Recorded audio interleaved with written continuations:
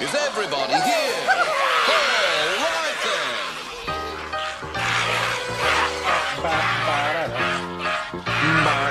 Start spreading the news. I'm leaving today. I wanna be a part of it. New York, New York. Yes, sir. These vagabonds are longing to stray and step around the heart of it. New York, New York. These guys aren't bad. Hello! I hope everyone that's hanging out is ready for class. Alacios. I also see a couple of people lurking. Not gonna call anybody out. I know some people like to lurk and watch. Don't need them to necessarily feel like they need to interact with everything. So friend of mine and friend of the stream, Rafe, was commenting on how they were worried about needing to learn all the Goblin lore so that they could make a good goblin for WoW and understand all the lore. And it's been a minute for me since I've watched some of these lore videos or read the lore. Hi, Clover. Thank you for the lurk. So I figured, why not just have some of the lore videos playing up on the side that explain the history of the characters. Now, there's a couple here that are more specific. And I do want to go through and watch most of these. Because it looks like there's one that's just like I watched it a while ago, made by Platinum WoW. It's just the entire lore of Goblin. But I'll rewatch that one eventually. But before I do that, I think I want to watch one that is like breaking down the entire lore of the Goblin starting zone. And I'll link to these as I start playing them. So this is the first one that we're going to have up while I'm just doing like my dailies. This is the first one that we're going to be hearing in the background.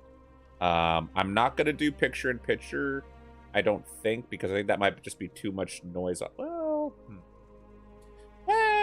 wait. Well, I could. If I do picture in picture. Well, no, because then it's going to count. Well, let me see.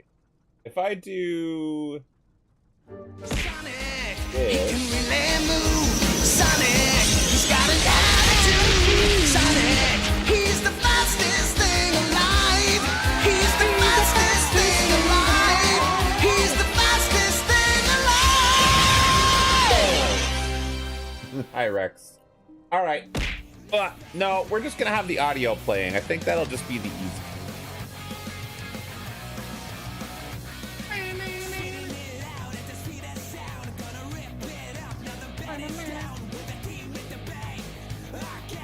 Is the one that's gonna win. Let's babe. Oh my god, this video's 7 years old. Why am I getting Sonic? I don't know. But we're gonna play the first one here. If anybody wants to learn WoW lore for goblins, hopefully this will teach you. This is the story of Kazan, the goblin starting area. We're gonna have that up on the side here. By Novel 87. Hello everyone, 7 and years welcome ago. to the tropical island of Kazan. Here it is, where the goblins have worked their magics to make all the pesky flora and fauna disappear, replacing it with the most elaborate and genius inventions that they could come up with. Sun lovers, you can enjoy the oily covered beaches. Adventurers, you might try their luck in the slums, but don't be a troll though, or you'll be put to work. You might wonder how this small paradise came to be. Well, that story began a long time ago when Keeper Mimiron had discovered Kashamites. This strange ore with magical powers was then used to experiment on various races, which then greatly enhanced their intellects. Some of these tests— Wait. Keeper Mimiron discovered Kashmite? Aja. Wait, I don't remember that being talked about. Ajamite. In ancient times, the keeper of Mimeron. Where is this from? This is from the Chronicles, Volume 1. All right, so this is from the Chronicles book, which I think was a rewritten lore book, but I don't know if that's still correct. I don't know if the lore book is still accurate. Oh my god, everyone, look at this proto-goblin discovering Kashmite. 1 second. Wait. Look at this little proto-goblin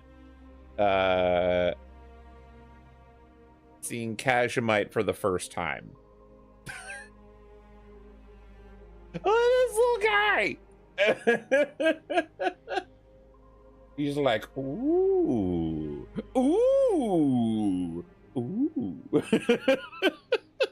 Little goober. Love him. All right.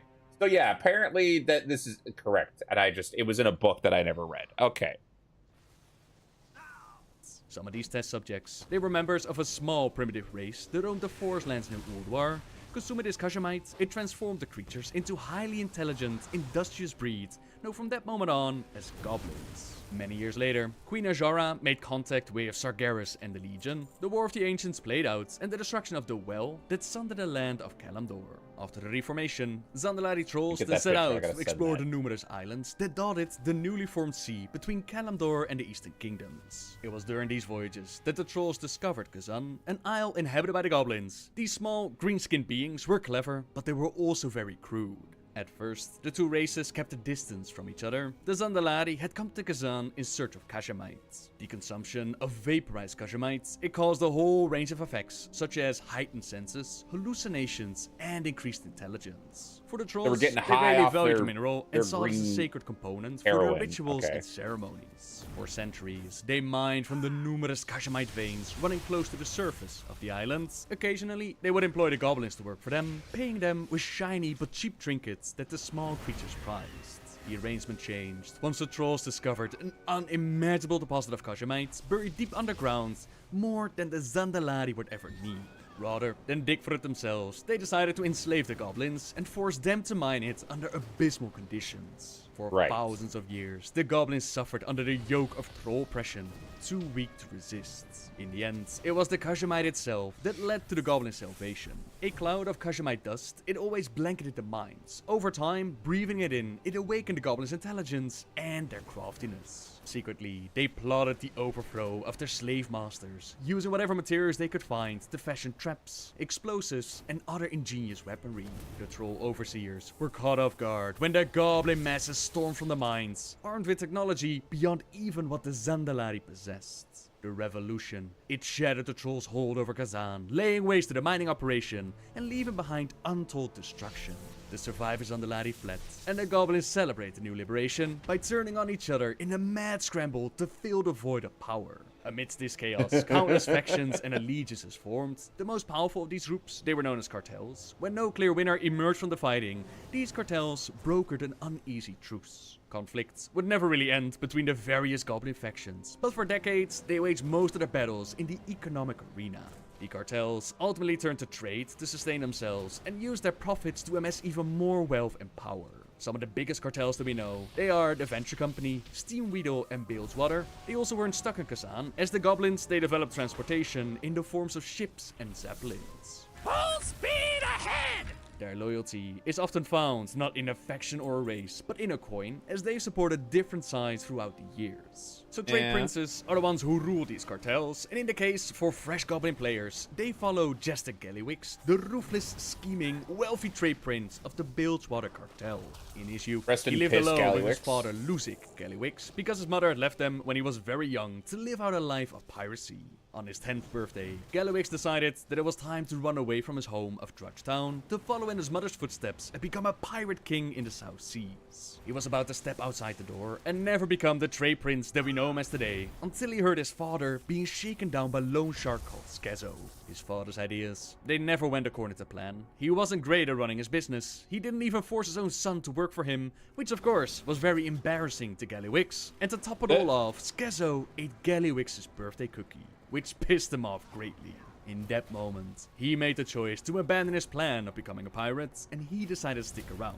He borrowed more money from Skezo's loan shark and promised that he would pay them back with interest. That night, Skezo and his entire gang, loan shark included, they showed up to collect what was owed. There's nothing that draws out goblin society faster than public humiliation, so all around Copper Street, doors opened up and the neighbors leaned out to watch. Only Gallywix's father was gone, out to get his son a new birthday cookie, and Skezo asked for his money. Of course, Gallywix had his money. It was right in this bag, and the leader of the Copper Street gang, he took it without even counting the money, and he handed it over to his fellow gang member Lumpo, since the bag was so heavy. That would be the dynamite, Gallywix said, and before they knew it, the bomb stuffed under the cash went off. Skezo, his gang, and the flaming money, they were now raining from the sky. The future trade prince knew that this was only a temporary victory, and that soon enough other gangs would come in to fill that void. In a week, he managed to convince, bribe, and threaten his father and half the businesses on the block to join his Copper Street conglomerate. He always kept the cookie that his father's gotten him as a reminder that no one was going to take what was his, no matter the cost. He kept a stale cookie as a reminder. I don't know if they ever really were trying to write Gallywix as like someone that was gonna get redeemed at some point. Like everything I read about him is just he's kind of real shit at like most things. Like he's rich, but he's rich in a way that doesn't ever really make sense. Like it doesn't. He doesn't seem like he's got the intelligence in any scene that I've seen him in to get to the position that he's in, if that makes sense. Like he was just given it's like making a character in a D&D campaign and you're like, this person's an ancient hero that's overthrown many dragons, and it's like level 1 and they die to like a bandit, you know? Like that's what it feels like for him. He's like, oh yeah, he was so smart and crafty and he did all these amazing things. And then every time we see him, he's just bumbling. Like... grew his empire. He rubbed hands with the right people. He did whatever had to be done to claim the position of trade prince of the Bilgewater cartel. For this, he did have to take down his predecessor, Trade Prince Maldy, and despite falling in love at first sight with Maldy's daughter Nessa, Gallywix could let nothing stand in his way, and he carried on with his plans. He lost the girl, but he doesn't care. He has limitless wealth and power. He still sends Nessa a new painting every year of him enjoying his riches. In return, she sends him plain boxes wired with explosives. Who says that long-distance relationships don't work? Now, Gallywix is not the only trade prince in the world. He is specifically tied to the Bilgewater cartel, which in turn is part of a trade coalition, the name of the Goblins Merchant Empire. Now, as you can see, loyalty amongst the goblins, it goes about as far as how much moolah you have to throw around, and it's about high time for a new trade prince to rise up and try to challenge Gallywix for the throne. They gave him like a backstory of all these characters, and none of those characters were ever relevant again in the game. For generations. Though some of their oh no, I missed this VO for the starting zone. I missed this guy. He's so good. Wait. We're gonna turn this up for a second. Trade prince to rise up and try to challenge Gallywix for the throne. The wily, cunning goblins of Kazan have lived in relative peace for generations, though some of their race sided with the marauding orcs during the Second War. Most goblins have remained neutral throughout the various conflicts between the Alliance and Horde. Ruled over by corrupt yet highly affluent trade princes, the goblins created a virtual paradise for themselves throughout the islands of the South Seas. Their ingenious feats of engineering and vast trade fleets helped make their island capital of Kazan one of the great technological wonders of the world. But now, as the elements themselves rise up in anger across the world, the goblins' mechanical paradise will be put to the test. For very soon, fate will force them to choose sides in a conflict that will shape the very history of the world. That's where we come in, of course, as we've been working on our plans for years, and it's time to pull the final strings. Sassy Heartwrench, our executive assistant, she lets us know that there's a bit of trouble in the Kasha mine, and Foreman Dampwick needs our help.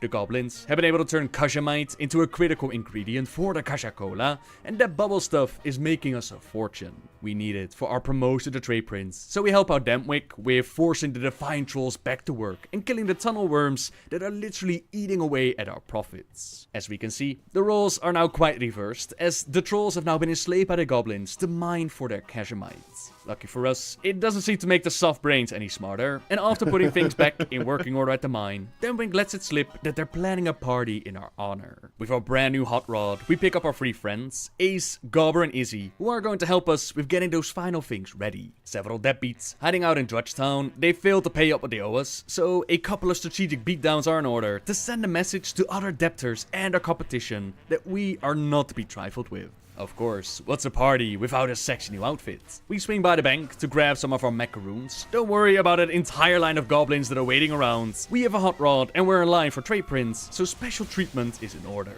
On Swindle Street, we buy an outfit from Zabo, who believes that we're not worthy of it, but he is in need of the money. Geppy sets us up with the fattest, shiniest bling that he's got, fat like your mama, and Missa sells us her best pair of sunglasses. All seems to be fine and dandy, we're well on our way, and the last thing on our list is a check-in with Coach Crosscheck, who's the leader of our fearless football team. Wait, is this just actually... Okay, this isn't actually explaining the lore of the island. It's kind of just going through the storyline. Alright, we'll skip that one. Let's rewatch the ridiculous lore of Goblin. That was the next one that I watched. The video was 4 years old. Then we can watch the one that's the history of all Goblin cartels. Warcraft can be a pretty serious universe. There are tons of dramatic epic battles and harrowing stories of pain and climactic earth-shattering events which have immense effects on the world. Link to this and one. Then you have the goblins.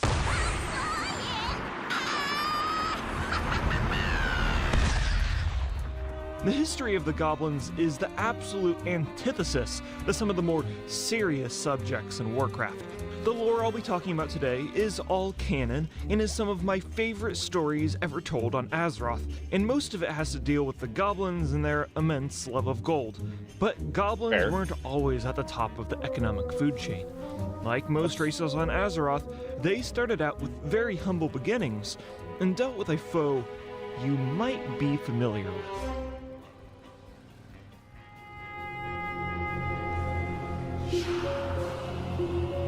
Neighbor Ain't Free, Chapter 1. That's what it says on the screen. Okay, well, this guy does a lot more animated stuff, so maybe I will go.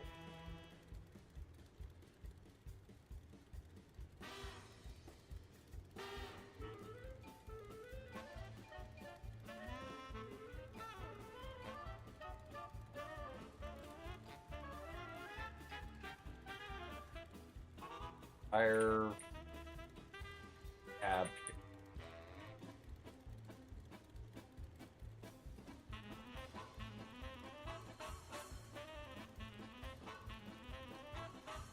How do we...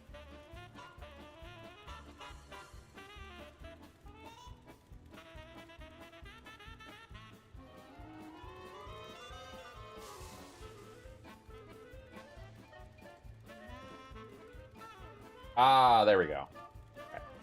I do this, I switch to this, put this here, everyone can see it. I'll just turn off my little robot.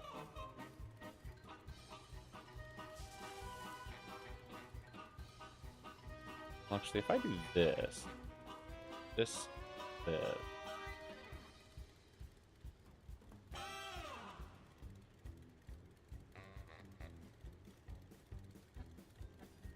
this,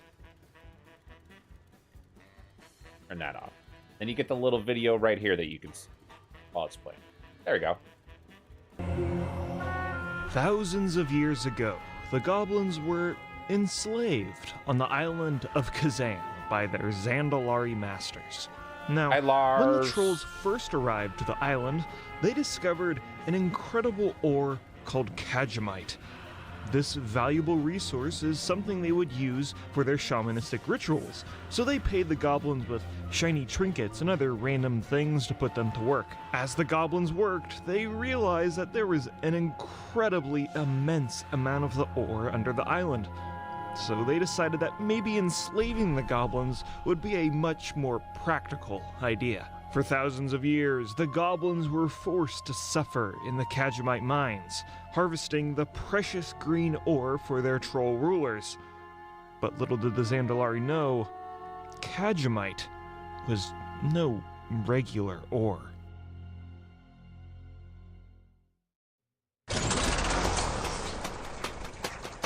The dust the goblins inhaled from the ore had the incredible ability to expand their intelligence. From deep within the mines, the goblins crafted ingenious gadgets and gizmos to overthrow their troll rulers. Yeah, that's what I imagine it being. I am genius!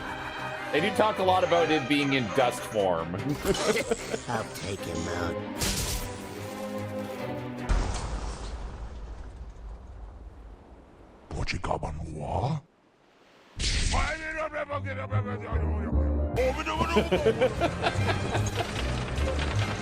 I like to imagine this is how it actually happened.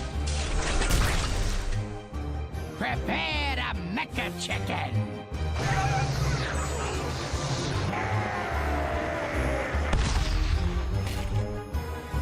Have I got a bomb for you? Run for it!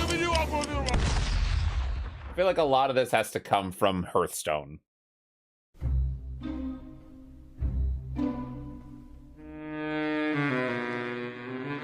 The battle was a decisive victory, and now the intelligently emboldened goblins created a bustling city on the island of Kazan. They built their metropolis above ground, but there was also an underground city called the Undermine, but we have never seen that one in game.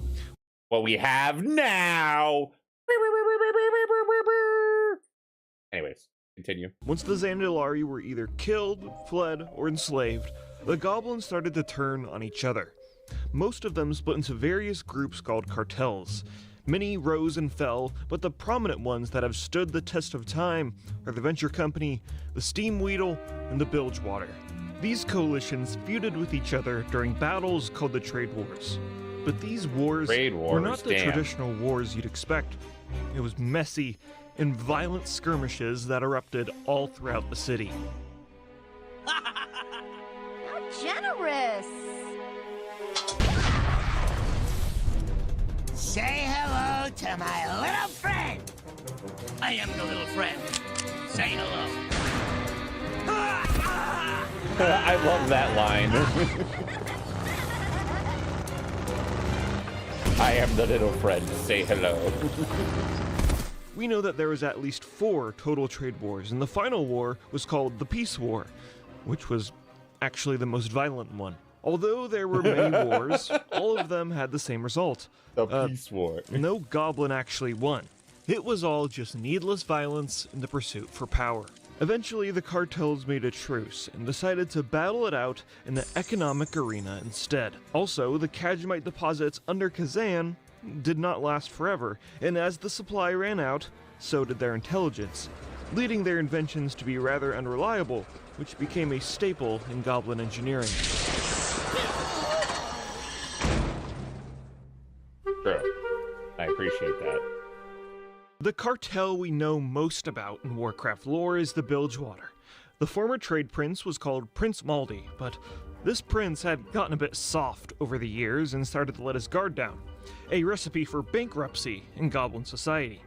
Like a financial shark with razor-sharp teeth, an up-and-coming businessman named Jaster Gallywix exploited this weakness. Gallywix played the long game and bought out all of Maldi's staff and replaced them with his own mercenaries. He bought out his manor, he bought the store Maldi rented his jewelry from, and he also destroyed his fleet of trade ships. You gotta be kidding me! But wait. Maldi did have a daughter called Nessa, which Gallywix had fallen madly in love with, It's beautiful! and asked her to marry him when they first met. She refused. You think you're better than me? You think you're better than me? So he subsequently exiled both of them from Kazan and arranged for Maldi's accidental death. This one wants to be the big boss. Sorry, Bob. The position's been filled. By me! God, I just hear J. Jonah Jameson now. Now, Gallywix isn't a monster. He still keeps in contact with Nessa by sending her paintings every year of him enjoying his lavish riches he rightfully stole from her father. And all of this lore comes from Gallywix's self-help book, Trade Secrets of a Trade Prince. And really, the book is just 15 pages of actual content and 300 pages of old newspapers, but sorry, no refunds. All hail the greatest trade prince on Azeroth! I would Me. like to For read the 20 old years, newspaper. Trade Prince Gallywix dominated the business landscape of Bilgewater Port.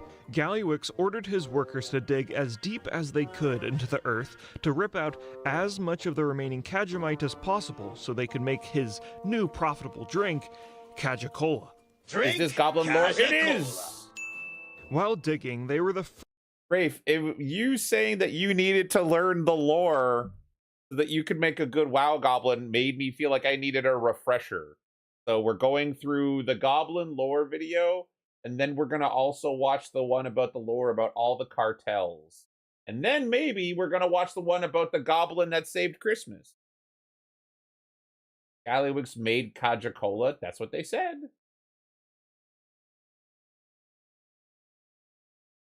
pages of old newspapers, but sorry, no refunds. All hail the greatest trade prince on Azeroth!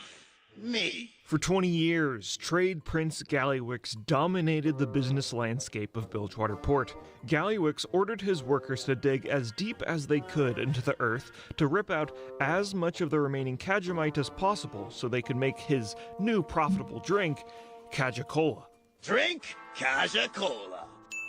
While digging, they were the first people to ever discover Azerite on Azeroth. Azerite being the literal crystallized blood of Azeroth that is immensely powerful. But, Gallywix isn't a geologist, so he just thought it was just a shiny rock, and he fashioned it into an orb on his cane, and didn't bother telling anybody about it until the events of Battle for Azeroth. Thank you Right. for your hard work and dedication.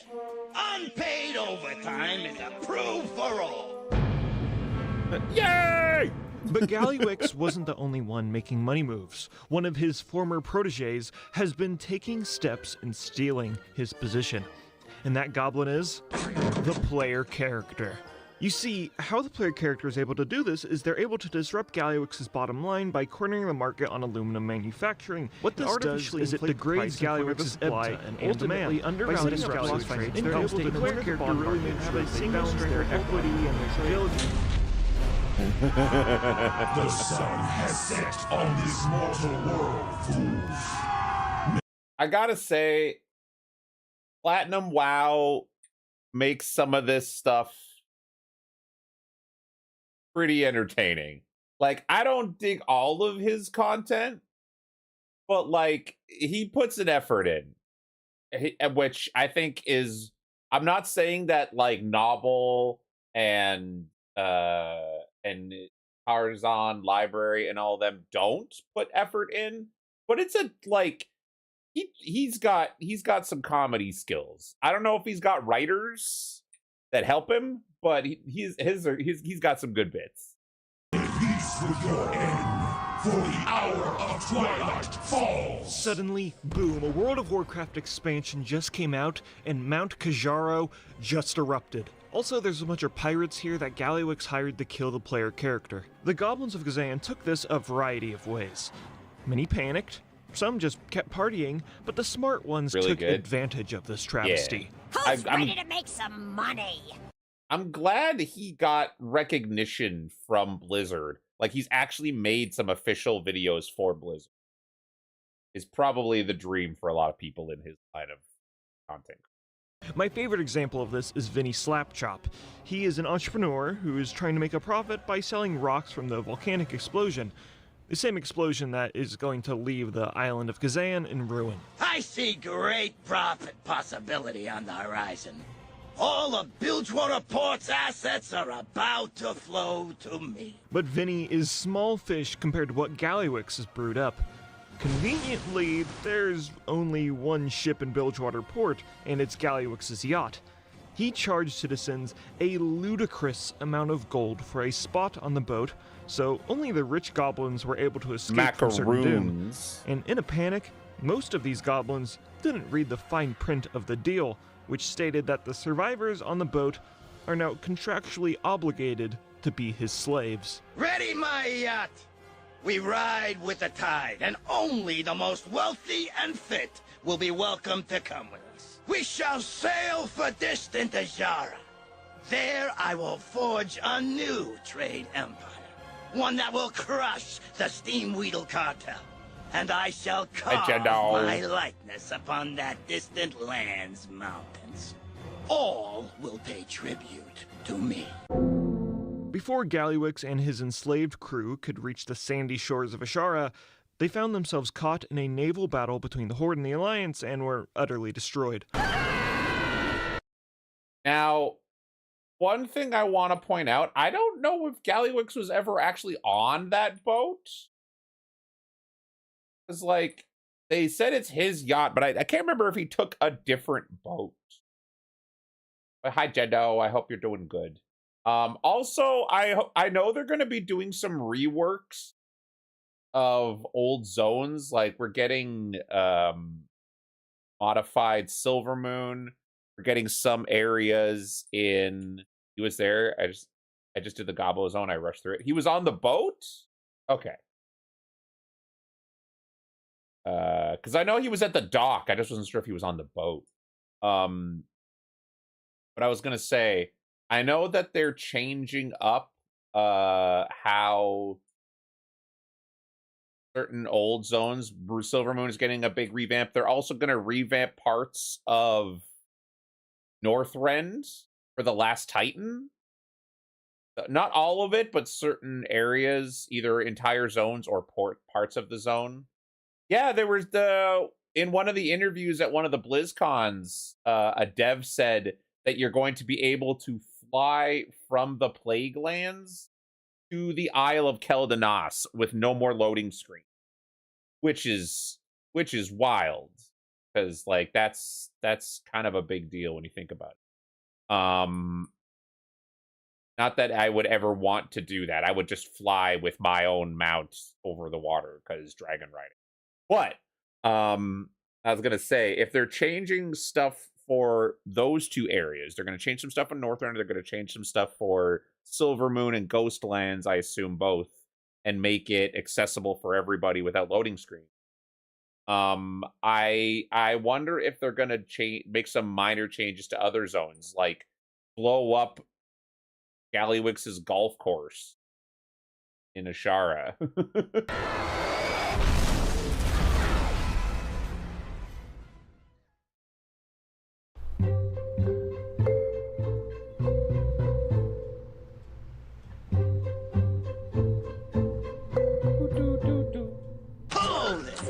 So nice. Oh yeah, you're right. No hard feelings. Yeah, you're right. I forgot. He was on the boat because he was in one of the escape pods. 100%. I totally forgot about that. Right. We'll be on our way to our new home in Azara before you know it. Despite the bumbling interference of you-know-who. The Bilgewater Goblins found themselves on the nearby conveniently named Lost Isles, and needed to find a way to escape. Coincidentally, the goblins weren't the only ones stranded on this island. The Horde had established a foothold on the Lost Isles, and needed the Bilgewater Goblins' help to find some sort of precious cargo the Alliance had. Player character goes, kills an Alliance, gets on a boat, and Yo, what's up? It's me, Thrall. You know, I love nothing more than when the Horde and the Alliance get together and are friendly. Because saving Azeroth is much more important. That being said, have you ever turned into a tornado and electrocuted hundreds of Alliance sailors before?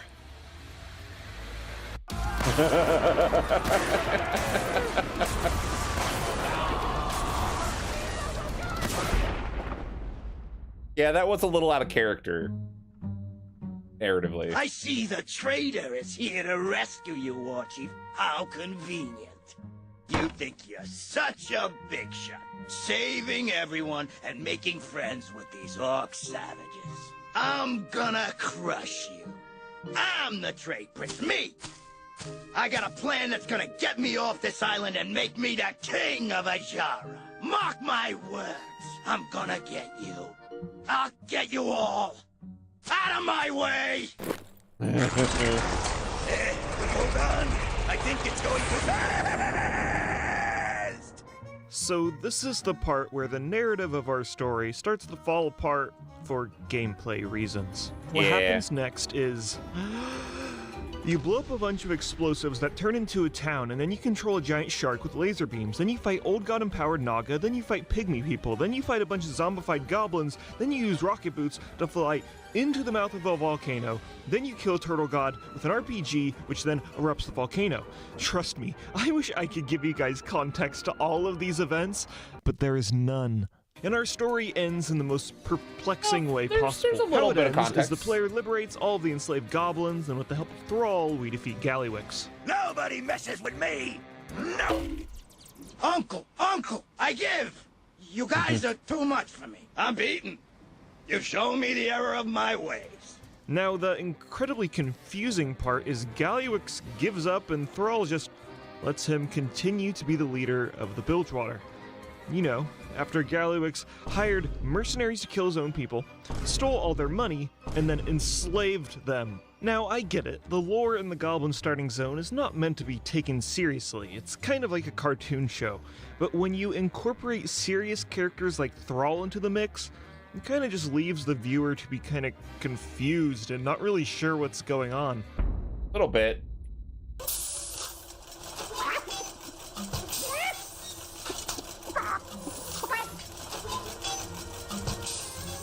Gallywix got what he wanted and turned Azara into a bustling trade port and an industrial complex. The most notable things built are a giant cannon that still hasn't been shot yet, a complex highway, Gallywix's giant face carved into the side of a mountain, and his lovely pleasure palace, which includes a hot tub and a place to golf. But my favorite addition is they just terraformed a whole bunch of Azara and turned it into the Horde logo for no particular reason, and it's just absolutely ridiculous. But that's a good thing. Goblins are one of, if not my favorite race in WoW, because they are the epitome of one of the reasons why I enjoy Warcraft's lore so much. This universe's lore is at its best when it lets unique races and characters ham it up and do cool shit for the sake of doing cool shit. It's like a comic book. Yes, there is an underlying sense of logic that keeps things relatively grounded and cohesive. But at the end of the day, it's meant to be taken at face value. Like, why do we still use swords and shields when there's magic and advanced technology? Who cares? Accept it for what it is, because it's a fantasy world to get lost in. Like, how can you take this universe's lore seriously when there's a section where a bunch of little green people snort Adderall ore, which makes them suddenly learn how to craft a machine gun? Does that make sense? No, not really, but it's fun and unique. And at the end of the day, that is what really matters. And what keeps me and many others captivated by the story that has been told so far. But seriously, what is going on at the end of the starting zone? It makes no sense. Now, I'm going to hit the sauna. All right. And then, so that's the lore that's generally explained. They didn't touch on the origin of Hobgoblin in WoW, which I find to be kind of interesting, and I will take some time to find and read up on that on stream in a minute. But let's go through the one about the cartels here. Welcome back to the library. We've all heard the phrase, money makes the world go round. And in Azeroth, it couldn't be more true. This world thrives on power, war, and mountains of gold. And no one knows how to profit from it better than the goblins. Over the years, 4 powerful goblin cartels have risen to dominate more than just trade. These are not just businesses, they are crime syndicates, smuggling rings, war profiteers, and economic powerhouses, all wrapped into one. That's why in this video, we're going to be diving into the— Oh, that's right! There's the... what is it? The Steamweedle Preservation Society? Gonna be anti-Venture Co. a la Avalanche. That's fair. I think that's fun. You're gonna be an eco-terrorist? Wait a minute. That feels super appropriate. That feels super appropriate for the point in the expansion and like the world soul being like the voice of the planet crying out in pain, like something fucking Barrett would say. But you're talking about the literal world soul. That's great. That's actually really good. The lore and the story behind the 4 major goblin cartels, uncovering their history and their rise to power. Because in a world where gold rules all, knowing who truly pulls the strings can make all the difference. Whether a goblin pledges loyalty to the venture company or to the Steamweedle cartel, they all share the same origins. We won't go too deep into the details, but to understand these cartels, we first need a quick speed run on goblin background history. Thousands of years ago, the keeper Mimiron discovered an ore called Kajamite. Curious about its properties, he conducted experiments on various creatures, and his results found that the ore greatly enhanced intelligence. One of the test groups were a race of small, primitive beings who roamed the forests of...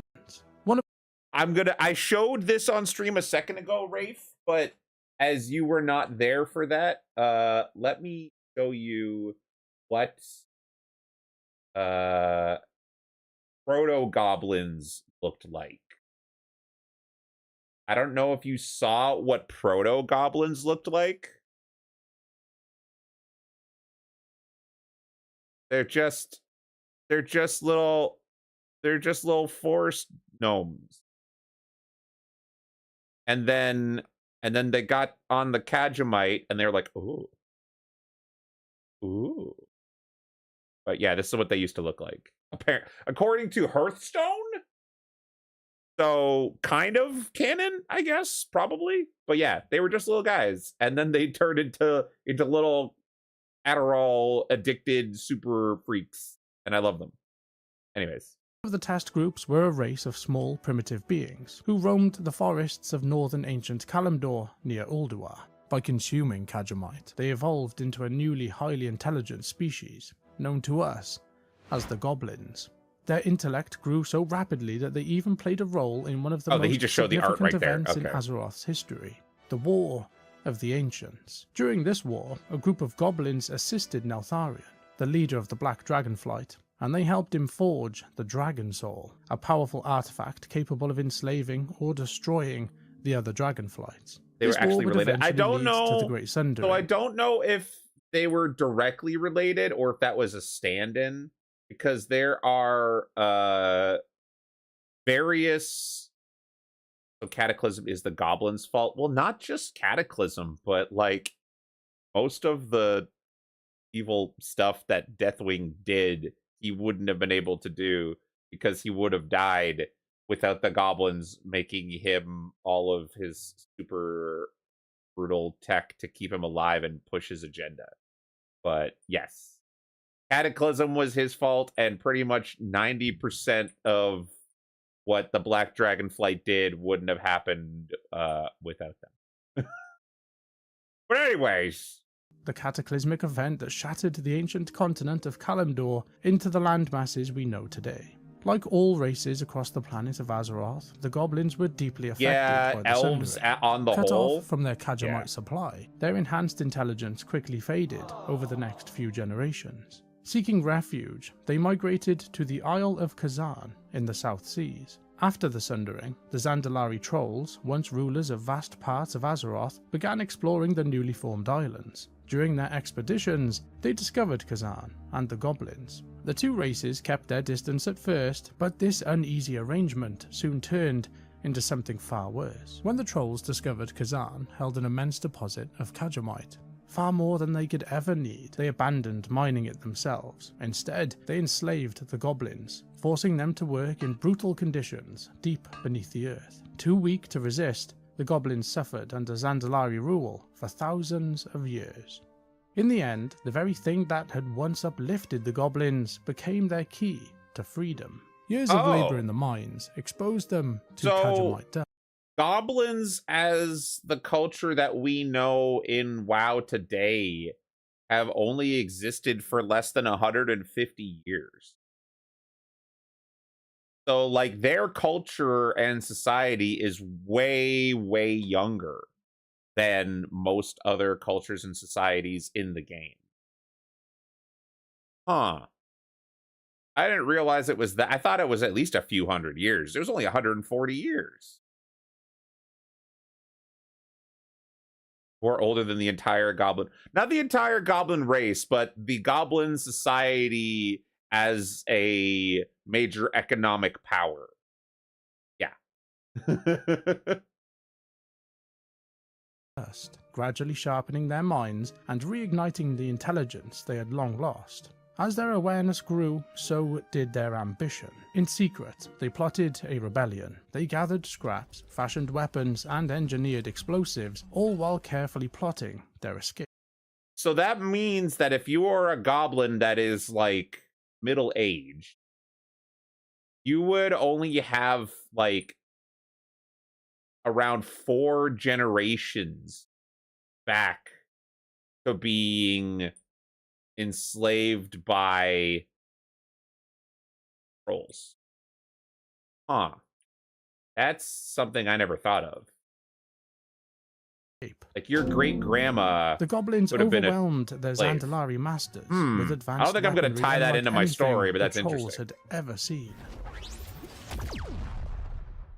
Now, with their oppressors gone, the goblins were finally free. The very minds that once served as their prison would soon transform into something far greater, the sprawling city of Undermine.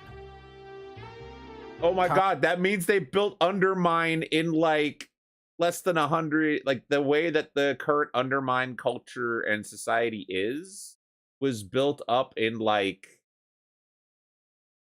the last 100 years. That's crazy.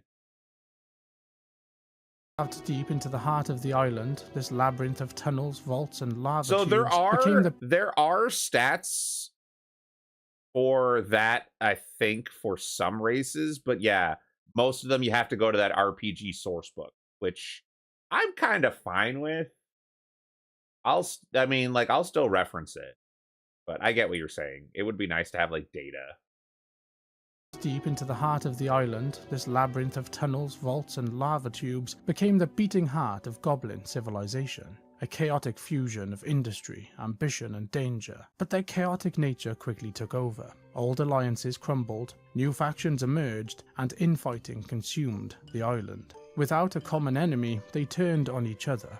Eventually, the most powerful of these factions became known as cartels. During the period of the First War on Azeroth, the rise of trade princes marked a new era for Goblin society.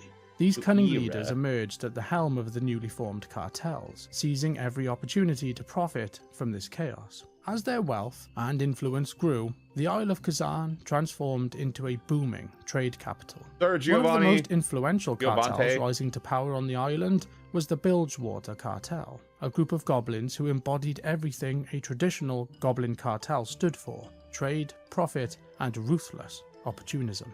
Seeing an opportunity in the growing conflict at the start of the Second War, the Bilgewater Cartel became a key supplier for the Horde, providing them with weapons, ships, and resources to fuel their war against the Alliance, making there's no consensus on age of maturity either. Like, are 50-year-old dwarves considered minors since orcs don't live as long? Are they considered an adult at 15? So I think that there's a test that people talk about when it comes to this sort of stuff. The touring? Oh, that's for sentient.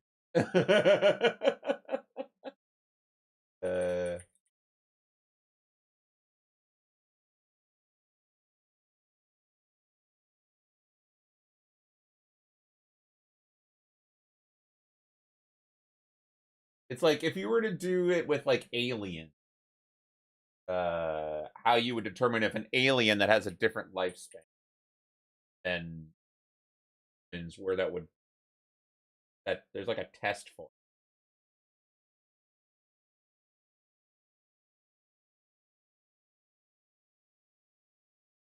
Precedent and case by case. Adult is not even a single category with real humans.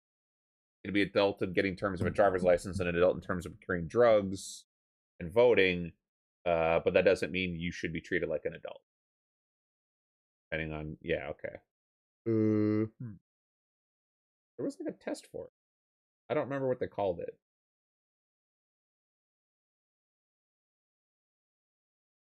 The zoo hypothesis speculates that on the assumed behavior and existence of technology was no, okay.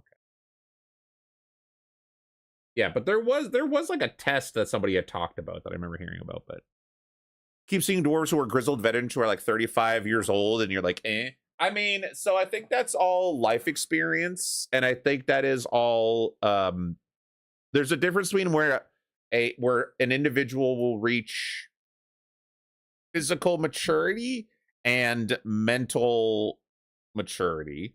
And I like an example that I think about a lot is in Dragon Ball.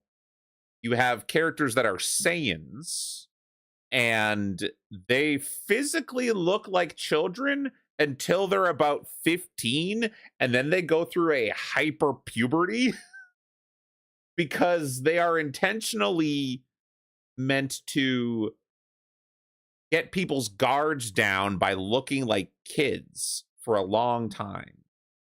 And then once they hit maturity and they get all of their power-ups, it just happens really rapidly.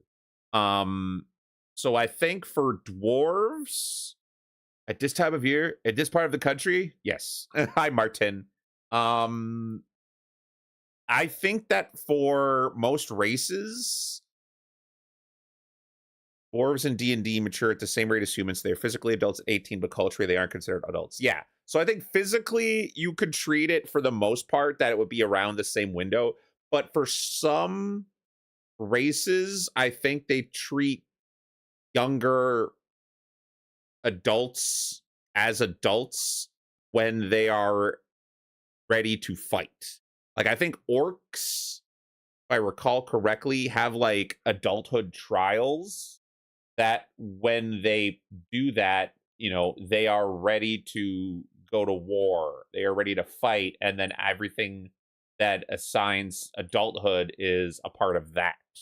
So I think for goblins, it might be similar. Like, they get to be adults maybe when they have the ability to be independent. Even if maybe like that is a case-by-case basis.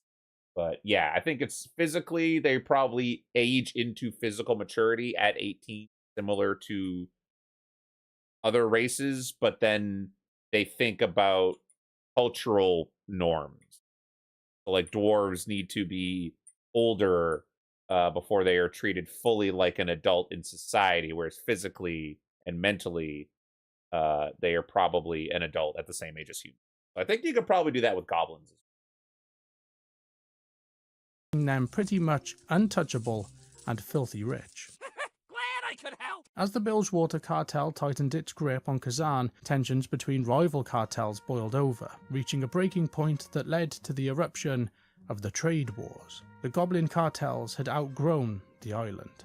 So the cartels set their sights beyond Kazan and set sail towards the mainland masses of the Eastern Kingdoms and Kalimdor, eager to exploit the new lands, new markets, and new opportunities. The Bilgewater cartel initially remained on Kazan, amassing so much wealth that there was no need to seek fortune elsewhere. We'll explore the Bilgewater history and influence in more detail soon.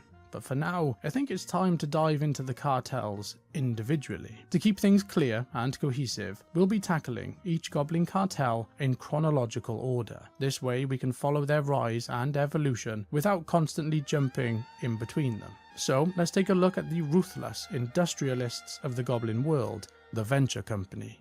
The Venture Company is a massive Goblin-run corporation. Okay, so it actually talks about the year that the cartels originated. That's cool. So year 25 to 42. So a venture company, you know, this video came out 2 weeks ago, so this should be pretty accurate to today in the lore, is less than 20 years old. It is a 17-year-old cartel. Okay. Corporation specializing in industries like mining, logging, drilling, and smuggling. They strip ancient forests, pollute rivers, and desecrate sacred lands, all in the pursuit of gold. Unlike some of the other cartels, which are run by bosses known as trade princes, the Venture Company operates independently. Structured like a corporate empire, high-ranking executives dictate expansion and profit strategies, while foremen and overseers enforce operations with intimidation. At the bottom are... So there you go. There's another reason to be a hater on the primary Venture Co thing, is because they are more hyper capitalist and hyper corpo than other venture companies or other cartels, because they don't even really like go to the table with normal like trade princes to negotiate. Down with Goblin Shinner. Yeah, it's starting to feel that way. Laborers, many enslaved or coerced into grueling, better watch out, inescapable or they're going to send the contracts. Gurks The Venture after Company you. first emerged that as a sounds offensive. significant I shouldn't force across call the anybody mainlands of Azeroth in the 25th year after the opening of the Dark Portal. Their operations were widespread, with activities documented in Mulgore, the Barrens, and of course the Strangle. What if that became a term that you used for Goblin Corpo mercenaries? Ah, you're just a dirty Gurk. No, I don't like the way I don't like the way saying that feels. I can't even say that in like setup context. I don't like the way saying that feels. Thorn Vale. In the Stone Talon Mountains, the Venture Company conducted extensive lumber and mining operations, leaving the once pristine cliffs barren and desolate. Around about the 25th year, the Venture Company engaged in dealings with various shady groups, including Zanzil of the Stranglethorn Vale, who had discovered a way to raise the dead using potions. The company stored some of this deadly mixture at Venture Company Tower, and even traded the formula to the Defias Brotherhood. Wait, during the Venture Company Tower? And even... Was that what that was called? I thought that was... that. It looks like, if for having such like a big name, it has like such a nothing look to it. It's just a generic... Huh. Traded the formula to the Defias Brotherhood. During the invasion of Outland, a group of Venture Company employees, led by the goblin named Giesel, had been recruited into the service of Kael'thas Sunstrider. Kael'thas had sought to reclaim the Axadar. Oh, I'm sorry. Lars was explaining some of the orc lore to me. Yeah. Orcs had the tradition of Rigor the longest time as their kind of rite of passage. You can hunt a Talbuk on your own, then you can work. Right. I read about that, I think, in one of the novels, where it was the orcs and the Draenei interacting for the first time back on Raynor, and it had Doomhammer and Thrall's dad as kids being buddies, and was talking about how Thrall's dad and mom met for the first time. I read that book ages ago. And I believe that was one of the things the two of them were doing when they were young to try to become adults. The dimensional ship that the Draenei had stolen when they escaped from Tempest Keep, and Kael'thas needed skilled hands to retrieve it. The fate of Giesel and his Venture Company employees remained unknown. Sometime later, during the war against the Lich King, their operations extended deep into Northrend. In the Grizzly Hills, the Venture Company established large-scale logging camps, attempting to deforest the region.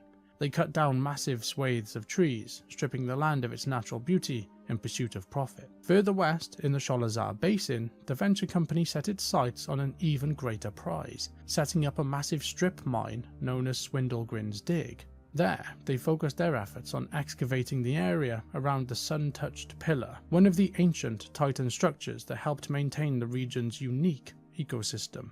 The goblins saw an opportunity to extract and sell the rare crystals embedded in the pillar. After the cataclysm, the venture company faced several major setbacks. In Mulgore, the venture company had previously exploited several wells, draining resources from the land despite fierce opposition from the Tauren. However, after the cataclysm reshaped the world, they suffered a major defeat when the Grim Totem tribe seized control of these vital water resources. Though forced to retreat from the wells, the company managed to maintain control of the Venture Co. mine, still extracting whatever valuable materials remained beneath Mulgore's earth. Meanwhile, back in the Stone Talon Peaks, the company's hold over Windshear Crag began to crumble. The escalating conflict between the Alliance and the Horde turned the region into a war zone, and as the military forces clashed, the Venture Company found itself caught in the crossfire, losing control of most of their operations in the area.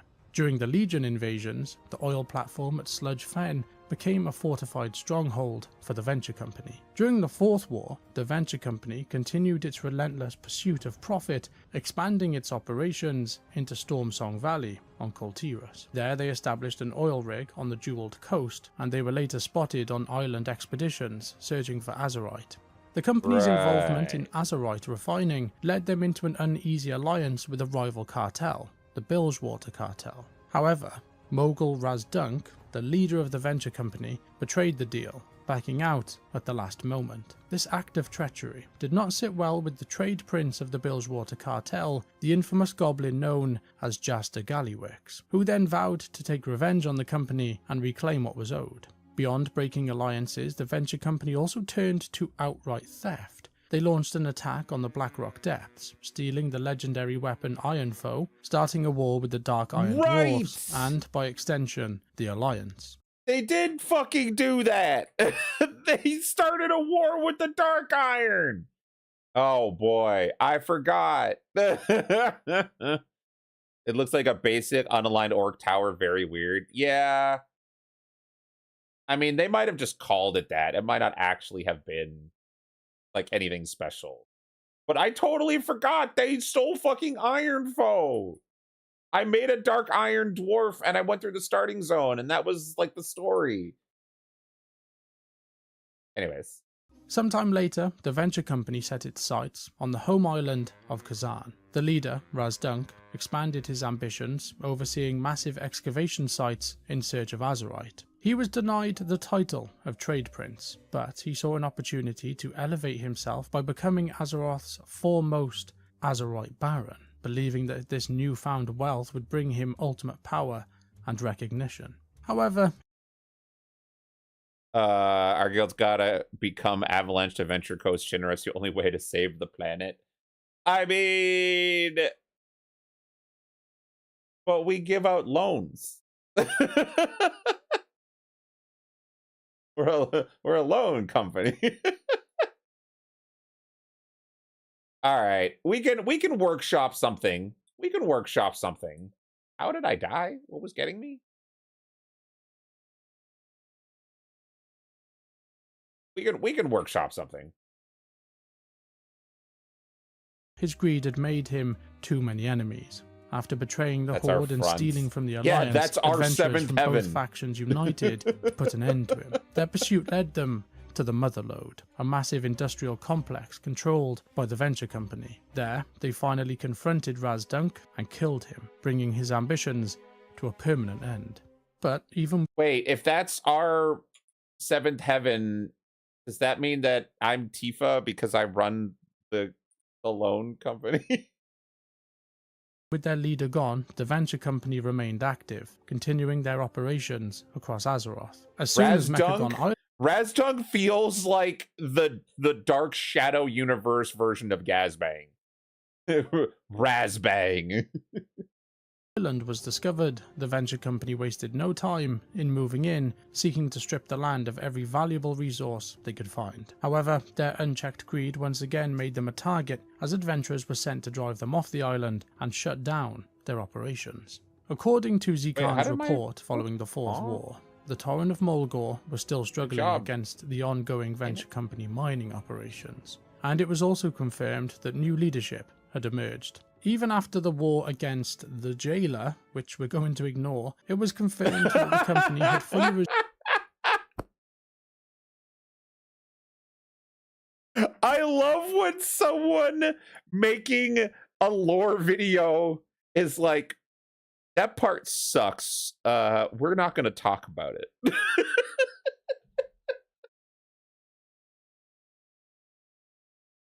You don't know who you'd be if you were a stand-in for an FF7 character? I mean, you don't have to be a stand-in. You could be whoever you want. I wish that I had a character that was just like Zach, who just was going around and all this crazy shit was happening. He's like, this doesn't make any sense. Why is this happening? Like, just standing in the middle of the raid fight, yelling about how this giant, like, abomination we're about to fight doesn't make any sense. You shouldn't exist. points at all of the flesh giants in Ice Crown. Against the jailer, which we're going to ignore, it was confirmed that the I'm running through a crypto map with Hi, Gravy. We're learning about Goblin Lore today. Funny money, you dumb bastard! Fuck your monkeys! Fuck your lions! Fuck them all! And fuck you, Elon Musk!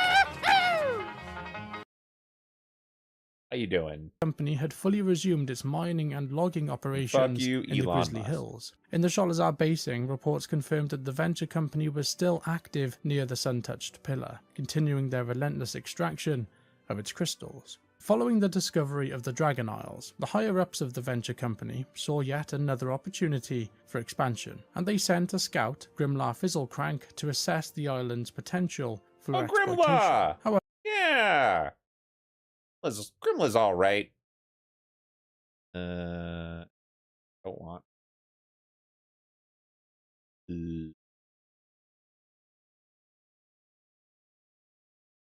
Or get that out of here.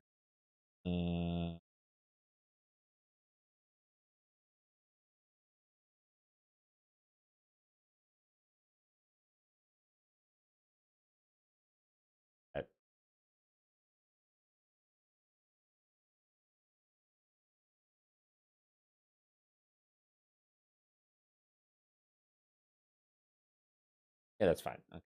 Bye, Gobber. Love you. However, upon witnessing the untouched beauty of the land, Grimlar made a rare decision for the venture company. Not this time. But despite this uncharacteristic restraint, some venture company scavengers still found their way to the Forbidden Reach. After the events on the Dragon Isles, we find ourselves once again caught up with the story of the venture company. Later on in this video, in our chapter Catching Up with the Cartels, we'll revisit the venture company's latest schemes and operations during the events of the War Within. But for now, let's move on to our next cartel, the Steamweedle. The Steamweedle cartel stands as one of the Alright, so it looks like most of these started around the same time. So most of the cartels are not that old. I didn't think they were this young. Huh. Largest and most influential goblin cartels in Azeroth. Unlike many of its rivals, it operates as a neutral powerhouse, controlling key cities and trade hubs across the world. The Steamweedle cartel was originally led by trade prince Steamweedle, who played a pivotal role in expanding goblin influence into the Eastern Kingdoms. Prior to the First War, the cartel seized a small human port town that had been overrun by trolls. The goblins drove them out and then claimed control of the cove and the surrounding shores. This once forgotten settlement would soon become one of the most important trading hubs in Azeroth, Booty Bay. During the First War, please tell me that when you start updating zones that you will finally repair Booty Bay. It's been under repair for what, like 10 years? Please tell me you're gonna finish fixing Booty Bay. The goblins of the Steamweedle cartel watched as the Old Horde arrived and launched its conquest over Stormwind. Sensing an opportunity, Like 15, Trade Prince Steamweedle yeah. allied with Orgrim Doomhammer's horde, offering his cartel services for the right price. The Steamweedle cartel would then go on to oversee the construction of the horde's fleet and supplying them with alchemists, sappers, and zeppelins. However, as the war came to an end, Nomragon would like a word. To be fair, Nomragon is still irradiated, and there hasn't been an actual solution to that yet that has been presented by any NPCs. There's a difference, I guess, between trying to fix Chernobyl and restoring, like, you know, Tampa Bay after a flood. You know, there's a, but I agree. The gnomes need something. Like, they have Mechagon, kinda, sorta, but even that's not, like, fully available for them. Of the Steamweedle cartel came to a critical realization. Choosing sides was bad for business. Instead, they embraced neutrality. Leaving Booty Bay behind, they set sail for Kalimdor, and in the scorching desert of Tanaris, they built their new capital city, Gadget Zan, transforming an unforgiving wasteland into a thriving trade hub. Further north in the Northern Barrens, they established Ratchet, a bustling port that quickly became a key centre for trade, offering goods and services to anyone with coin, regardless of faction. Not stopping there, they travelled further north. Only because lore hasn't focused on it, they could have done a cool thing in BFA where the Mecha Gnome helped the gnomes helping them with Mechagon, but no.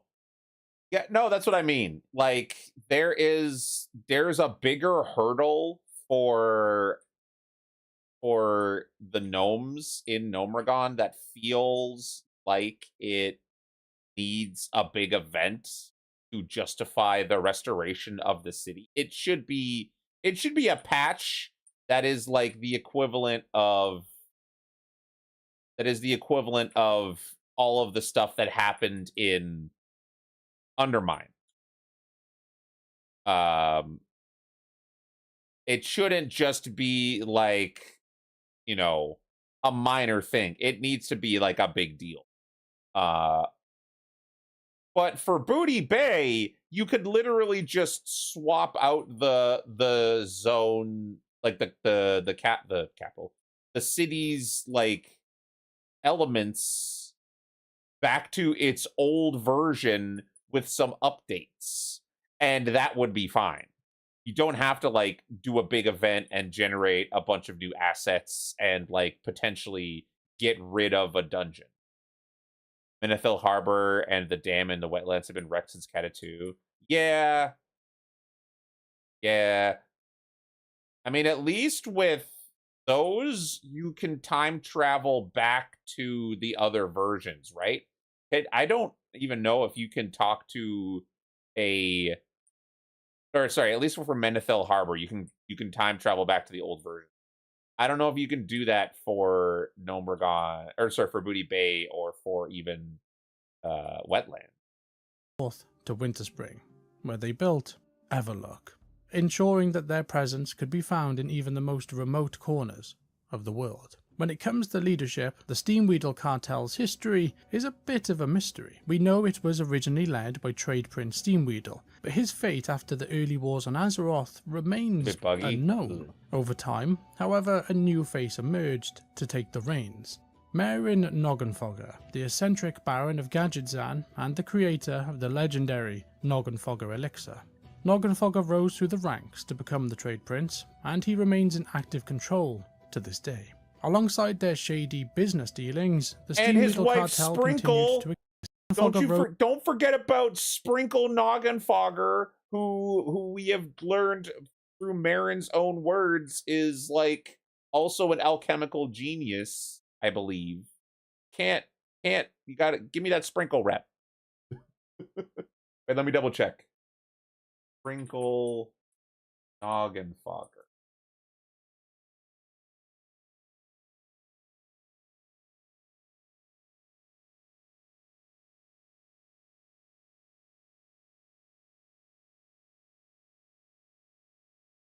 Sprinkle was a kid. She didn't like the cooking of her sister and couldn't even eat food until she found a secret ingredient that made the food taste better. The violet tragan from the hinterlands. At some point, she and Gazlo had a thing, but seemingly broke it up. But remained friends nevertheless. Marin, Noggenflogger, and Sprinkle were friends, and sometimes he required her help. When Marin was working with dew from thistle shrubs, he had an adventurer ask Sprinkle to assist.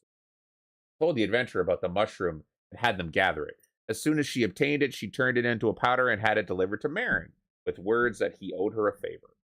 Umi Rumplesnicker sent Sprinkle mail, saying that she had a surprise for them, but in reality, it was a prank involving Umi's mechanical yeti. Oh, I remember this quest in Gadget, or in Northrend. Umi Rumplesnicker. Oh yeah, are you a gnome? You must be a gnome, right? No, you're a goblin. You're just a bad. I wish they do something probably to show the Forsaken disarmament in Silverpine Forest towards Gilneas. That's another thing, yeah. Gilneas needs to come back. As a cataclysm, she and Marin Noggerflogger have married, and she now sells the elixir to anyone. Sometime after Cataclysm, she was contacted by Gazlo requesting her aid to get his companions to Gadgetzan safely without the notice of the Hidden. The Hidden being a dark organization affiliated with the Burning Legion that is made up of a bunch of typically quote-unquote evil races. She decided to go on a picnic. She invited her husband, but he refused as he was busy. Her servants prepared a caravan, and taking only her trusted Winifred and 2 hobgoblins, the Baroness of Gadgetzan set out for the city. She found Gazlo, Aramer Thorn, and his companions. Aramer Thorn? The 5'4", 12-year-old boy, the son of Graydon Thorn, a famous explorer. Comes from Lakeshire. Okay, so this is a novel that I never read. All right, I don't really care.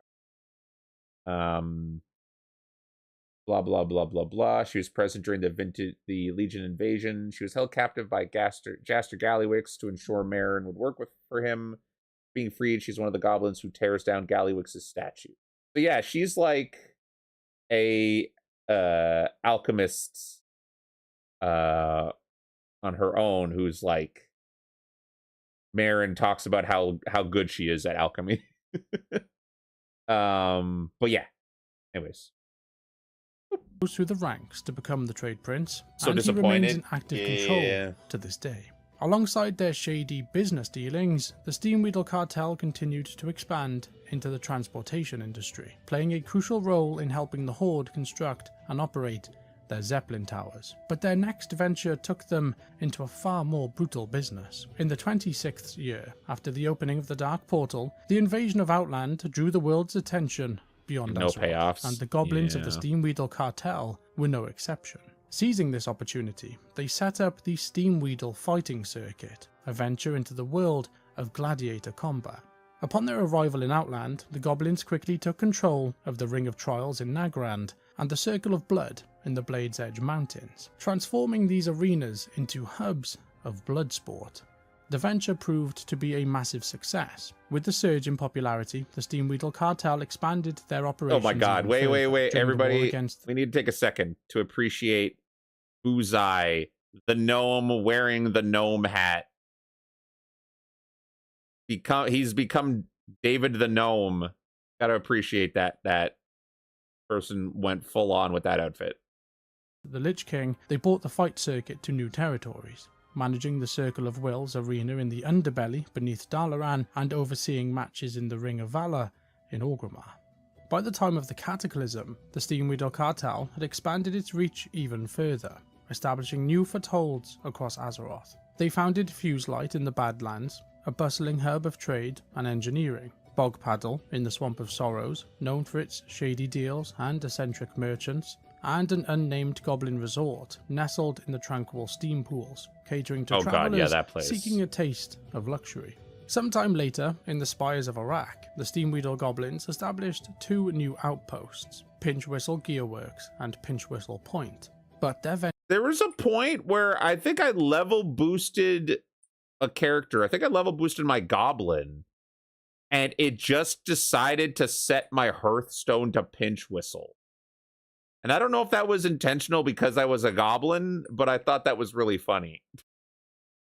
Adventure took a dangerous turn when Pinch Whistle Point was overrun by an invasion of deadly fungal spores. Oh, sorry, no, it wasn't Pinch transformed its Whistle. citizens into It was the other one. Pinch Whistle Point. But there were two new outposts, Pinch Whistle Gearworks and Pinch Whistle Point. But Gearworks their is venture where I took was. a dangerous turn Yeah. when Pinch Whistle Point was overrun by an invasion of deadly fungal spores, which transformed its citizens into zombified victims. Now, the entire time we've been speaking about the Steamweedle Cartel, we've spoken about neutrality. And in more recent times, this has been a little bit of a loose term. The Steamweedle Cartel secretly supported the Horde during the Fourth War, using the city of Ratchet as a hub to funnel supplies to their war effort. During the height of the war, Monty Gaslow and his crew of grease monkeys took an active role in the Horde's campaign on Mechagon Island, where Gaslow was even referred to as a member of the Horde, a story we will come on to in a few minutes. But before we do that, let's take a moment to explore the next cartel on our list, the newly formed Blackwater Cartel. The Blackwater Cartel is a unique addition to the Why does it say newly formed, but it's still like the same age as the other ones? Maybe you'll explain that. this list, as they're more commonly known as the Blackwater Raiders, a group best recognised for their involvement in smuggling, piracy, and underworld business ventures. In the recent events of the War Within, the Blackwater Cartel has officially and peacefully broken away from the Steamweedle Cartel, establishing themselves as an independent entity under the leadership of Trade Prince Baron Revelgaz. However, this newly formed cartel wasn't always as influential as they are now. The origins of the Blackwater Cartel can be traced back to their role in helping the Steamweedle Cartel drive out the trolls from the small town in Stranglethorn Vale known as Blackwater Cove. After the successful raid, the Blackwater Raiders established a presence in the newly formed Booty Bay, quickly earning a reputation as pirates, thieves, and warriors. While the Steamweedle Cartel focused on expanding their influence across Azeroth in pursuit of new opportunities, the Blackwater Raiders That was explained immediately after I asked that question. Yeah, because it said they used to be the Blackwater Raiders. Anchored in Booty Bay. However, this decision to stay rooted in Stranglethorn Vale would soon draw them into a series of challenges and conflicts of their own. The Raiders also faced ongoing conflicts with the native troll factions in the Stranglethorn Vale, prompting them to hire adventurers to deal with these threats and secure their operations throughout the region.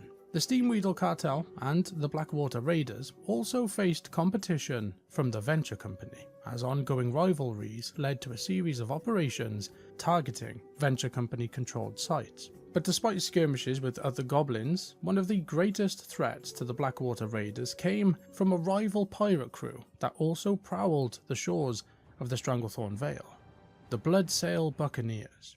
Tensions between the two factions quickly escalated as they clashed over territory, loot, and control over trade routes. It escalated when it was discovered that the Buccaneers were plotting an attack on Booty Bay.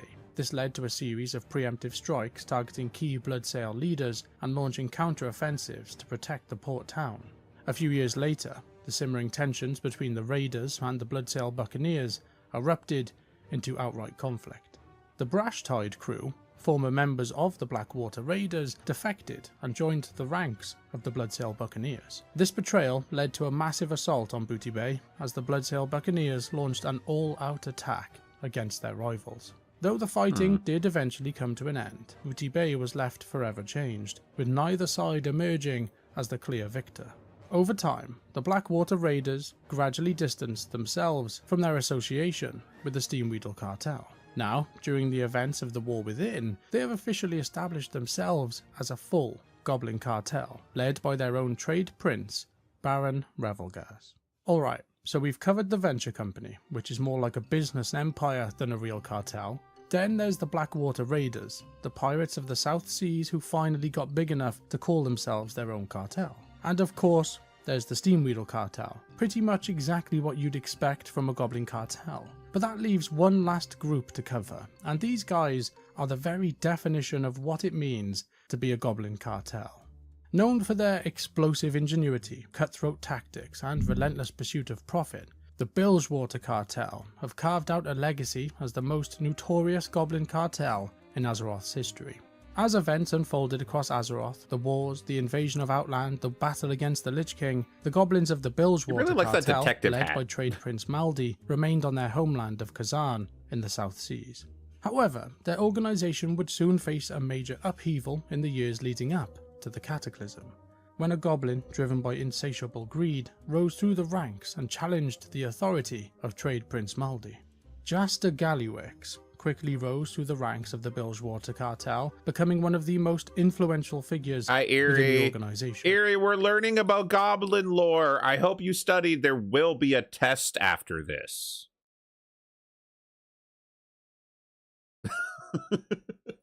Gallywix launched a hostile takeover of the Bilgewater Cartel. He bribed Maldi's closest employees, replaced his security team with his own mercenaries, and even bought up the land under Maldi's estate, which would later become the site of Gallywix's lavish villa. Maldi tried to recover power by trading weapons to the Alliance, but Gallywix sabotaged his efforts by sinking his trade fleet.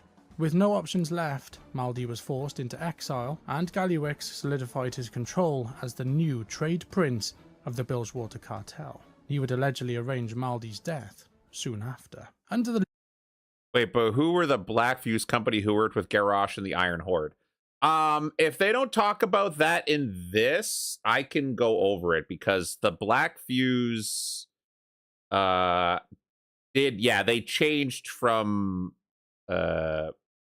one other. They had another.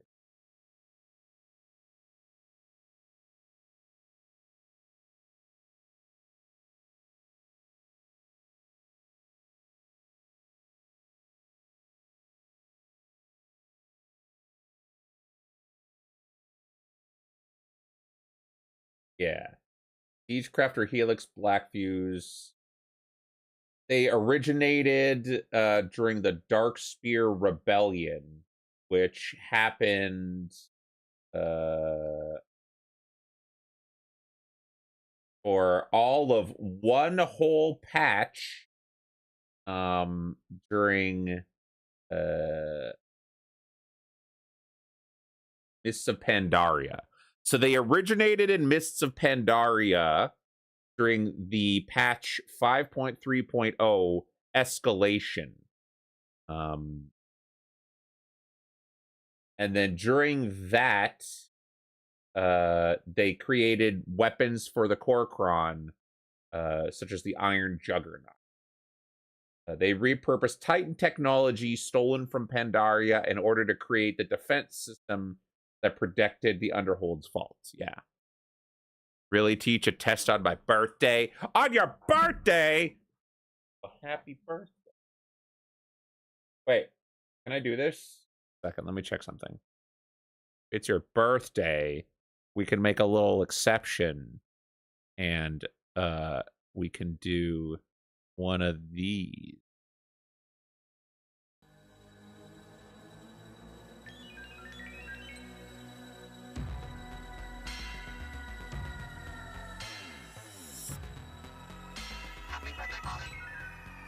Happy birthday, Eerie.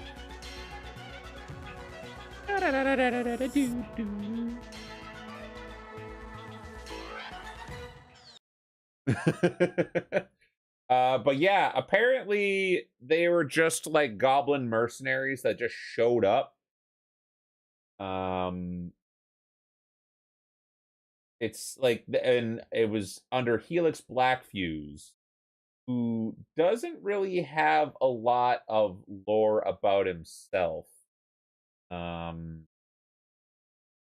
He was apparently he was handpicked by Garrosh. So I imagine Garrosh saw them as a smaller goblin mercenary troop, liked how like super murdery all of their tech was, and decided to hire him up.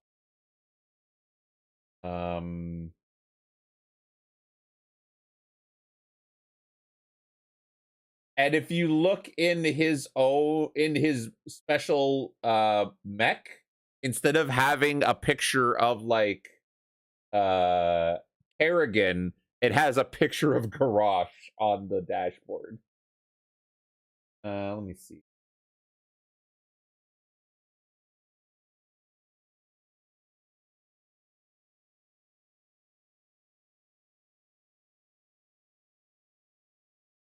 Grizzle gear slip.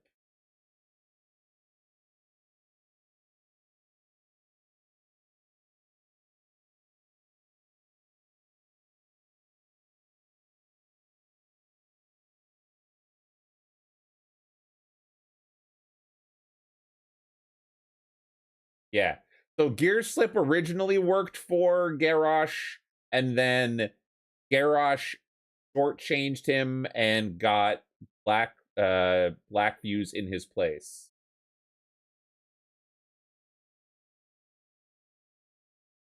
So yeah, he was like a scab that got hired on to replace existing contract work with another goblin. Leadership of the new trade prince Jasty Gallywix, the Bilgewater cartel intensified their mining efforts on the island of Kazan.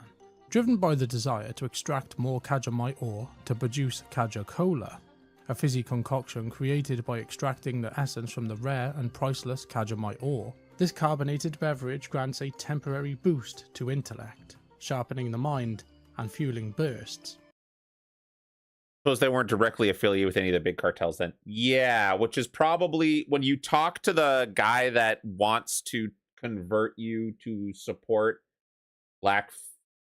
the Black Fuse mini like secret faction that they have, the Dark Fuse Solutions did not make friends working for Gallywix, but giving up isn't the Goblin way. They're back with a new brand, a new attitude, and hey, it was just business, right? So you're even like, yeah, man, we don't want to keep doing things the way that we've been doing it. It's really not good for us and our business, and everybody keeps getting murdered. Had it not been for the Well of the Eternity, Azeroth very well might have eventually become a goblin planet because they would have been smart enough to overthrow the trolls or at least coexist. Yeah, because the Well of Eternity didn't really like do much for them. They got all of their brains from getting exposed to Kajamite. But that's also weird because like they implied that the original brain boost from Kajamite came from Mimiron experimenting on them, and then they got smart, and then Mimiron was just like, that's enough, and he left them mutated but not super smart, and then the trolls enslaved them, and then after that they became super smart for more exposure. So Mimiron experimenting on them with Kajamite might have been why they had a stronger reaction than any other race that was exposed to it, because it was like in their like core sort of like original DNA. And then when all the trolls were using it to like go on vision quests and stuff, it didn't quite hit the same way for them because they didn't have that same sort of like old timey like in their DNA exposure to it. It wasn't like the foundation for them.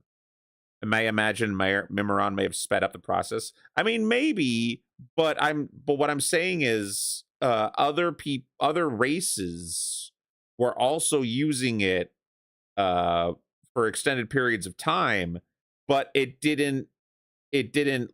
wasn't given to them when they were in sort of like a proto version of the species. Like no Titan came by and grabbed some trolls and took them by the scruff of the neck and shoved them in Kajamite powder and like rubbing their nose in it. Like nobody did that to trolls. But Mimiron did that to super proto forest goblin ancestors. You know what I mean? of genius. During one of these operations, they stumbled upon a rare vein of azurite, azurite being the crystallized blood of Azeroth. Gallywix, seeing its potential value, kept this discovery a closely guarded secret for years. He fashioned the azurite into a gleaming orb and set it atop his signature cane. Gallywix and his Bilgewater cartel stayed on Kazan for years leading up to the world-altering disaster known as the Cataclysm. But when the upheaval struck, he was forced to chart a new course for his cartel's future. Deathwing's explosive return to Azeroth was so powerful that it tore a rift between the elemental plane and the planet, triggering massive earthquakes, devastating floods, and volcanic eruptions that reshaped the world itself.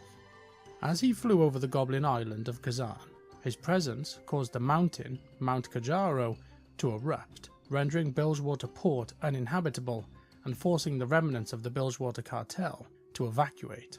In true Goblin fashion, Gallywix found a way to turn this catastrophe into a profitable venture. After he sank the previous Trade Prince's fleet, he controlled the only seaworthy ship capable of escaping the island, and anyone who wished to board, including us adventurers, were forced to pay their life savings for a ticket, and then to... It's so funny to me that Gallywix has a gnomish spider tank to ride around on in the starting zone. Like, they couldn't even, and like, I don't know if anybody remembers, but originally Gallywix did not have a unique model. I don't think Gallywix got a unique model until maybe Battle for Azeroth. He was just a generic regular goblin model for a while. That just, like, that the only thing that set him apart was that mech. Including us adventurers, were forced to pay their life savings for a ticket, and then to become Gallywix's slave in the process. The ship then set course for Azara, but was caught in the crossfire of a naval battle between the Horde and the Alliance, ultimately being fired upon and sunk by an Alliance vessel near Randomly the got Lost super Isles. fat. Yeah. Despite Actually, the no, it was probably destruction, Mr. Gallywix Pandaria survived the attack where he and got was it. one of the Yeah, first yeah. goblins rescued No, by... wait. No, he didn't have it in Mr. Pandaria, because if you go back and you do the Siege of Orgrimmar raid, where it has the animated cutscene, he's still just a regular goblin. Yeah, so he got it sometime after Mr. Pandaria. Later regrouping, Gallywix enslaved members of the Bilgewater cartel, forcing them to work in the Gallywix labor mine. Eventually, the surviving orcs from the naval battle allied with the remaining goblins of the Bilgewater cartel to confront Gallywix in the cinematic battle of the Battle for Goblin Azeroth. starting Yeah. zone. The adventurer that was and my Thrall initial thought. fought and defeated the Trade Prince, forcing him to surrender. Promising to reform his leadership, Gallywix was allowed to remain as the Trade Prince under Thrall's watchful eye. Thrall informed him that the cartel would have a new home in Azara. And then Thrall immediately stopped being in charge, and Gallywix kept being a piece of shit. Good job, Thrall. Excellent, strategy there to just tell somebody that they have to be good and you're going to be keeping an eye on them, and then you leave and you are no longer keeping an eye on them. Excellent job, Thrall. And extended an offer to join the Horde, which Gallywix would then accept, swearing his loyalty. Settling in Azara, Gallywix wasted no time in having the Gallywix Pleasure Palace constructed, a lavish estate complete with a massive stone monument of his own head, topped with his signature top hat. I think this pretty much proves just how much this guy really does love himself. On a more serious note though, the Bilgewater cartel secured their foothold in Azara by building Bilgewater Harbour, fulfilling their agreement with Thrall by leveraging their technology prowess and resources to bolster the Horde's efforts. As tensions between the Alliance and Horde escalated into all-out war, the Bilgewater cartel expanded its reach by constructing the Kraz Works in the Twilight Highlands. This move sparked conflict with the dwarves of the Wildhammer clan, who sought to drive the goblins out of the region, leading to a fierce territorial struggle. I really liked the Kraz Works. I was sad that it never became an actual real hub, because even if you complete all of the storylines, I think in Twilight Highlands, it's still just a constant invasion of dwarves there. Sometime later, during the fall of Northwatch Hold, the Bilgewater Cartel played a role in the aftermath, as tensions rose among Horde commanders over Garrosh Hellscream's tactics, and the Bilgewater Cartel would later take part in the attack on Theramore Isle, leading to its total destruction. Following the discovery of Pandaria, Gallywix sent an army of goblins to support Garrosh's campaign. As the conflict on Pandaria escalated, Gallywix launched the Plunder Squad initiative to hunt for powerful artifacts across the island. Later, during the Dark Heart of Pandaria excavation, the Bilgewater Cartel assisted the Horde in retrieving the heart of Yasharaj. However, after being shortchanged for their work, some members of the cartel defected to the Darkspear Rebellion. Okay, so here I think is where it's going to touch on the Black Fuse a little bit here, because this is when the Black Fuse first jumped in. Despite this, other members of the cartel remained loyal to Garrosh, aiding the true Horde with their expertise in explosives and engineering. Sometime later, after Garrosh's ultimate... Never mind, it didn't talk about it at all. It just basically was implying that the goblins that stuck around from the cartel and became Black Fuse, which I guess would kind of make sense if they were like a subgroup inside of the cartel that just decided to become scabs, maybe? I guess so. But we don't really know for sure. defeat, Gallywix publicly supported the decision to appoint Vol'jin as war chief of the Horde, ensuring the Bilgewater Cartel remained aligned with the new leadership. Then, sometime later, in the aftermath of the Legion's defeat, Sargeras impaled Silithus with his massive sword, causing a strange new substance to leak to the surface. Gallywix quickly realized that this was the same mineral as the one the Bilgewater Cartel had discovered on Kazan years earlier. The sample that Gallywix put on top of his cane had suddenly changed colour from red to gold and regained its original extraordinary properties. Although these actions drew suspicion from Horde leaders like Bane Bloodhoof and Varrock Saurfang, War Chief Sylvanas was intrigued, believing that this newfound mineral, Azerite, had the potential to change everything for the future of the Horde. With support from the War Chief, Gallywix began aggressively mining and researching Azerite, with plans to eventually turn it into a lucrative commodity. Later, the Bilgewater Cartel played a key role in battles such as the War of the Thorns and the Battle for Lordaeron. I remember something that Rhaegar Earthfury once said to Garrosh that seems to sum everything up between him and Thrall. Was that? The Fourth War unfolded, the cartel established the Bilgewater Bonanza over a massive Azerite deposit in Zoldazar. Gallywix himself led the Horde's expedition into Drustvar on Koltiras to exploit Azerite veins beneath the region, leading to the creation of Krazelfraz Outpost. Toward the end of the Fourth War, the Horde was split between Varrock Saurfang's revolutionaries and Sylvanas Windrunner's loyalists, with Gallywix siding with Sylvanas. Following Varrock's challenge to Sylvanas... Oh! Hi, Cross. Thank you for the raid. I don't know why my shout out for people raiding is not working. Something's going on with Stream Elements again. How was your stream?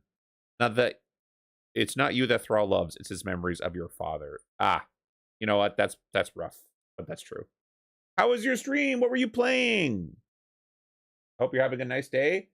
All things considered, trying to have a good one. Chilling with Vanguard. Card fight Vanguard? Hi, Clover. Hello. Here, I'm going to give you a shout out after I'm done fighting this 20-foot tall slime monster. Oh. Barf on me. Oh, now the little slime monsters are here. Guys, come on. I want to do the thing. I want to do the shout out. Get away from me.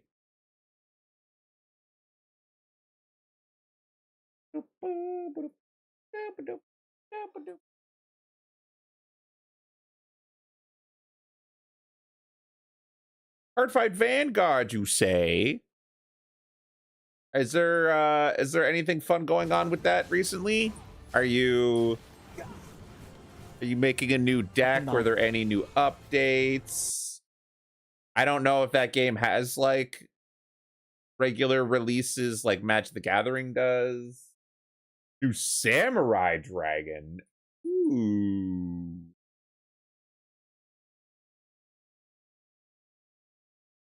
Well, that sounds like a good time. I'm glad you're having fun. It's funny because there's actually a great big dragon update coming with Magic the Gathering as well. And that's something that some streamers that I watch have been streaming because they have some early access for that. And I'm going to be getting a hold of some dragon decks, not this week, but next week, I think. Maybe? We'll see. I'm pretty excited. I don't think I'm going to invest too much into the set, but there's some good love out there for dragon fans for sure. In a Makagora, which ended in his death. And so, oh, right. Also, if anyone, I hope you play them, you get all the wins. Oh, thank you. I might actually make a dragon deck. I haven't made a dragon deck because I was always just like, dragons feel like a type that a lot of people like to lean into, and I always try to make ones that are a little bit like more silly.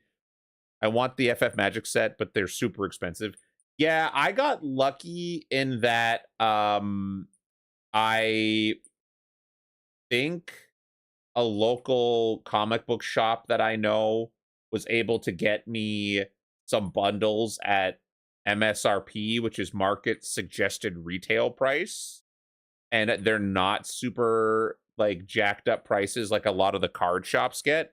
But I'm a little nervous about it because the guy has got things before, but I think that his retailer, since his supplier is doing so many different things because it's a comic book shop, it's collectibles of all kinds, he might not actually have a reliable guarantee that he's going to get them. His response is basically like, well, they didn't tell me I'm not going to get it, and they're letting me order as many as I want. And like, that was a red flag for me. But at a certain point, if I can't get the actual decks because they're getting scalped and super overpriced by every vendor, I'm just gonna like proxy the whole deck, because I could proxy after release and the high definition scans of the card art is out there. I could proxy all 4 of those commander decks probably for like less than 10% of the cost of actually getting all 4 of those commander decks. And if that's how Wizard wants to roll out their stuff, they want to make everything super hard to find and overpriced, I'm just going to stop giving them my money. I'm going to make the effort, and if the effort is they don't want me to be able to get it in a reasonable way, then I'm just going to get it in an unreasonable way. But anyways, yes, we are learning about Goblin WoW lore. We've got this and probably a couple other videos that we're going to watch after this. Sylvanas' departure from the Horde, Galliwix's fate took an unexpected turn.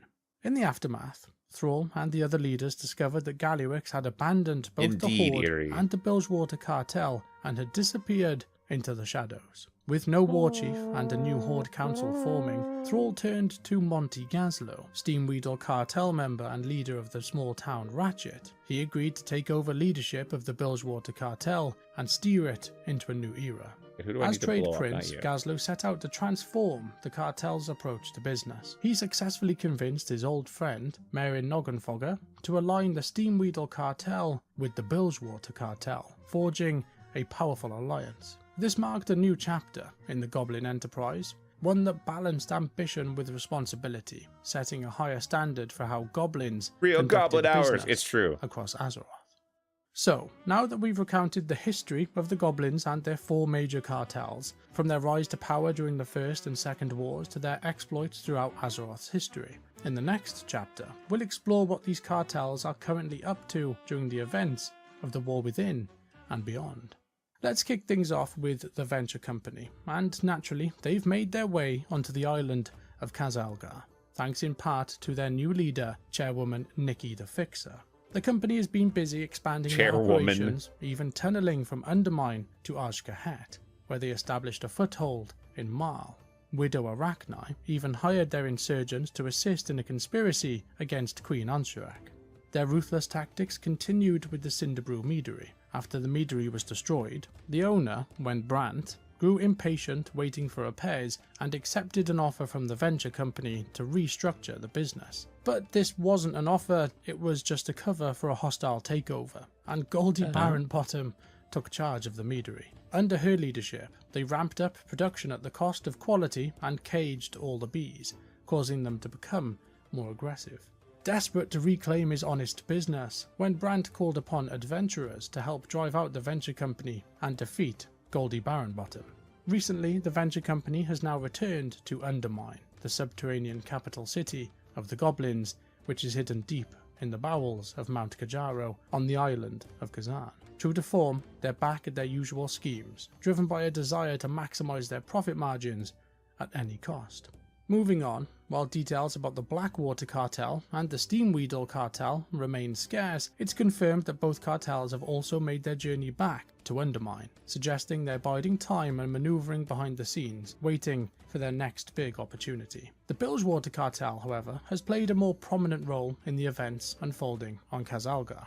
As part of the Horde forces led by Thrall, they were actively involved in the fight against Xalatath. Led by Skagit, the Bilgewater Grease Monkeys joined forces with the Hallowfall Arathi and Awakened Earthen to investigate the mysteries surrounding the Siren Isle. And meanwhile, Trade Prince Gazlo teamed up with Orwena and adventurers to uncover the truth behind events taking place at Opportunity Point within the Ringing Deeps. It was there that they made a shocking discovery. Forgot about that. The missing ex-Trade Prince, Jaster Galluix, has returned and was the mastermind behind the unfolding chaos. Now, we won't be diving into the details of what happens next as we join Gazlo on the journey to Undermine to uncover what Galluix has been plotting. For now, all you need to know is this. I think we can count on the Bilgewater, Blackwater and the Steamweedle cartels to play their part. But when it comes to the venture company, let's just say they're not exactly the kind of goblins you want to put your trust in. And that wraps up the wild and chaotic history of the 4 major goblin cartels. From the ruthless industrialists of the venture company to the cutthroat pirates of the Blackwater cartel, the globe-spanning merchants of the Steamweedle cartel, and finally the ambitious masterminds of the Bilgewater cartel. Throughout Azeroth's history, these cartels have shaped events, manipulated economies, and always found a way to profit from the chaos. Whether it's through shady deals, piracy, or sheer ingenuity. They may not be the heroes, but they've certainly left their mark on the world and got filthy rich doing so. And I think we can say their story is far from finished.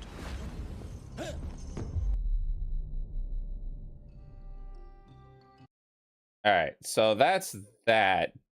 There's also one that is gonna, I think, goes through all the lore of Undermine. We have one from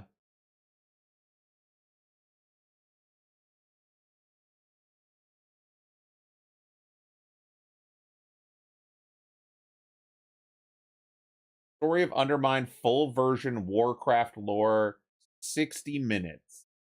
Added 3 weeks ago. Alright, I'll click This on video this is one, brought to you. but we're not going to watch it just yet. The other thing that I wanted to look at was hobgoblins, because hobgoblins were not talked about at all in this.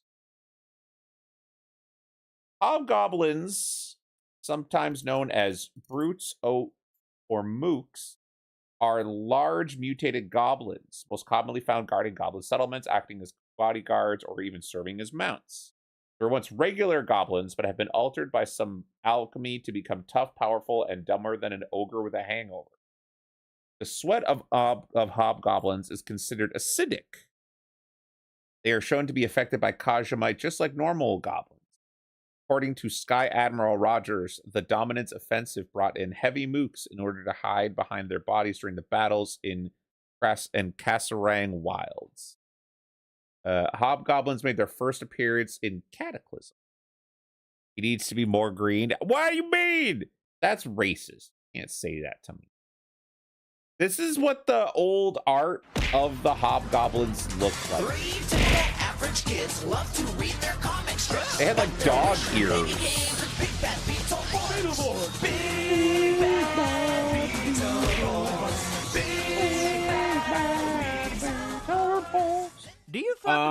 Anyways. I'm running through a crypto mine with a big ass magnet. Yahoo! Fuck your internet, money, you dumb bastard. Yeehaw! Fuck your monkeys, fuck your lions, fuck them all! And fuck you, Elon Musk! Woo-hoo! That medicine's not for you. Come on, It's an Marge. Maybe ad I'm break not during getting all of enough Bumpina's redeemed. estrogen. Give me that. April!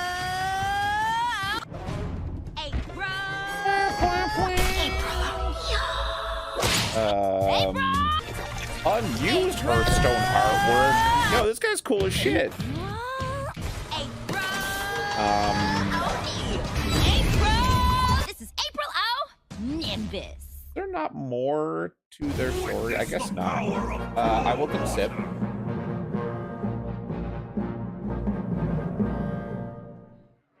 The Alchemist Union, which is from the RPG book, I guess. So this is all probably not. Wait, he was actually referenced in a quest. Huh. Head chemist Gigglefont helped create the Dread Hobgoblin.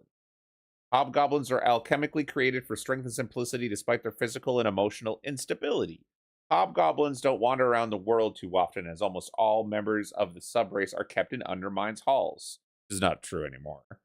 However, an occasional hobgoblin forms some form of independence and escapes. Hobgoblins are stupid, brutal troops that goblins created with their mad alchemy. Goblins created hobgoblins by experimenting on their own kind. The alchemically wrought changes in hobgoblins did more than increase their size and strength, decrease their mental faculties. Perhaps the most well-known fact about them is their short lives. If a hobgoblin lives to his 3rd year, he's ancient. Hobgoblins don't realize their lives are pitifully short, which is likely due to their limited intellect, and they don't care. Hobgoblins can also alter their personal metabolism, channeling their adrenaline into muscles that need it most. What is acidic? They are capable of bursts of amazing speed that reduce them to unconscious piles. One frightening change the alchemy wrought was the hobgoblin's emotion psychology. Hobgoblins are unstable. Their goblin masters find them difficult to control. All right, so this is all old, outdated RPG book information. Because that definitely is not the case so much anymore. Yeah, here the boys. Here them boys. When hobgoblins use one of their alchemically created abilities, they secrete a sticky acid that builds up on their skin and eventually becomes coated with this acid. Creatures that touch them or are touched by them are harmed by this acid. If enough of this acid builds up, they are capable of shaking themselves like a dog, bring the acid on nearby creatures. However, this acid is also highly flammable. A person in flames should the hobgoblin come in contact with fire. The most insane hobgoblins set themselves on fire before entering combat. So this is all for the RPG book. There is not apparently a lot of Hobgoblin Lore. Warcraft. Is it on the other wiki? Maybe? WoW Pizza. Mostly this just has a list of notable hobgoblins. Like our buddy Gobber! Like our buddy Gobber! Gobber is a hobgoblin first found in Bilgewater Port. He's somewhat of an anomaly among hobgoblins. He has almost a meek personality, at one point cowering from fright, high intelligence for a hobgoblin, friendliness, and banking skills. Gobber is very loyal to the player's character and was the only hobgoblin on the Lost Isles to side against Scallywicks. According to Garrosh, the hobgoblin has an unpleasant odor. His red skin color is somewhat unique too, as most hobgoblins have a purple or whitish palter. First appearance among the player friends in the quest Rolling with My Homies. He's also stranded on the Lost Isles with the player and acts as the bank on the Lost Isles. Eventually captured in the labor mine with Ace and Izzy. Gobber is eventually freed with the others in the quest morale boost after giving him some Kaja Cola 01. After Gallywoods was subdued and the goblins started their move to Ashara, Gobber was found wandering around an Orgrimmar. The player meets Garrosh to give him a message. The new war chief asks them to take Gobber as he seems recognized. Gobber acts tough, but you could tell deep down he's scared. Gobber grunts, be banker now. That's ancient lore at this point, back from when I was a wee lad. Yeah, I was sad they never like carried on with the planned like RPG book. I feel like a 5e World of Warcraft module would have been fun. And I wish that they had like the intent and drive to do that. Or have a crossover with Magic the Gathering. Even like there's no active Warcraft trading card game anymore, right? So like why not? Why not go into an existing thing that seems to enjoy putting in all the crossovers? Why not? But here, we're gonna watch this one, which I wanted to take a peek at before we go into the whole story of Undermine 1 hour video. There's one short video called The Goblin Who Hated Wintervale but Saved It Anyways. And I don't know how real this is, but I am curious to know if this is a real thing. In the frosty month of December, the people of Azeroth gather from every corner of the land to celebrate the Winter Veil. They exchange gifts, overindulge in food and drink, and share laughably bad tales of the year gone by. But not everyone shares this festive spirit. Among those who didn't was a goblin. He hated the Winter Veil. Yet, when disaster struck and the Winter Veil was on the brink of ruin, it was this unlikely misfit who rose to the occasion to save the day. The story of how a goblin saved Winter Veil starts exactly where you'd expect a goblin tale to start. Booty Bay. Here, amidst the salty sea air and rickety wooden docks, we find Kriz, a down-on-his-luck goblin just trying to scrape by. Kriz worked for none other than the infamous Baron Revelgaz, the ruler of Booty Bay and one of the nastiest, meanest and greediest goblins Azeroth has ever seen. Kriz didn't have the luxury of staying in the Baron's good graces. Somehow, he let a customer down.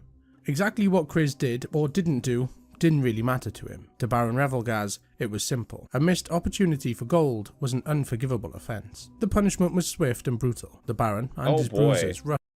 Okay, so Baron Revelgaz, who's a guy that we're kind of chummy with right now, yeah, he's kind of a piece of shit.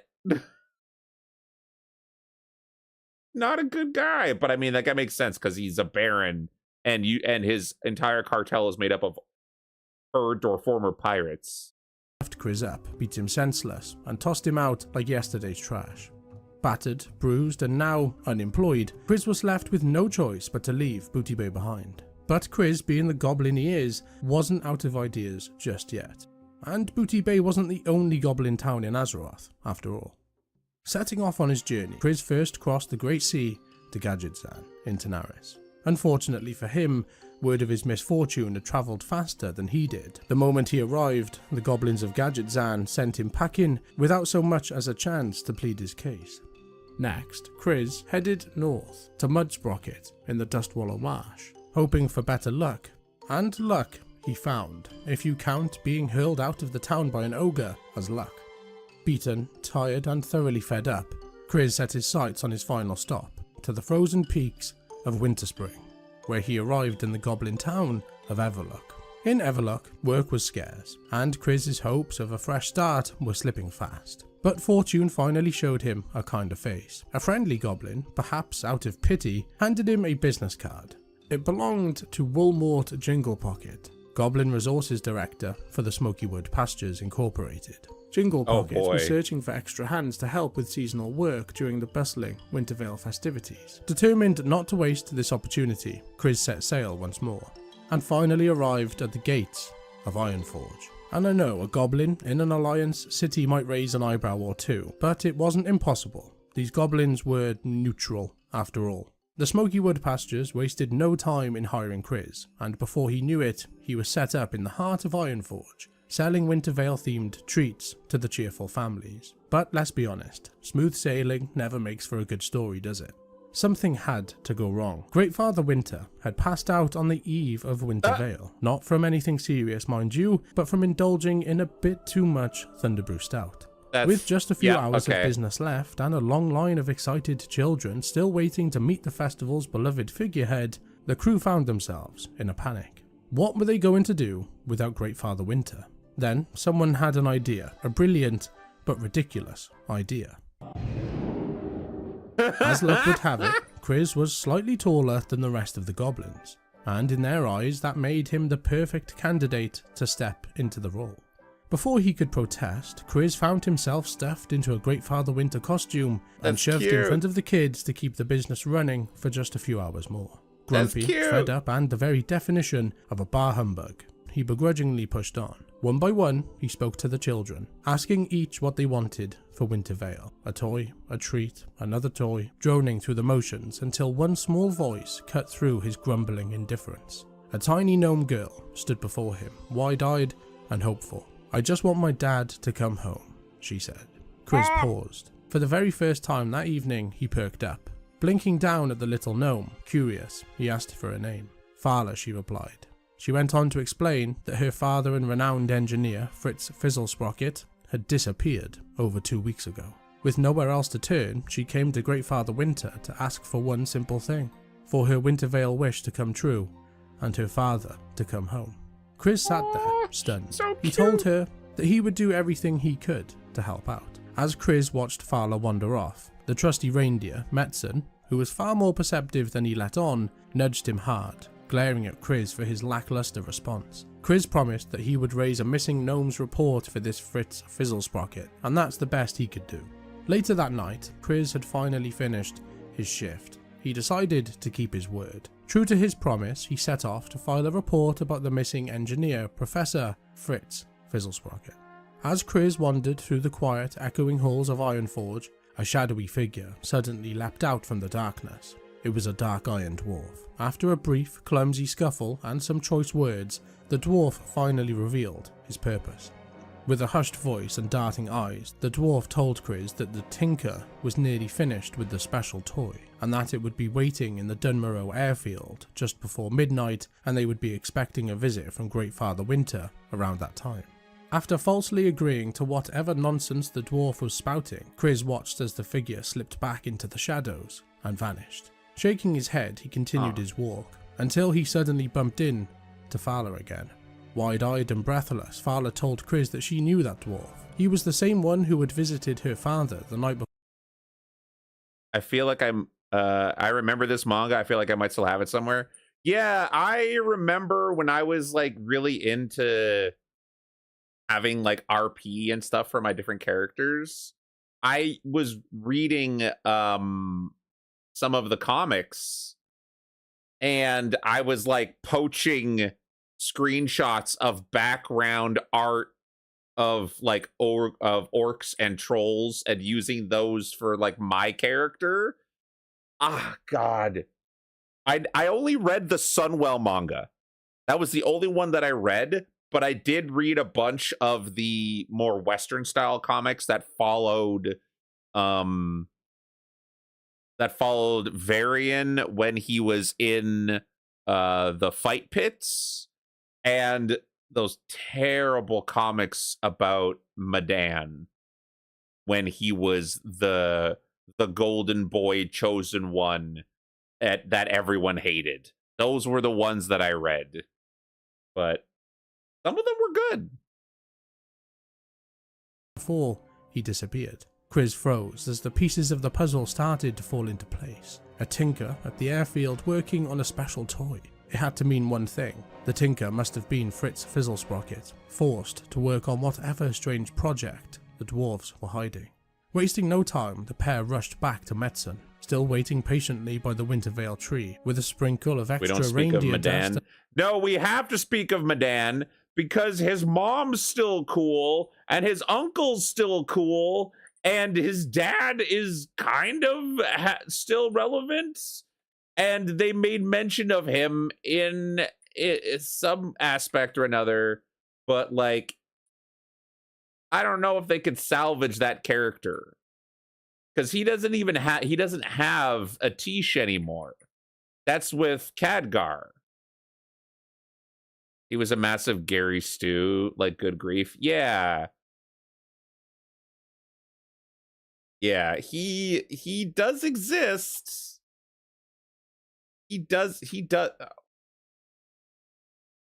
I might watch a video about the terrible Medan lore after this. And a sense of urgency in the air, the trio took off. Up and out they soared, leaving the safety of Ironforge behind. As they climbed high into the night sky, they turned sharply towards the Ironforge airfield. From above, all was revealed. The airfield buzzed with activity, and at its centre, dark iron dwarves were hard at work constructing a giant mechanical robot. Chris's eyes widened as he spotted Fritz among them, clearly being held against his will. With no time to waste, they dove straight for the airfield, crashing down with a dramatic thud. Chris charged into the fray, throwing punches and knocking dwarves flat. Metzum, with a mighty snort, sent several of them soaring into snowbanks with well-placed kicks. And meanwhile, Fala, brimming with gnomish ingenuity, put her skills to work. With a clever use of reindeer dust and quick thinking, she sent a handful of the dwarves spiraling into the night sky, their yelps fading into the cold air. When the chaos had finally settled, That girl and with the murdered area people. secure, Let's not pretend that little gnomish girl just murdered a half dozen dwarves to save her dad. She absolutely just did that. let's not skim over that. into the cold air. When the chaos had finally settled, and with the area secure, Chris, Metzon and Fala freed the captives, and they were some of Azeroth's finest gnomish mechanics and pilots, all held against their will. And there, among the rescued, was of course Fritz Fizzlesprocket, Fala's father, the Wintervale miracle they both needed, coming true at last. Fritz, now free, finally revealed everything that had happened over the last 2 weeks. It all began when the Dark Iron Dwarves showed up at his doorstep, demanding his help in carrying out their devious plan to ruin the Wintervale. The Dark Irons had forced Fritz to lead a team of gnomish engineers to build a giant mechanical robot. Their sinister goal, to disguise the robot as Great Father Winter, send it into Ironforge, and use it to steal all the presents from under the Wintervale tree. But it wasn't just festive spite that drove them. Fritz explained that the Dark Irons had stolen priceless treasures, artifacts and jewels from both the Explorers League vaults and the Royal Treasury. They had hidden these stolen riches inside the Wintervale presents under the tree, planning to use the robot to reclaim them unnoticed on Wintervale Eve. Fortunately, their plan had been stopped in its tracks. Thanks to Chris, Fala and Metzon, the captives were freed, the Dark Iron scheme was dismantled, and peace was restored to the gnomes, their families and the city of Ironforge, just in time for Wintervale. Fala had been reunited with her father, safe and sound, and they were preparing to descend back into Ironforge. Chris and Metzon watched them go before quietly turning to walk off into the winter night. As the pair trudged through the snow, Chris decided to share what had really happened back in Booty Bay, the secret that had cost him his job. Weeks ago, Baron Revelgaz had fired him for refusing a hit-for-hire offer. A traveller wanted to pay for an innocent man and his family to be killed, but Chris couldn't bring himself to accept it. For once, his morals had outweighed his goblin greed. With a sigh, Chris removed his hat and gazed out into the distance, the weight of the decision still lingering. Before he could lose himself in thought, a small hand reached out and grabbed his. Chris turned to see Fala standing beside him. He awkwardly explained that he wasn't really Great Father Winter, bracing himself for disappointment. But to his surprise, Fala had known all along. Chris didn't exactly look the part, after all. But it didn't matter to her or to Fritz. Goblin, dwarf or otherwise, Chris had saved them and brought their family back together. To show their gratitude, they invited him to join them for their Wintervale dinner. And so, on Wintervale Day, Chris, the grumpy goblin from Booty Bay, found himself at a warm gnomish table carving roast boar and sharing laughter with his newfound friends. The stolen treasures were returned to their rightful places, the presents safely back under the Wintervale tree, and the Dark Irons behind the plot rounded up and arrested. Even the giant robot Fritz had built was given a second chance, repurposed to place a star atop the Wintervale tree in Ironforge for all to see. His heart grew 3 sizes that day, and he had horrible cardiovascular issues for the rest of his life until he died hospitalized. Being able to not just be a multi-class mage, shaman, and paladin at the same time, but functionally the guardian of Tirisfal. And after Medivh had said the world no longer needed a guardian, felt extremely contradictory to everything. Yeah. But also you forget, he wasn't just all of those things.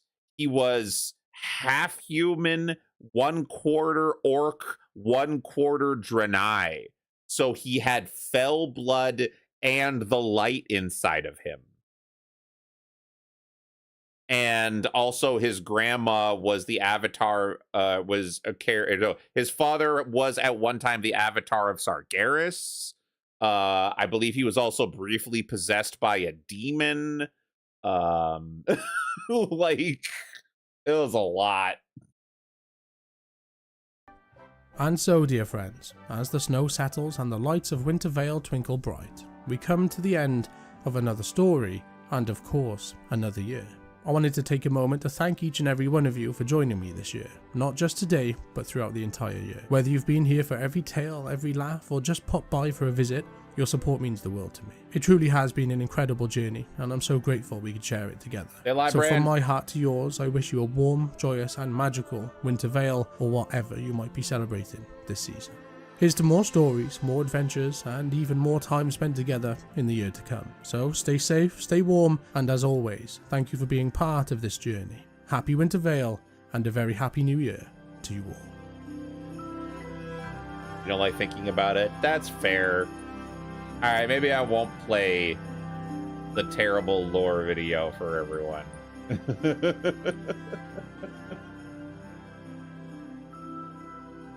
There was also one other thing that I wanted to look up. I don't think there's.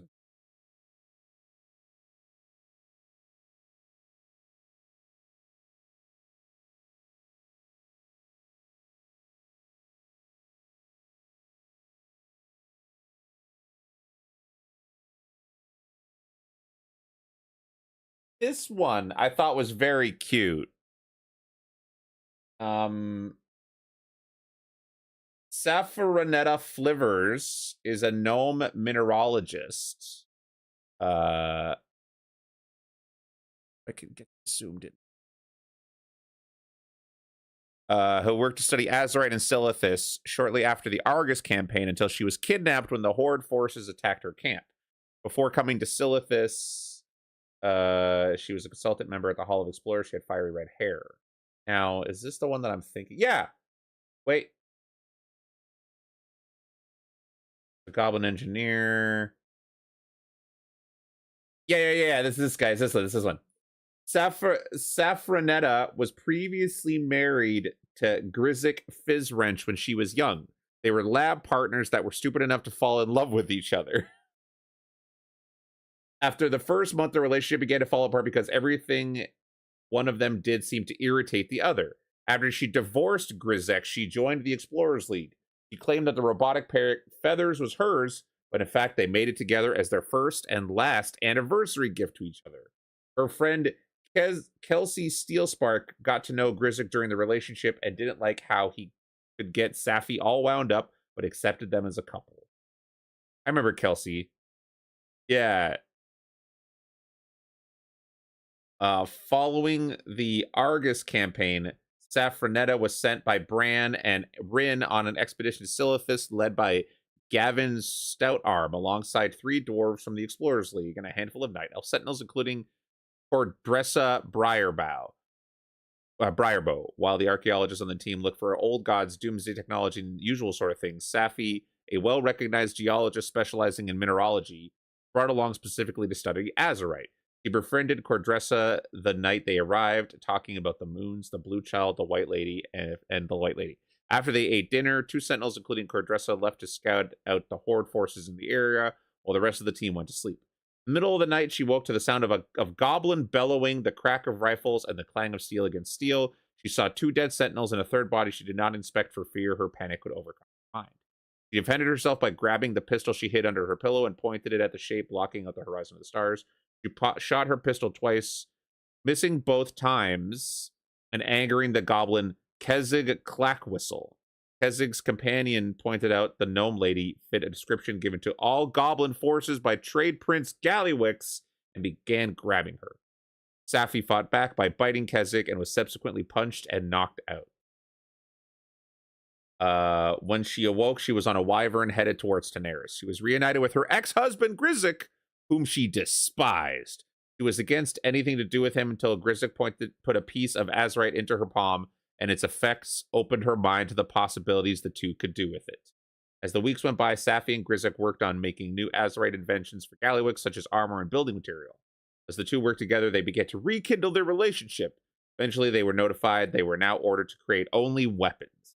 The couple was devastated by this news as they did not want to create things that caused harm to others. They created a plan where they would set up a bomb in their lab and secretly escape through a tunnel. So they didn't want to make weapons, so they secretly developed a bomb.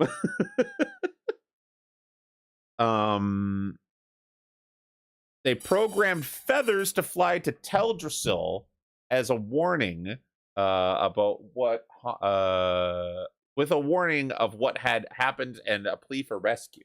With the duo intending to offer their discoveries to the Alliance on the stipulation they could only create things that could help, not harm. Prior to leaving, Grizzik proposed once more to Safranetta, offering her an azurite ring, and she accepted. While traveling through the tunnel, they talked openly about their feelings for each other. The duo exited, however. They were captured and tied up back to back by Druz, Kezzik, and their goons. Druz was the chief enforcer of Trade Prince Gallywix, and Kezzik doesn't have a photo. He's a goblin miner. Okay.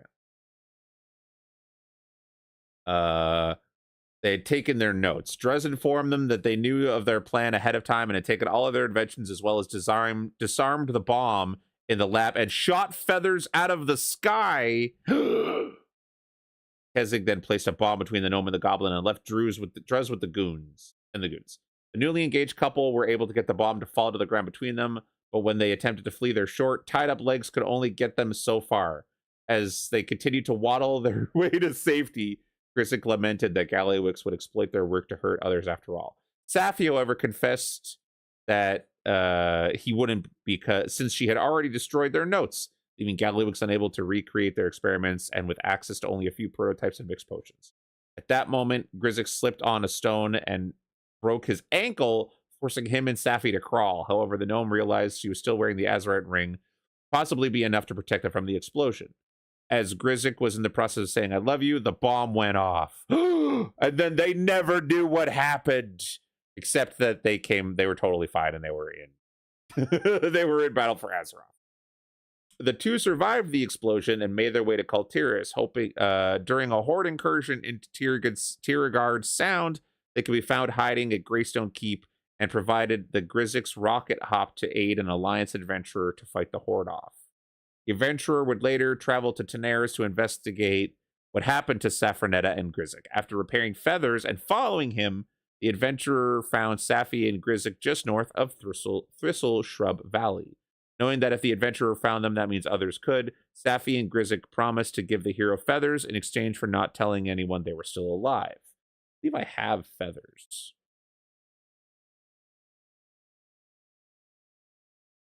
Feathers. Yeah. Thought to be lost in a massive explosion, the smartest of engineers were able to rebuild feathers into a magnificent mechanical creation.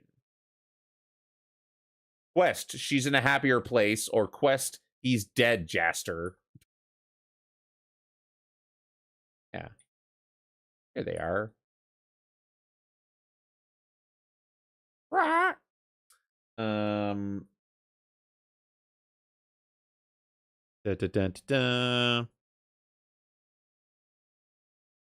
The only exception she made was for Kelsey Steelspark, who was the only person Safi felt safe about knowing, and with that, the pair drove off on Grizzik's bike. Later, the adventurer enlists Safranetta's aid in the mission to Mechagon. She agrees so long as Grizzik, who is living with her in Boralis, is allowed to come as well. Later, if Safranetta is spoken to in Rustbolt on the subject of goblin technology, she flashes the azurite engagement ring that Grizzik gave her in Daenerys. Grizzik covers himself from head to toe to hide his goblin identity from the gnomes on the expedition team. So once they and the Goblin team led by Gazlo are welcomed to Rustbolt by Prince Erisman, he was apparently comfortable enough to not wear the disguise. After Saffronetta expressed a desire for an Azeroth mini of her own, Grizza created the blueprints and commissioned the adventurer to make one. Saffronetta later watched the recovery of Goblin Mechatort. And there's her engagement. Yeah, that was a very cute couple story that I was happy to see carry on. Yeah, there's his little disguise that he wore. No one would know I'm a goblin. But yeah, I thought it was very cute that was a character story. I remember you doing that quest and talking about this. Yeah. Okay. So what the hell? Sorry, I was about to play the story that explains all the lore of Undermine. It is almost an hour long. Here we go.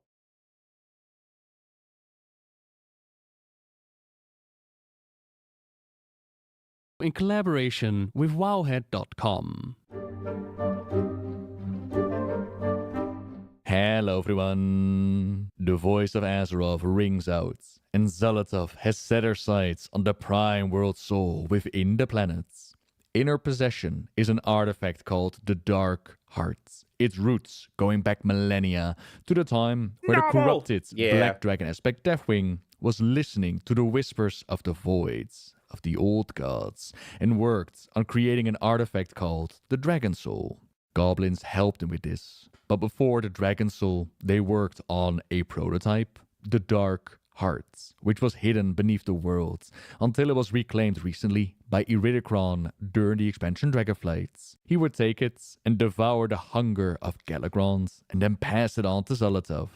Now the Dark Heart can suck up magic and convert it to shadow, which Zolotov uses to its full potential, devouring Dalaran, eating up Khadgar, sucking out all that black blood, the blood of the old gods. She seems nearly untouchable, until Illyria Windrunner's arrow damages the relic and forces Zolotov to retreat. This changes nothing! Big words, since the relic is apparently still needed, so she'll need to get it fixed. Who better to ask for help with fixing it than the ones who originally helped create it? The goblins, more specifically Jester Gallywix, former leader of the Bilgewater Cartel, the goblins that are allied to the Hordes. Jester has abandoned the faction at the same time that Sylvanas Windrunner called them all nothing and flew off into the Shadowlands. He then tried a scheme involving Hubbard Grapplehammer and stealing his brilliant inventions, which was prevented by Goblin heroes during their Goblin Heritage Armor questline. Oh, that's right. And then there was the Shadowlands, where Gallywix randomly showed up in Tashavesh, but he was just sitting there, menacingly, with no real dialogue, rhyme or reason. His time in the afterlife hasn't really been mentioned, and now Jester Gallywix, he's back in business. Some way, somehow, he got into contact with Zolotov, and he's been using his influence, brilliant mind, and powerful weaponry to climb his way to the top again as the big boss of Undermine. This is the Goblin capital, where the different Goblin cartels live and rule together, where the little guy gets stomped on to line the pockets of someone else. It's a shady town, but it's what they got. For some goblins, it's all they have, whereas others, like Monty Gaslow, who is the current leader of the Bilgewater Cartel, Palpatine returned. they managed to escape the city. I wasn't gonna say it, but yeah, they never really explained how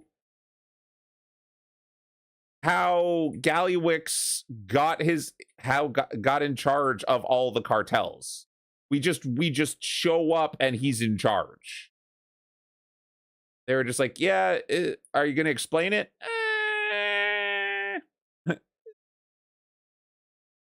No.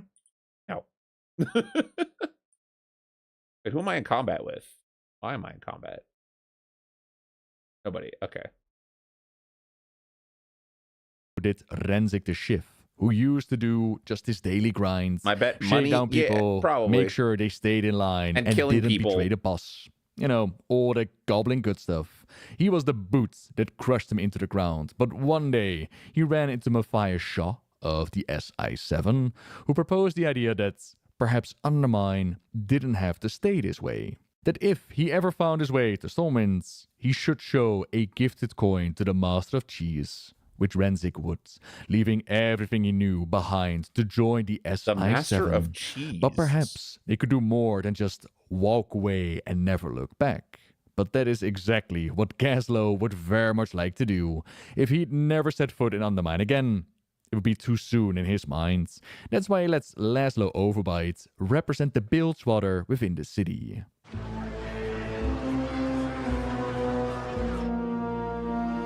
Undermine deserves better.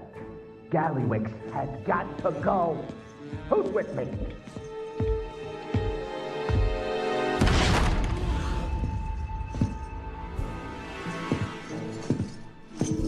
You gonna just make me watch this whole cutscene again? All right. I'm busy. Meaning, if I'm here with you, something more lucrative isn't being done. So, what is it you want? I'll tell you what we want, Gallywix. We've had enough of your meddling. And you as boss. We want a new deal. Hear that, Ugg? A new deal. And you all feel the same way, huh? You, Revel Gaz? Nikki? Noggin Fogger? No. Marin. No? So really, it's just you. Laszlo Overbite. Just a little guy from my former operation a long time ago. Gaslow put you up to this. That dirty, stinking rat! The face on everybody. Around, but we got real business. You understand? Ugh. Show our guest out.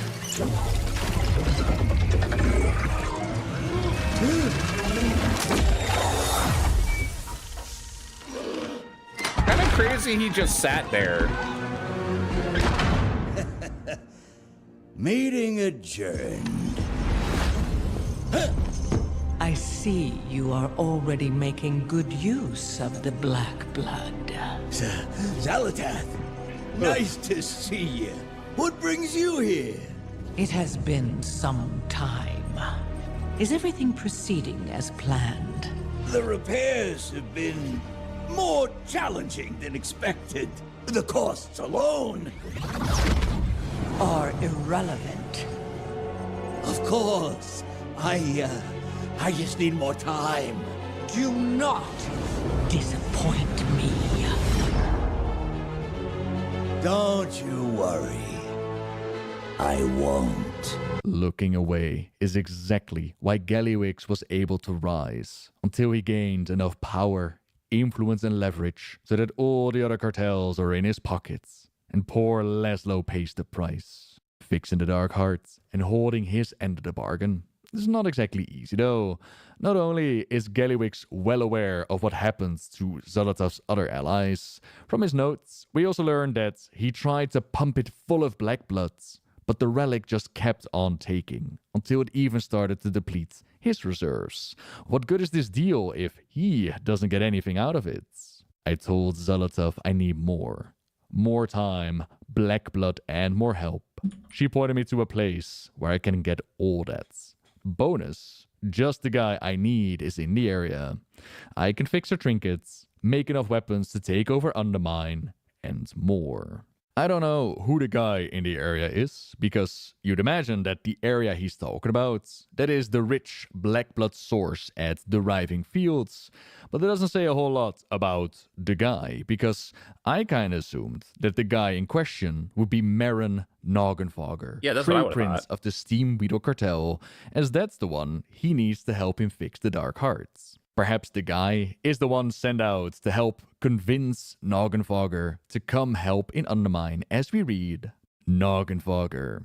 You might be thinking that you don't want to hear from your old pal Gallywix, but I got new friends in a long reach. In fact, I reached out to get your son. My guy found something real sweet and brought her back to Undermine. You ought to join her. You know how dangerous it can be here. And since you're coming to Undermine anyway, I got some work that requires your unique alchemical knowledge. My messenger can get a goblin back to me before anyone even knows you're gone. He's done it before. Your friend from now on, Jester Gallywix. That very sweet thing found in the desert of Tanaris. There will be Marin's wife Sprinkle, kidnapped and taken into the city, so he doesn't exactly have much choice about helping Gallywix or not. Also explains why he kept his mouth shut during the meeting, but fixing the Dark Heart, even for an alchemical genius like Noggenfogger. It's not easy. The power in this thing, it isn't a healing power. It's volatile. It seems angry. And so they'll need a catalyst that can stabilize the energy the device is powered with until it can fix itself. Countless elixirs and balms have been thrown at the thing, but nothing seems to work. Until Noggenfogger accidentally spills his Kasha Cola on the Black Bloods. He usually doesn't drink the stuff, but when you're pressed for ideas and someone's life depends on it, you'll do anything. And this accident showed him that something happens. Nothing happens. And by nothing, I mean the Black Blood stabilized. Kajamite. Eyeball you get Metabots.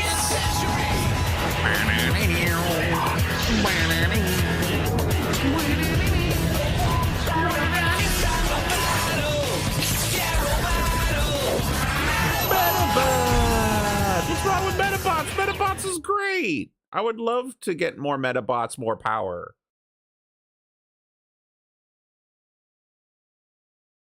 Would love to get more Metabots, more power.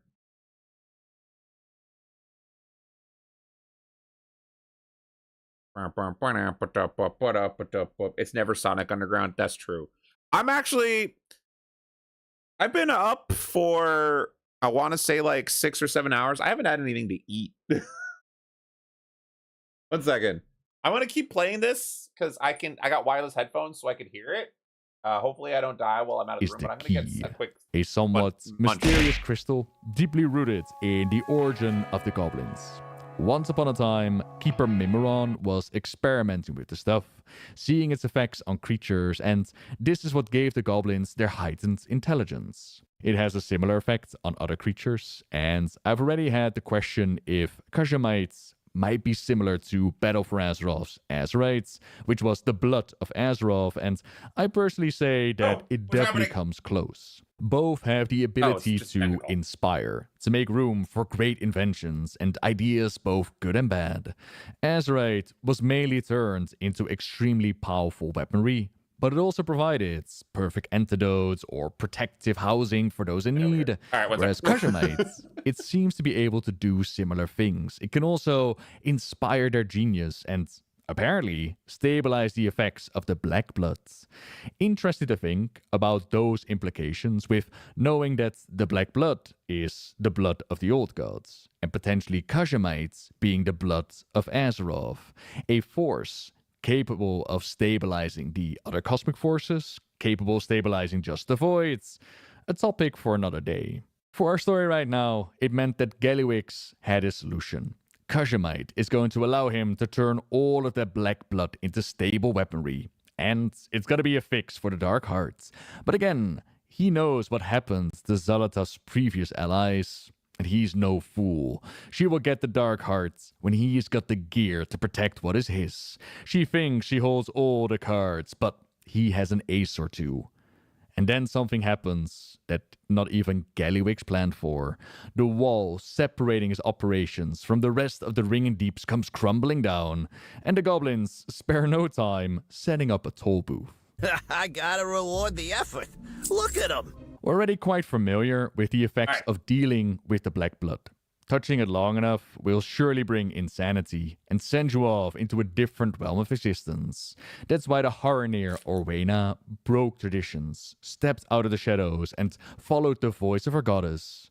She's been granted visions by Azeroth about these operations in Undermine, the dealings with the Black Bloods, and seeing the goblins spread its corruption is no good, but it's not like the crews have much of a choice. The harvesting operations are hurting them as well.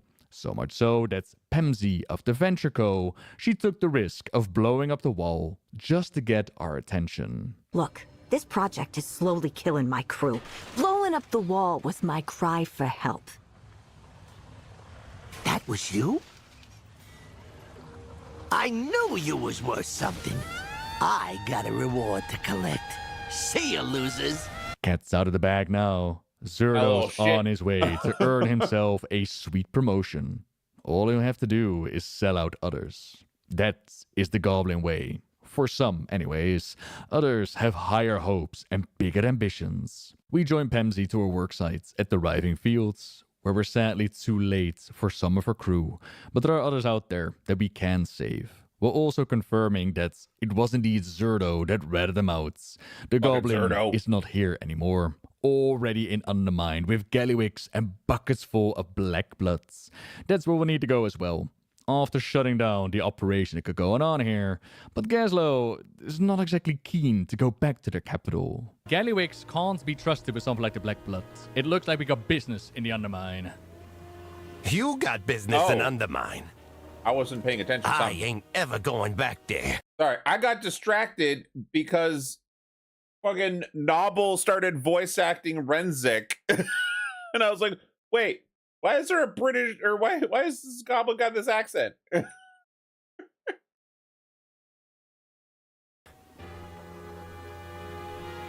I thought you were the one who wanted to build a better world for goblins.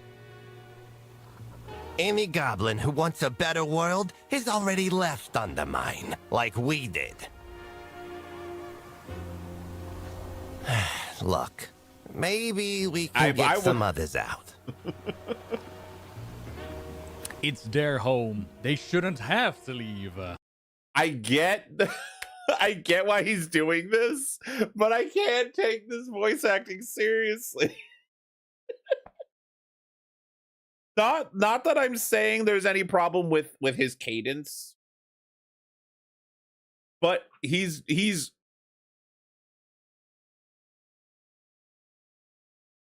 we've got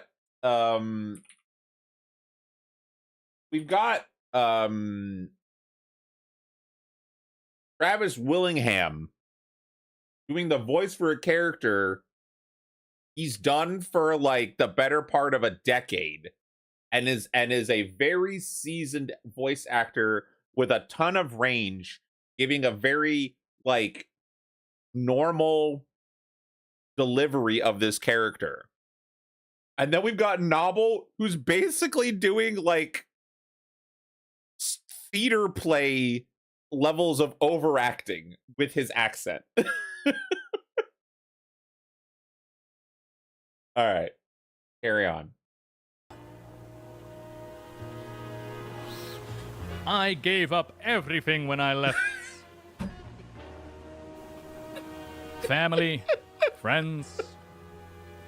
I won't make anyone else do that. All right. We'll take a look around. But I'm not going there to start a war.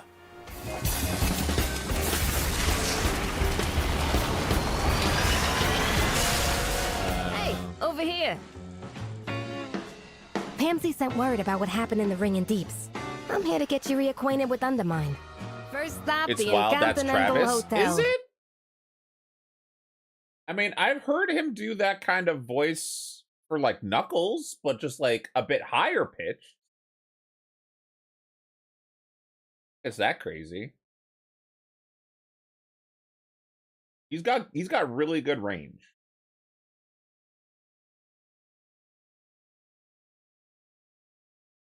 Well, let me look through his characters here.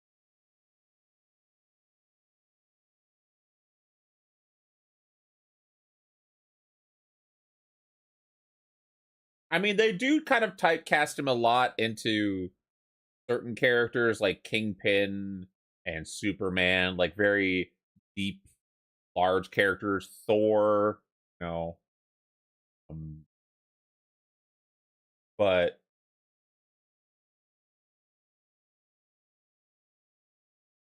oh, he's the English version for Ace from One Piece. That's like my favorite character. Crazy. I didn't know that. He's Gideon in Magic the Gathering? No. That's crazy. Okay, you know what? No, that is kind of like that. Like Knuckles and Gazlo are like the two kind of like funny voices that I'm seeing in this list. Like he's done a lot of children's shows, so he may do that voice in other things, but I haven't heard them.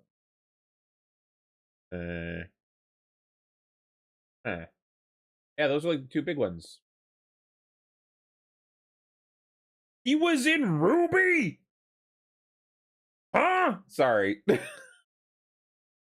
He was Guile. Huh? What the fuck? Oh yeah, that's right. He was Scabrous Scrotus in the Mad Max game. I was really hoping he would come back in the new Mad Max. Huh. Yeah, they do kind of typecast him into that one voice. It's unfortunate because his Gazlo and Knuckles voices are so much fun. All right. What were we doing? I'm trying to figure out how to beat this boss. That's right.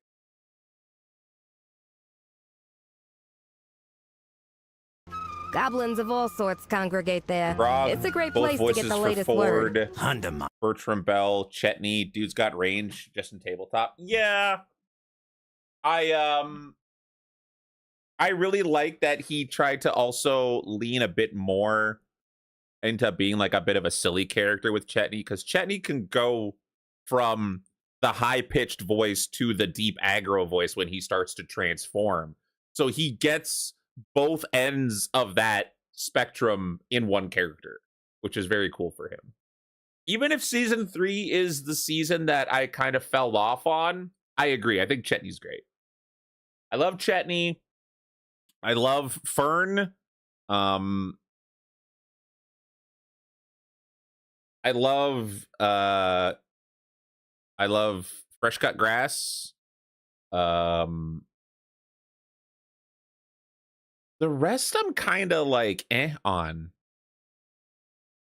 Oh, you're Imogen. I don't hate Imogen. I hate telepaths. I don't hate Imogen. I hate telepaths. That is in D&D specifically, and also some ways they are written in Marvel Comics. I hate telepaths. My problem with Imogen as a character stems from her basically being the main character for a lot of the arcs that I've watched. And I don't like a TTRPG that feel like it might be that specific chapter that I was on where it felt too much like she was being being Jean Grey'd. Like it felt like everybody else was the X-Men and she was Jean Grey during the Phoenix arc, where everything tied into her and she was like super locked in as the main character,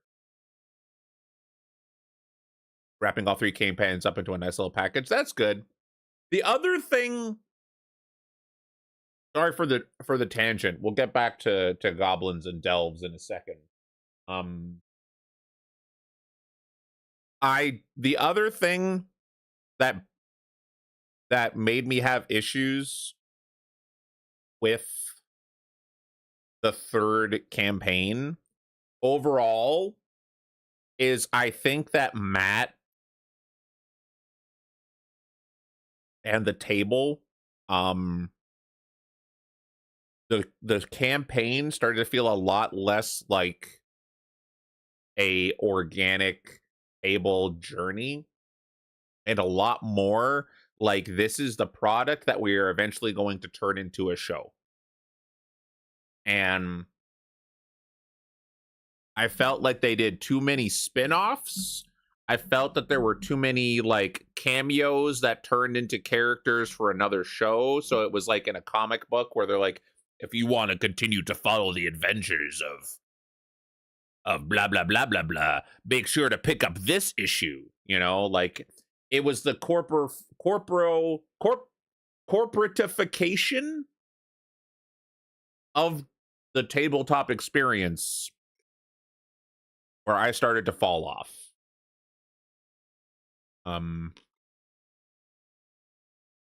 Because I felt like I was watching it and being like, all right, so they did this for this episode because they obviously couldn't have this character be set up and then not explored. So it was kind of everybody had an unspoken agreement to pursue that character. I'm curious about what's happening over here, but I'll probably never learn about that. How is it Beetleborgs again? Rich kids love to read their comic strips. Got their wish and they became the big bad Beetleborgs. Big bad Beetleborgs. Anyways, we don't need to listen to me talk about why I stopped watching it. I think season 2 is still my favorite. And if that ever gets a show, I'll watch that. I still haven't watched the show for the first one. I didn't watch Vox Machina because I saw some of the trailers and I was like, oh, so you're just, yeah, it's already announced. Okay, cool. Perfect. I'll watch that because I feel like Vox Machina, I should watch it at some point just to watch it. But it came out when shows like the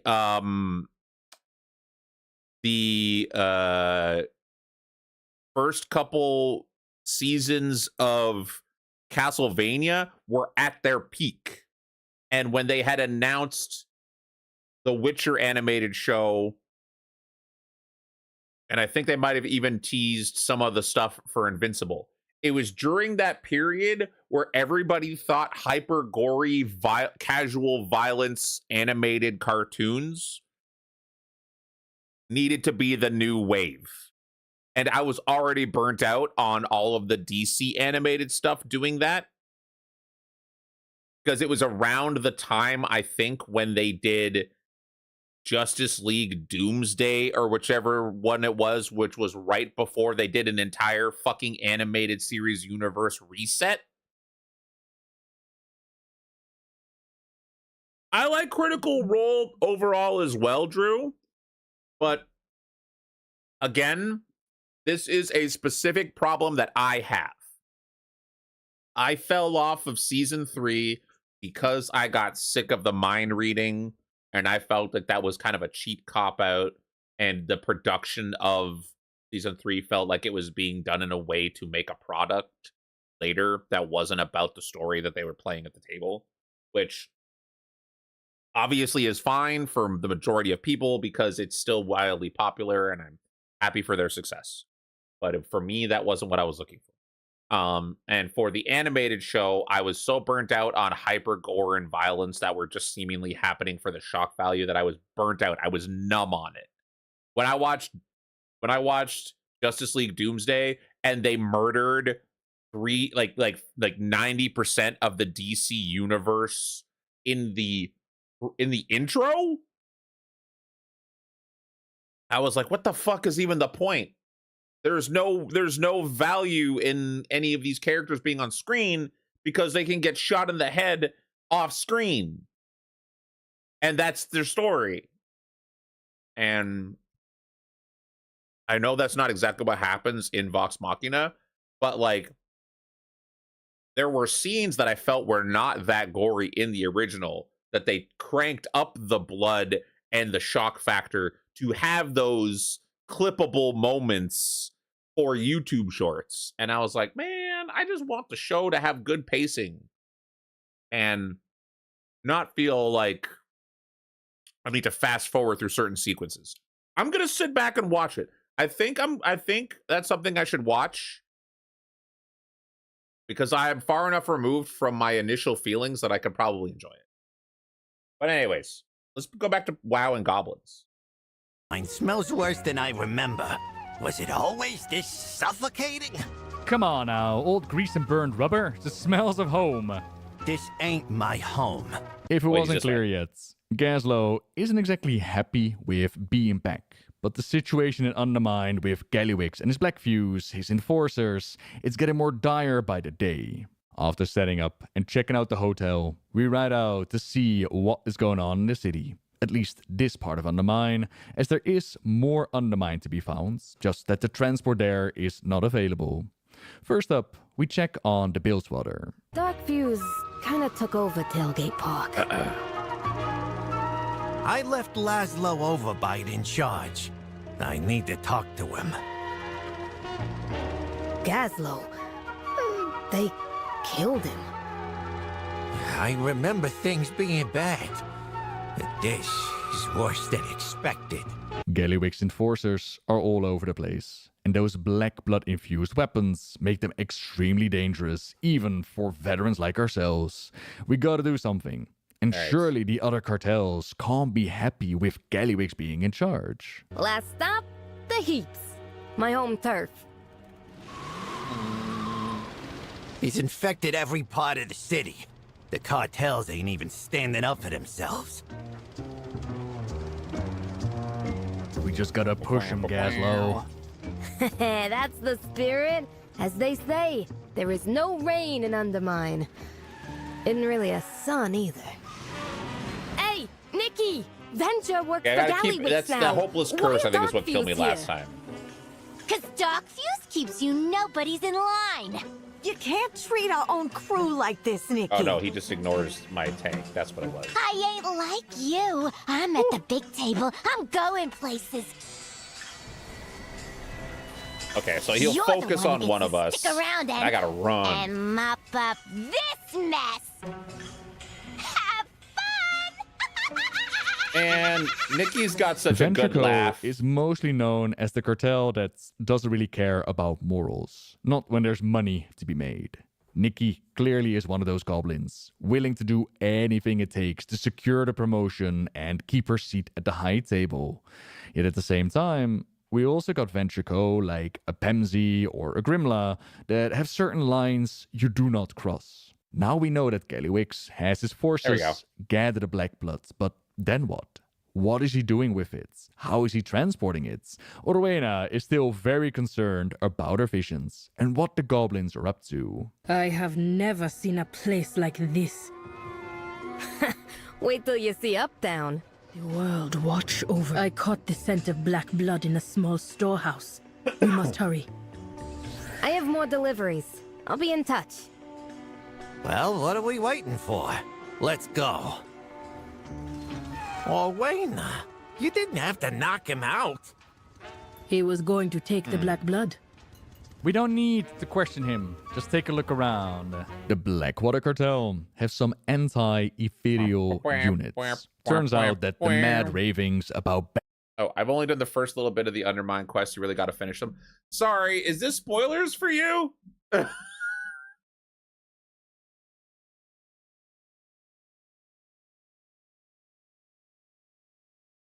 Sorry.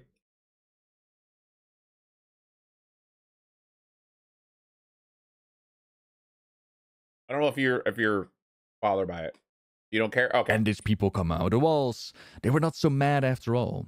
Illyria will have to be informed that the Ethereals are creeping in the shadows.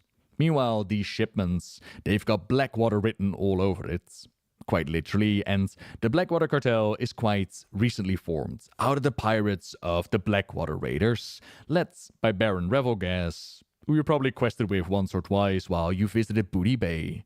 They're the cartel. He's that piece of shit that beat up the Christmas Goblin for not wanting to take an assassination. They're all about transport and shipping. Black blood comes in, and then Blackwater takes it somewhere in the city by couriers. If you want to find out where they're gonna take it, we'll have to go to the top and pay Revelgas a visit. Hey, look, we're all friends here. But you're working for the bad guys. You're my pals, but it's Undermine.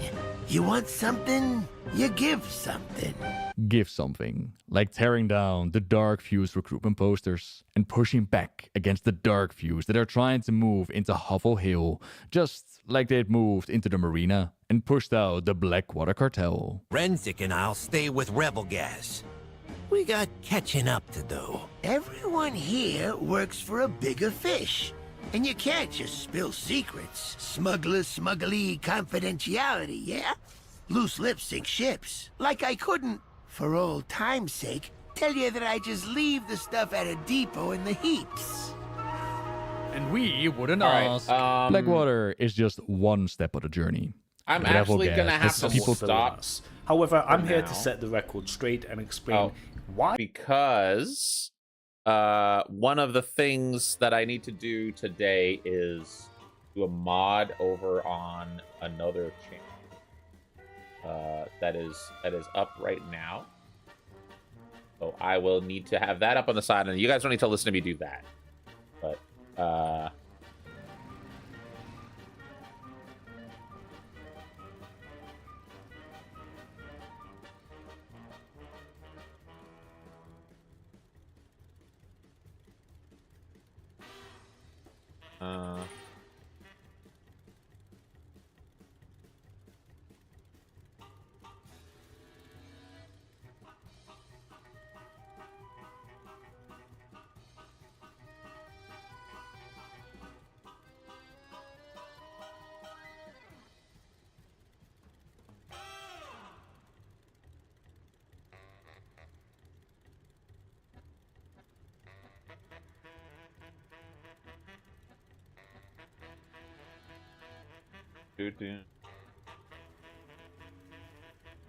second. Oh, okay.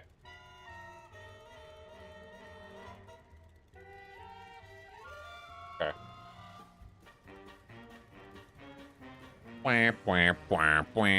But yeah, we'll get back into that after, because I'll be streaming for a while, but I need to have stuff up on the side here that I need to pay attention to. If Rue shows up in a bit, we're probably going to go through the raid, looking for raid, whenever they are available. What you need? Do.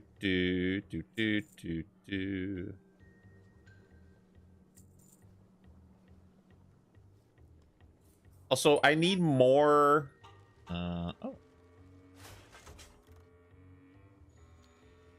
I gained money. Checklist. I took engineering on my gobble because Jesse makes bombs. That's fair. That's absolutely fair. And if you take mining, you can put all that in the bank for me, and I can use it because I don't have mining. I'm a dual crafter.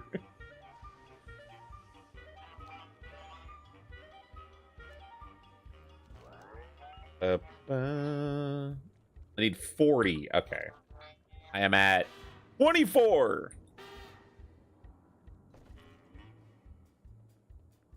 Or an NG stuff in the bank for you. Oh, thank you. I should go back and do some. I need to do jewel crafting.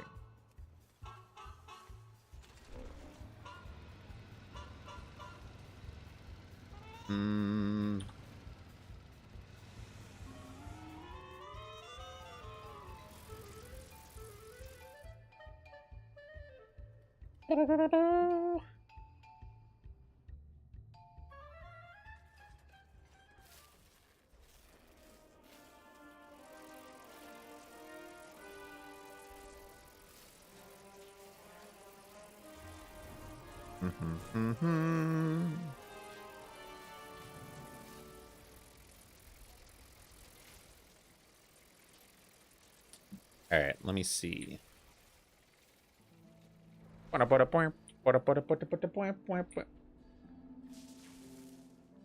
Hello. Hello. Wait. Ray, if you want to see something funny.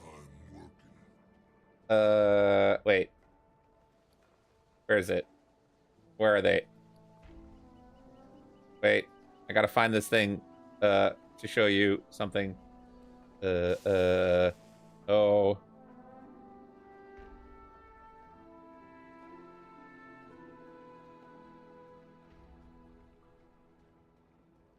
no. Do I have it in my bags?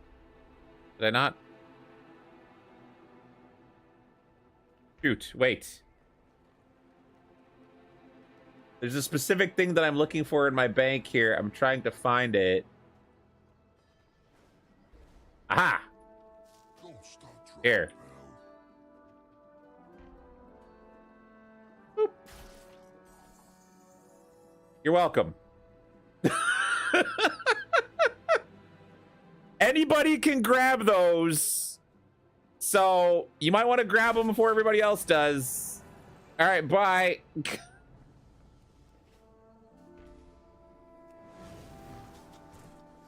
Enjoy.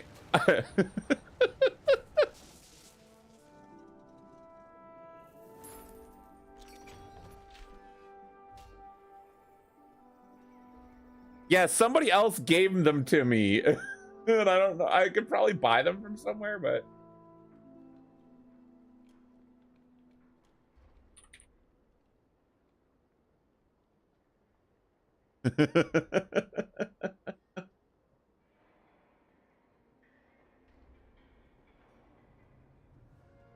yeah, it's a consumable item.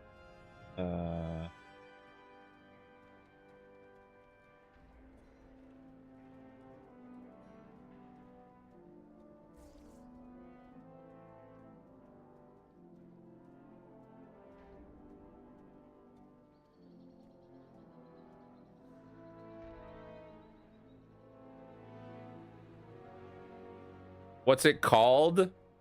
I should have looked at it before I used it.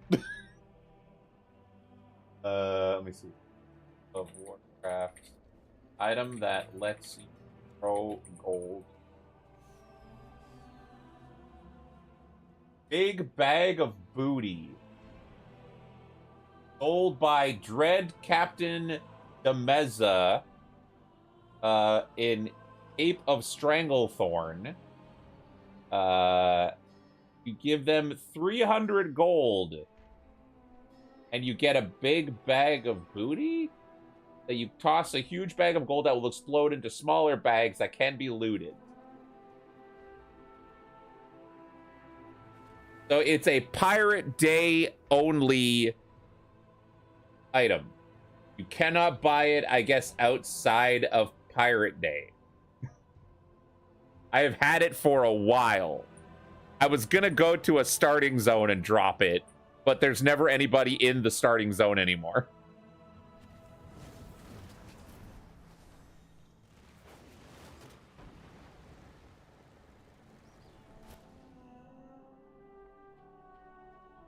I have calibrated my prices to be reasonable. By pirates and goblins.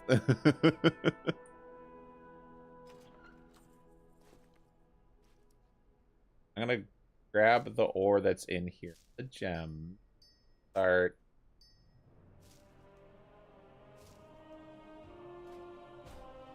Also, yeah, if you want that pitchfork Wraith, that's in there for whoever wants it.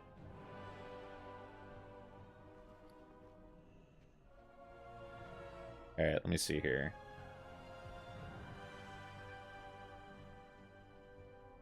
Hell yeah, it's a staff. Yeah. My directive is to serve you. Let me...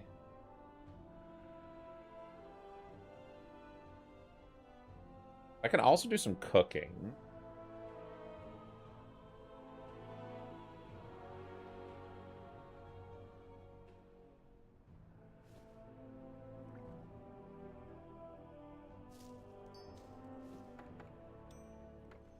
Put more of this back in the bank now.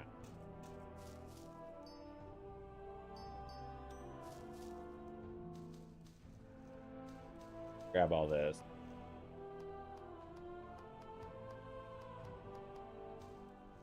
Na-na-na.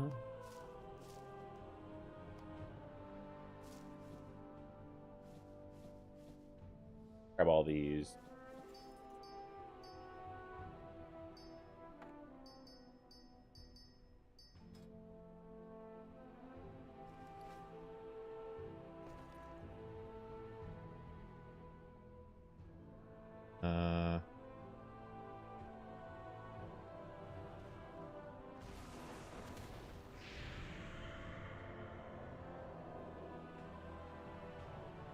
I don't care about these.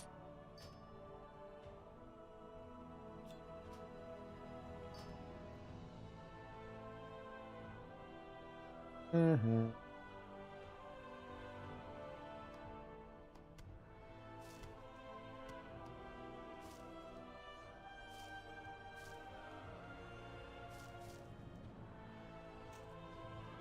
Bags are full. Okay. We put in all of the crafting materials that I'm not using, like the leather and stuff. And hey, Pepitos! Is Pepitos from that old machinima? Oh wait, since we're not doing display capture, we don't need this anymore.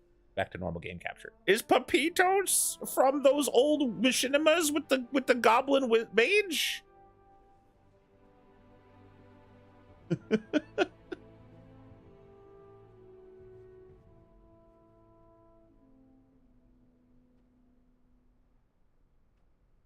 Let's see here. Leather. Weaver cloth.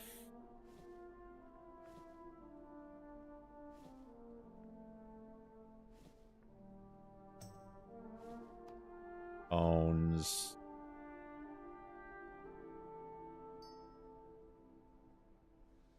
Skinning.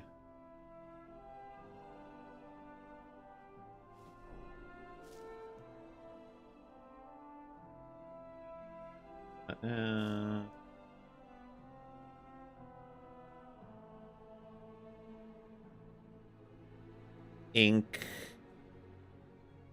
File. A tinderbox. Hide. Alchemy. Yeah. Glowing Titan orb, sure.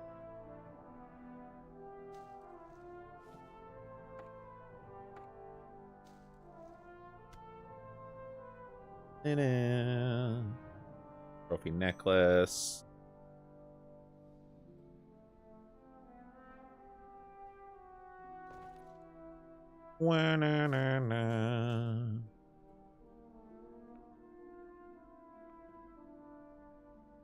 Rainbow pearl.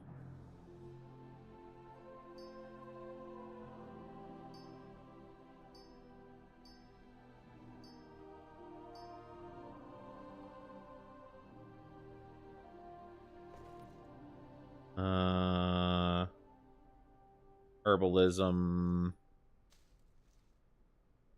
Herbalism.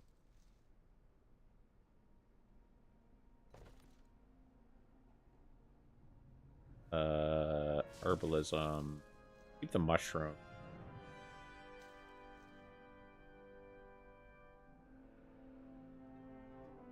Herbalism, herbalism, herbalism, herbalism.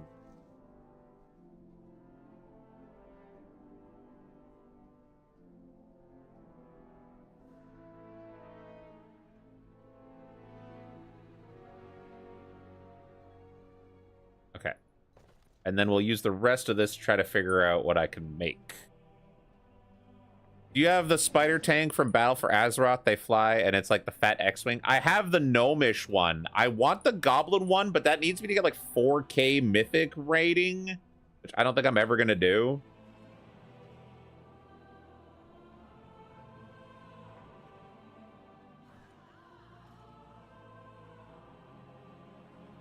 Type herb in your search bar. It will highlight only the herbalism stuff. Well, I want to. The thing is, I want to keep some of the herbalism stuff because I need it for cooking, like the mushrooms.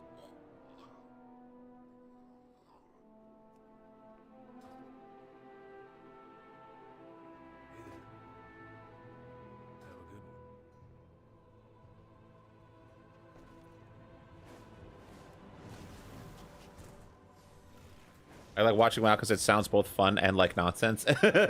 Yeah. I need to keep all my mushrooms so I can cook them. It is the wrong door.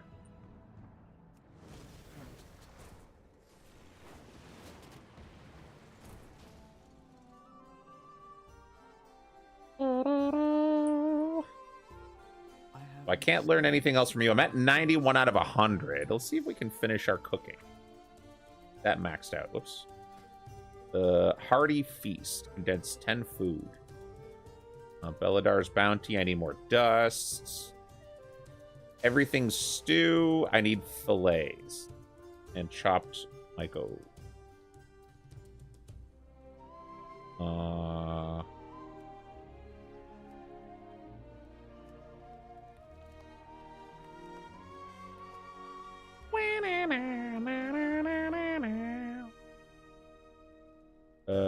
Bloody Perch, Crystal Sturgeon, Perception for 45, Perception for 45. Let's get rid of these then.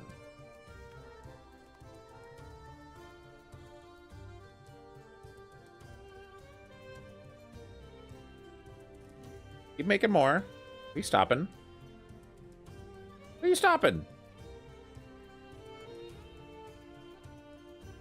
I need to make 3 of them.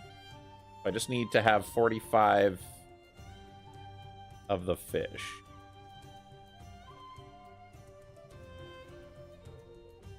Create all. There we go. Wait, why does it keep stopping? Why does it keep stopping? Is this a bug? Is it because are they different quality? What's going on?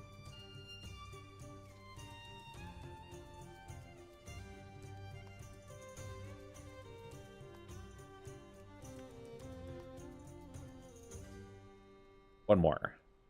Or wait, no. Yeah, I still need one more, but then I need to get more herb. Right? Yeah.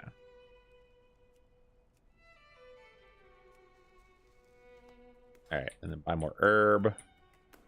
I have an extended supply of goods for Outlanders. Return and peruse my inventory.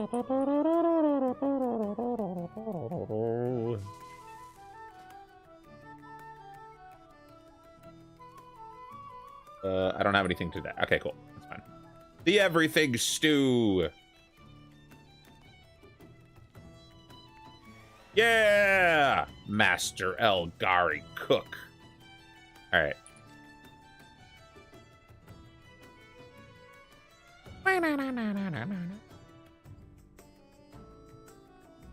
Now, to keep leveling up my engineering, I have learned most of the recipes that I can, but I need to start doing a bunch of inventing, which needs me to go through all my rusted scrap piles. I, for a while, thought that I was done with that, so I was throwing them out, and I thought I needed to, like, craft, like, actual items and stuff, but... Or is it... No, wait. It's scour through scrap, because I need more... What is it? I need more... of these.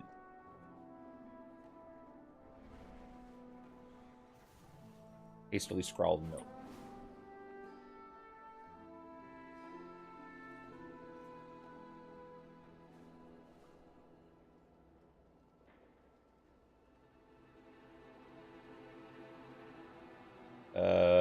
Scour through scrap. Yeah.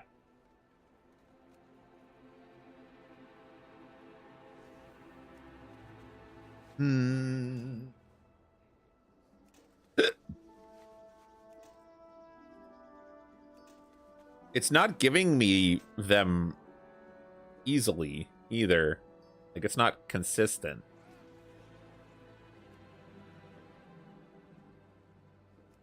I mean, I could turn this stuff into that, I guess.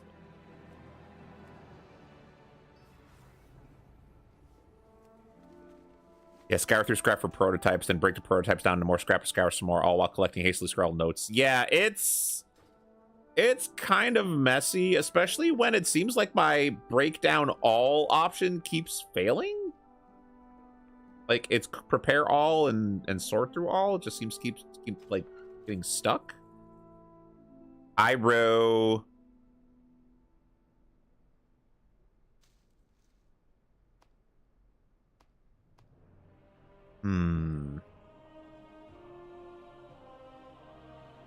Never told you I was live? Oh no! It's fine. We were doing stuff.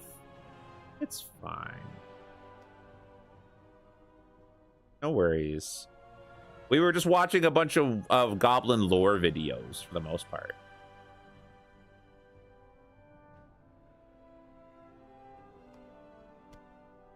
Do, do, do.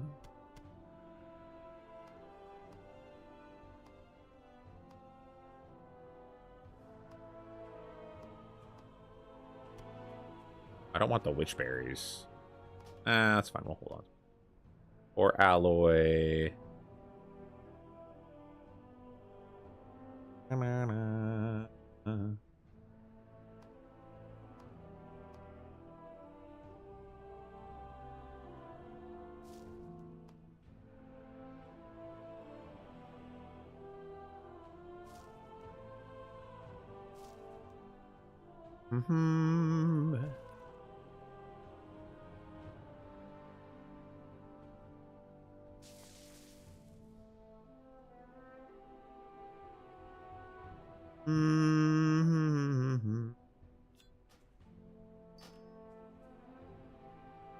right. Oh, wait. I don't need these.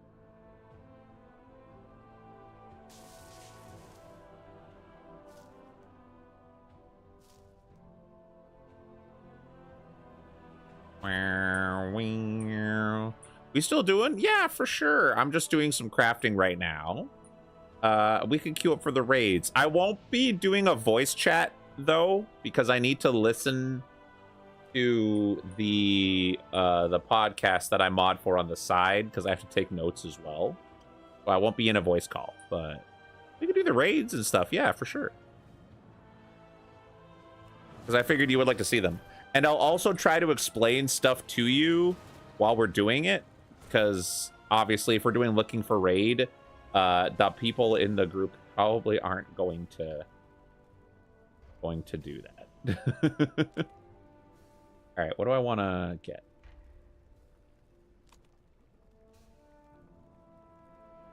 I'm gonna wait until next week and the vault opens to see if I get another. Oh, wait, how many? Wait, do I have 3 set pieces?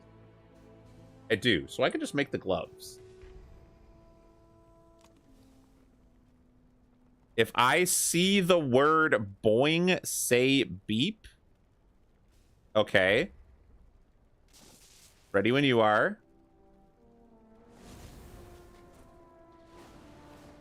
Beep.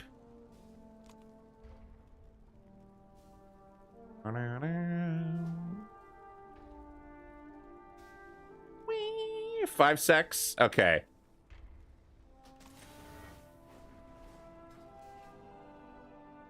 I got my 4-piece ear bonus heading into these raids. So I've got...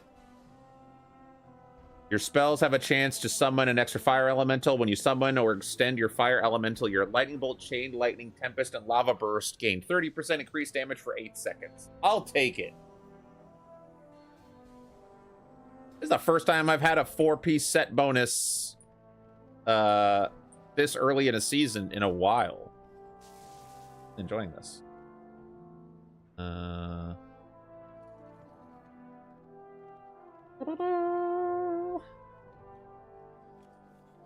Enchanted Crest. I never even looked at these. I have calibrated my prices to be reasonable. Crafting orders.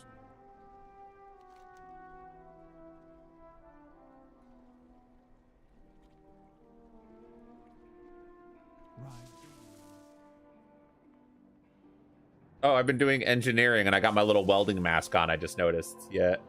Unless you want to wait till Sunday? Why would I want to wait till Sunday? So actually, I can't play on Sunday because that's when I'm doing Grounded. Sunday's my Grounded stream with Vidalia right now. Maybe it would be Saturday we could do stuff, but I would...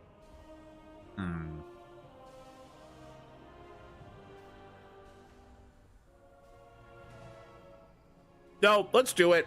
Let's do it today.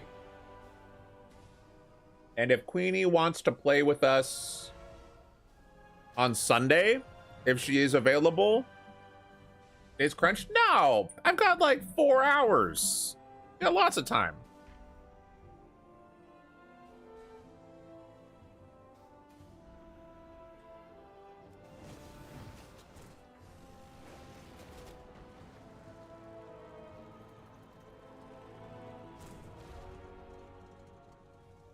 All right.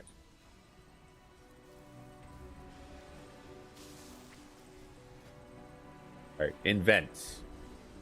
Invent everything?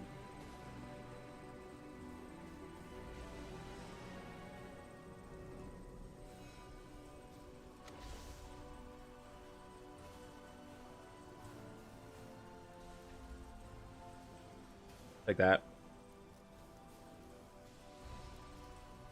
Chaos circuit.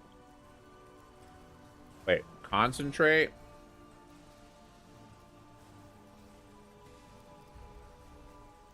Huh?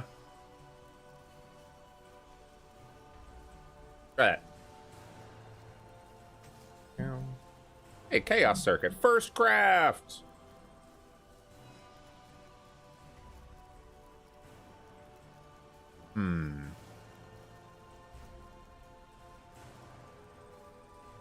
We do not own any suitable reagents.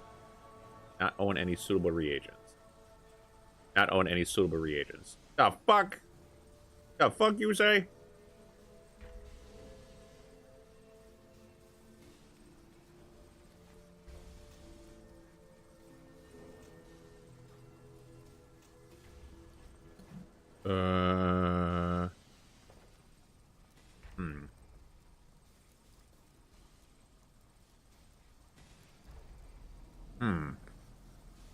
Where did I put all my scrap? Is it in the bank? Is that why it's being weird?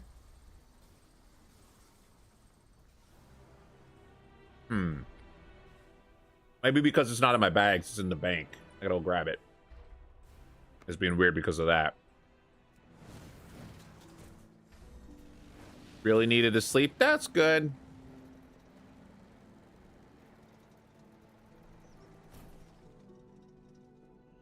I have an extended supply of goods for Outlanders. Oh my god, look how much cleaner my bags are after putting all of that stuff that I don't need in there. Holy shit. All right.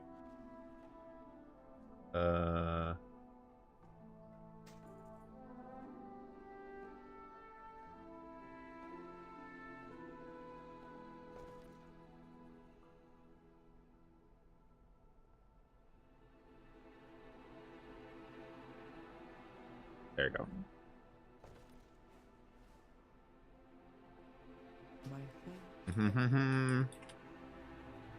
Your brain did that?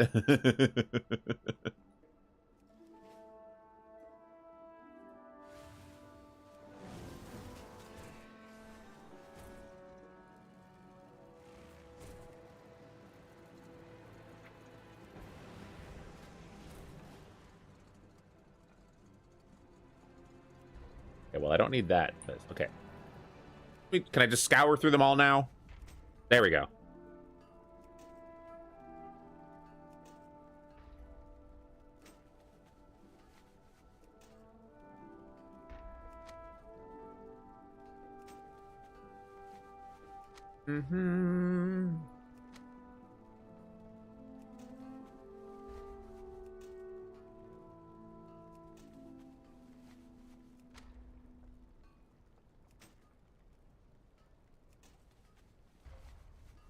Ba-na-na-na. But yeah, we'll just do this, and then I'm gonna try to do a little bit of crafting, and I'll throw us into the raid. Actually, I can just throw us into the raid queue right now.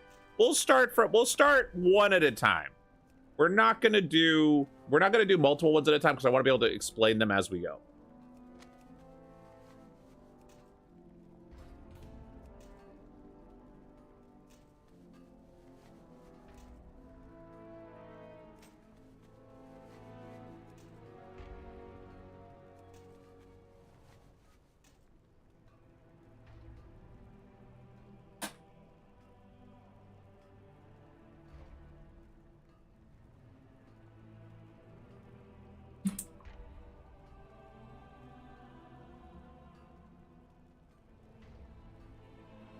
Okay.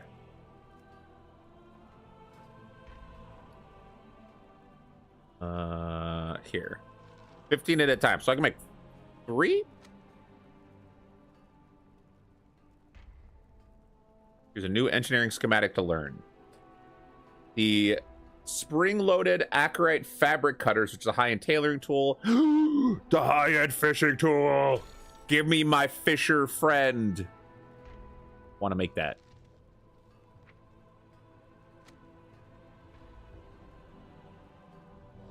Oh.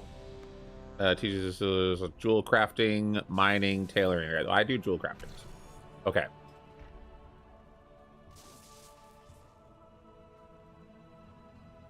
Oh, hi, Dembai! We're about to do looking for raid! And I'm going to have to explain some combat mechanics to my friend Rue because they've never done this before. All right, Rue. So stick with... I'm going to put a little... little triangle over my head. Oh, wait, I can't put a little triangle over my head. All right. So Rue, stick with me. I need to find where Rue went. Where's Rue? It took us like 8 months because we only had like 2 subs. Where are you, Rue? Is anybody gonna see me at all? Probably not. All right, I'm gonna set focus on you. So you're right here for me. 4 times small. That means it lasts an extra time. The voice doesn't go. So you're up here with so the you group. Won't have to That's listen to good. this Stay for with the very group. long. If you die in either of these I have been fights, qualified. it's Oh not my a God, big look at deal. the defense, not even going up a little bit. Rue, stick with me. I need to find Rue. Yeah. Cam, what are we gonna do Normally, with I would you? just put a little thing over my head to make it so that I was very visible. That was apparently also a man. You're so tiny, Dembai. Again, I apologize for you. It's Sorry, is it Dembai or Dem? I think it's Dembai because I know I don't I even said your know name what it incorrectly sounds at like, one 'cause I can't point, hear myself. and I'm If always I could, paranoid that I'm saying it I'd probably go incorrectly crazy. again. Dembai or Dembe? Dembai. Okay, good. I was saying it right. Whew. Okay, because I know I made a mistake once. Uh-oh. All right. This is a poll that somebody did a lot of.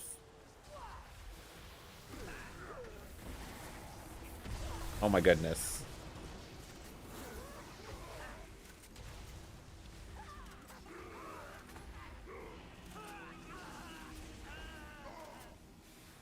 Whew. Okay. I don't know if there's a way that I can make it easier for you to see me, Rue.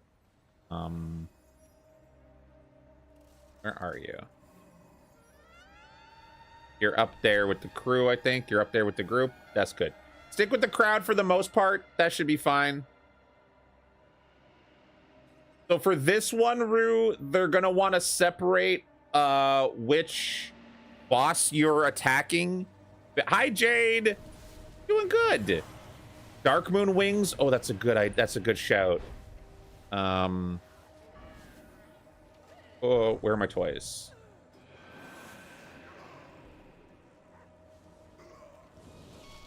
There we go. And there. Oh, wait. Did that cancel my wings? Okay. Follow the ogre if you can see me, Rue. If you can see the big ogre, follow the big ogre. There you are. There's my little friend. Okay. So we're going to have to split up here, Rue. Half of us are going to go after one boss and half of us are going to go after the other. And then they're going to run in the middle and hit each other. And then we're going to have to swap. So you're going to want to go after the monkey and I'm going to go after the dinosaur. Odds on third wins on monkey.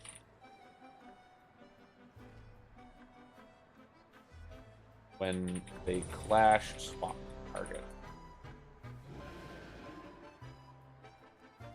Are people doing? See, I have to be in charge of the. I'm being the parent again.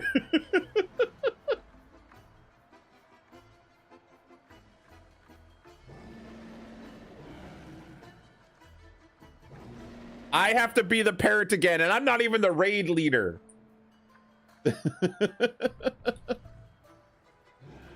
All right.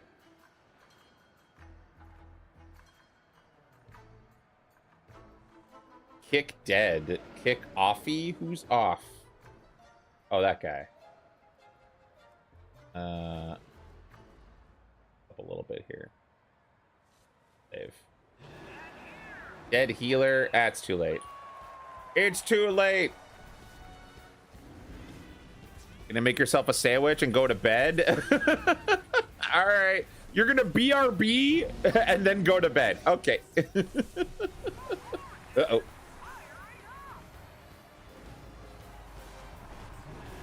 I don't know why that hunter was following me. The dinosaur was targeting one of us, and he decided to walk in the same direction I did. And now he's dead. And now he's dead. We've already got 2 people dead. This is going great. That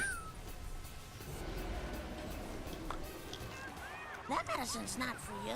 Come on, Marge. Maybe I'm not getting enough estrogen. Give me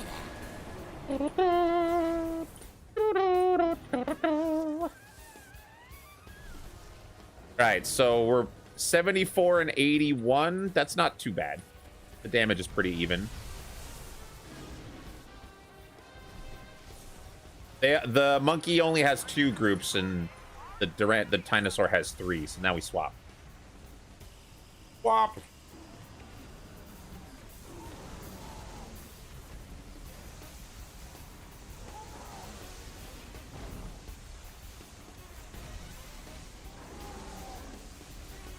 Do-do-do.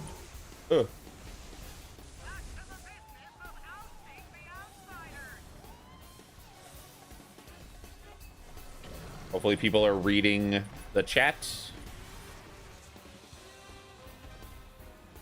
All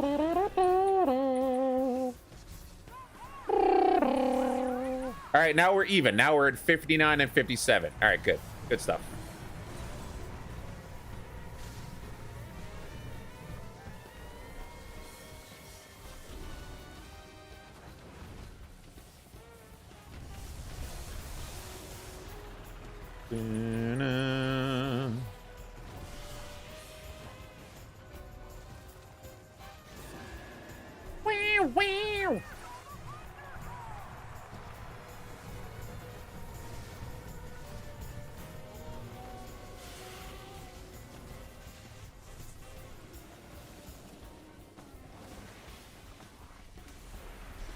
All right, we're doing it. So I don't need any gear from this. I just want to take... I'm eating my sandwich in bed, judge me. I think you're just living your best life. Well, I'm happy for you. All right, now we swap. Swap. Don't die while giving instructions.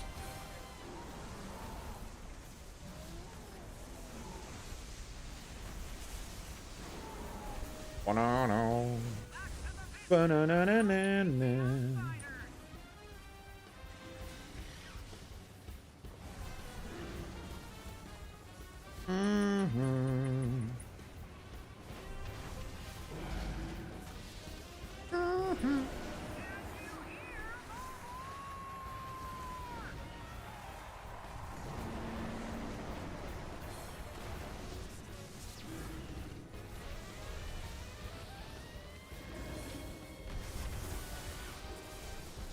You're doing great over there, Rue. I see you.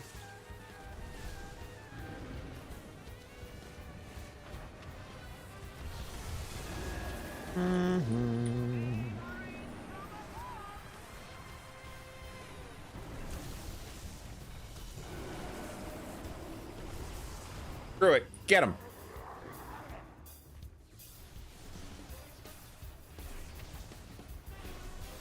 Let me go back over to the monkey.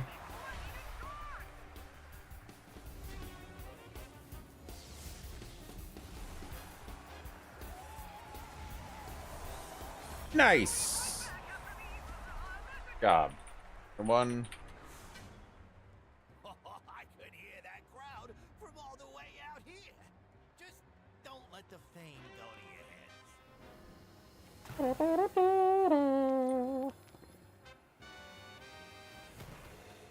All right, we got another boss now. We lost a couple people or they jumped in. Actually, we didn't lose. Oh wait, did somebody die? I revived them.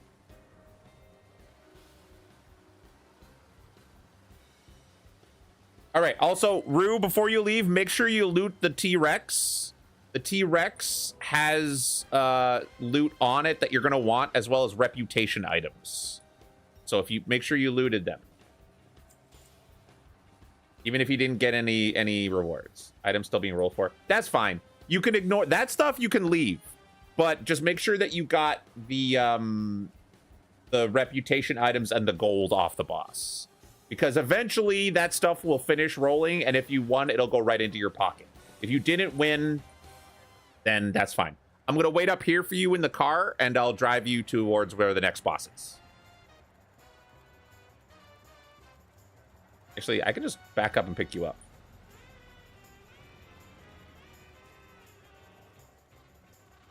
Get into car, Rue.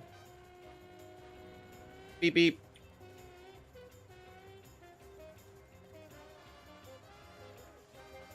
Where's Rue? Did they drive away? I don't see you anymore. You left the instance group? All right. Well, now we're going to have to wait 30 minutes to do it again. No, there was 2 bosses. There was another boss after that. We're going to have to wait. We're going to have to wait just 30 minutes now. To do that again. It's fine. It's a learning experience. Do you want to do a delve while we wait? No. Sorry. I could have been clearer. We could just do a delve while we wait. That's fine. Where is Rue? Rue is in Tailgate Park. Okay. No, sorry. That was my mistake. What I meant was there were 2 boss encounters. So we'll have to do that fight again. And not get any loot off of it. But it's fine. Start your engine, Toots. You got a job to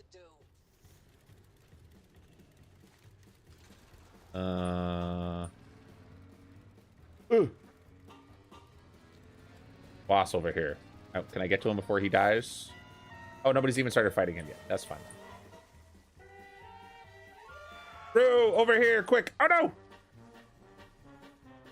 Ah! Ah! Reload.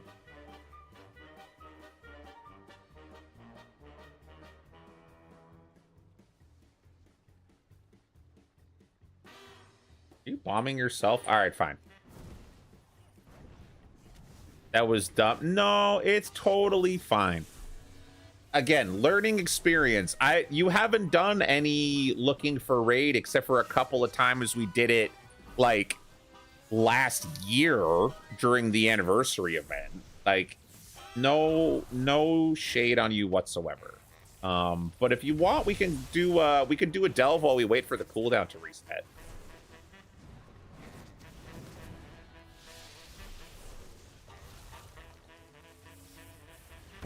That'd be good. Okie doke.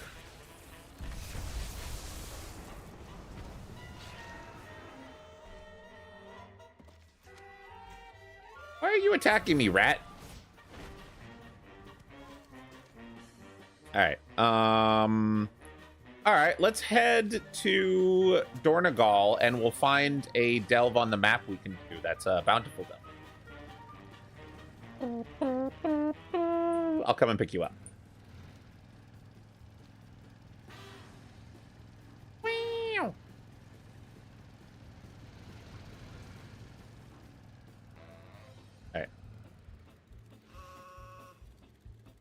Clown horn on my car. Stop. I took the car to the shop and we sprayed it with Axe body spray. It smells great.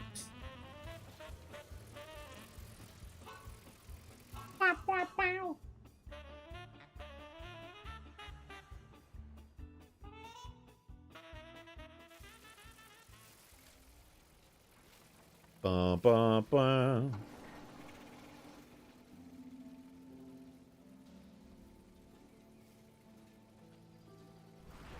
All right, hop in. We will find us a delve to. Oh, Rue, did you buy your new stuff from the trading posts? The admittance of guilt that you stank leg smells. Stop it. Did we bring you to the traders thing and look at the new set stuff?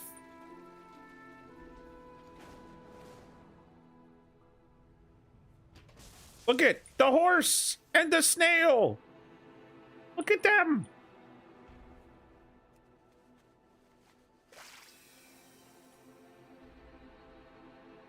Your stamina should be high. That's cool. But yeah, look, you can get the horse, you can get the snail.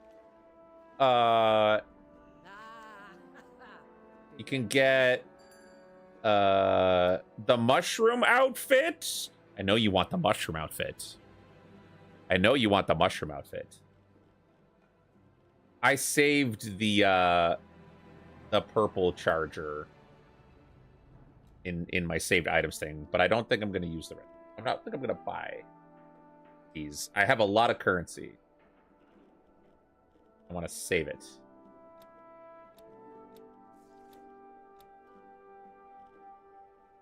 May the winds be in your favor.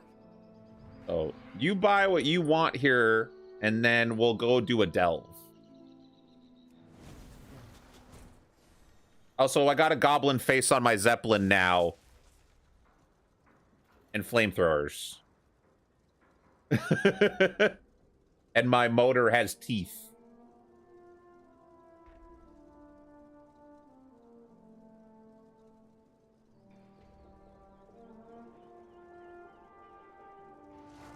Meow. Meow.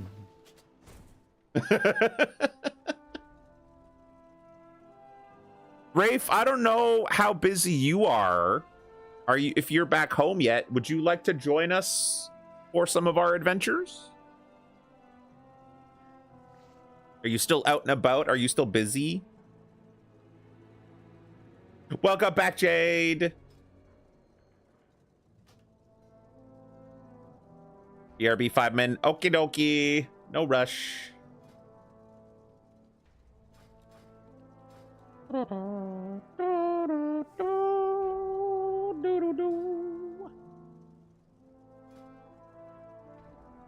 There's a voice chat in the guild now. That's so fucked.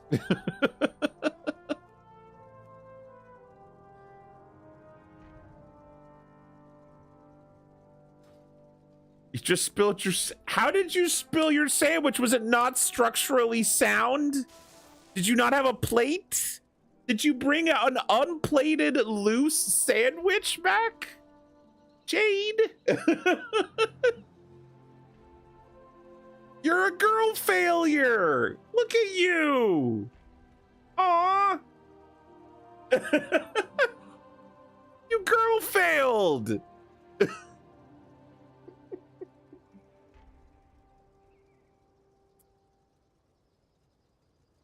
You failed to fold it together? Oh no.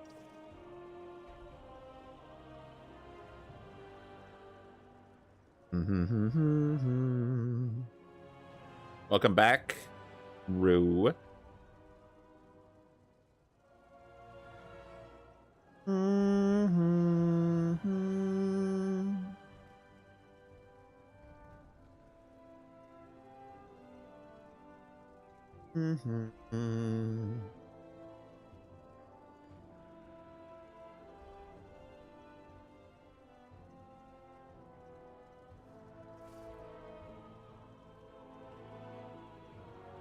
Honey mustard chicken with goat cheese. Ooh, that sounds pretty good.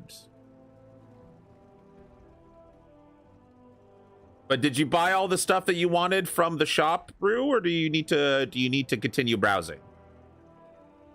You're bad at that too. No, girl failure is a genre of girl. You are succeeding. You are succeeding as girl failure. That is a genre of girl. You're also like, girl failed too far from the sun. Yeah. No, you're all good, Rue. You didn't want to buy anything.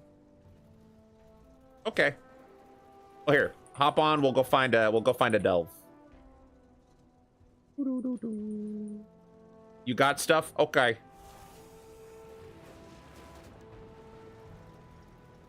All right. Let's. Got the waterworks we can do. Yeah, let's go do the waterworks. I want to try to get all of the exploration treasures, which will require me to find all of the sturdy chests in each delve. And right now I'm at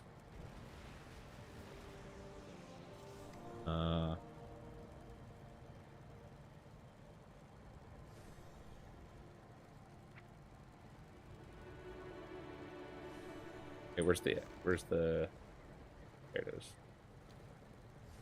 Wow, wow, wow, wow, wow. All right, so we want to go in here, and to take the elevator, Rue, you gotta hit the switch here, and then we go. Boop. And you're a failure. Yay, go failure! So proud of you.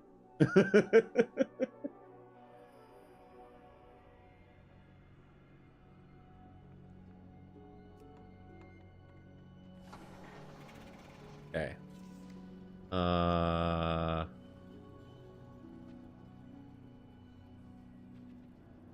Was it Delves Secrets? Trying to find it. This one.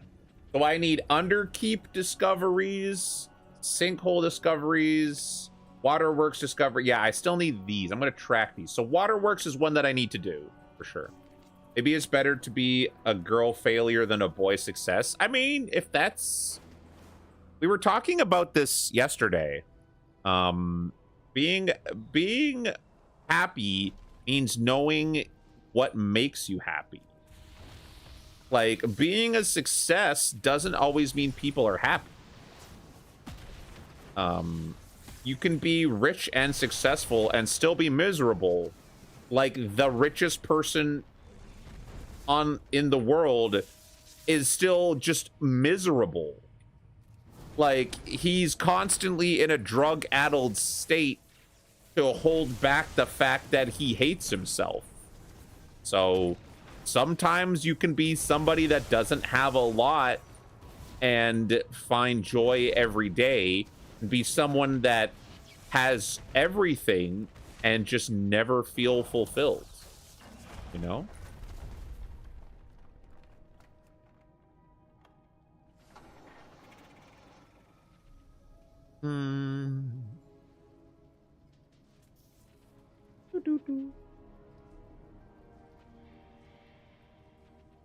Your mom has 3 siblings. We're the poorest. My mom's the happiest. The richest siblings, unhappiest. He has over 100K in the bank. Yeah. Yeah. Big house in Australia.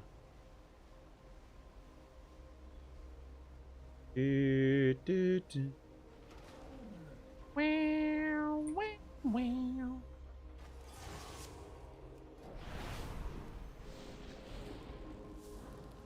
So this one is suffocating fumes. So we're going to have to watch out for the poison in here. Oh no, we're dying. We're dying. Give me the stomping shoes. Gotta Mario stomp these things back to working. There you go.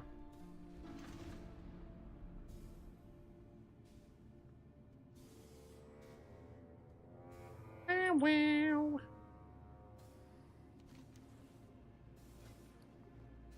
That device keeps us safe from the poison. Hold on to it. All right. Oof. All right, so what we need to do in this dungeon is we need to get to these different little air purifiers, and we need to use our stomping shoes. You have your stomping shoes, Rue? You got your stomping shoes? The big button right here for me.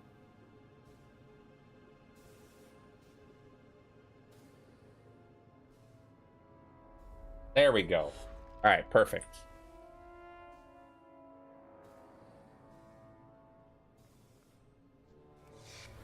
All right, so we got to clear out the spaces here, and we gotta fix all the air purifiers. That's the big thing. Don't stand in the fire. Watch out, Rue. Don't stand in the fire breath. When he does that, you got to move around it because he won't turn to aim at you. So when he does the big fire breath, just walk behind him when he does that. Because he won't rotate in place. So like here, move. There you go.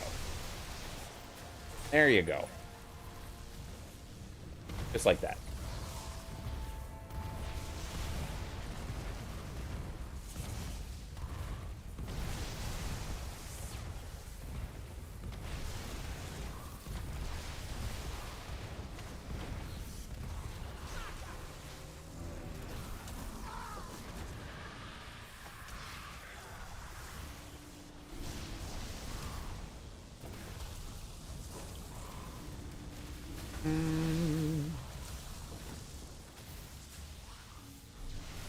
There we go. Okay. I'm keeping Bran as a tank.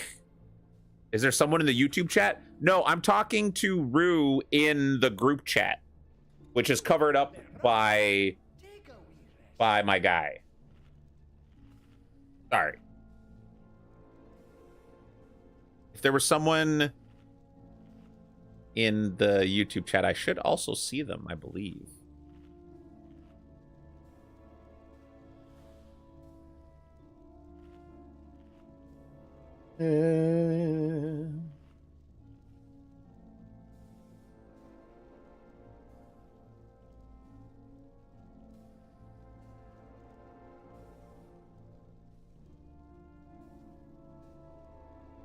And Hyrule, how you doing? Yeah, they're in the chat also. But they're also playing the game with me right now.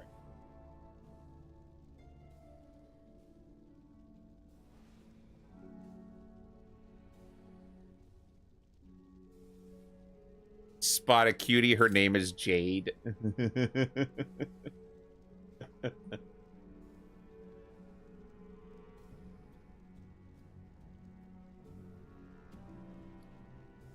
On the fly repair. 1 second.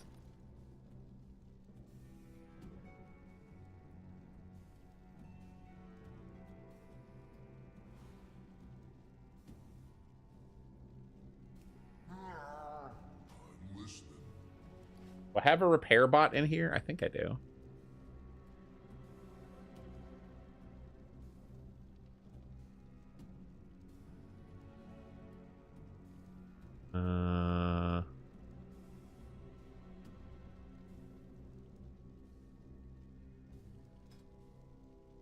Aw!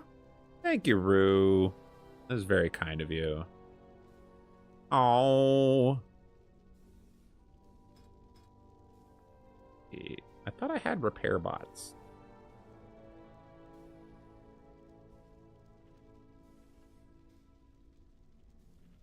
There we go. If you need repairs, I do have a limited number of these guys. Oh, wait, this guy only gives snacks. Never mind. I haven't upgraded him all the way. I don't have the repair bot version. I just have the snacks version. All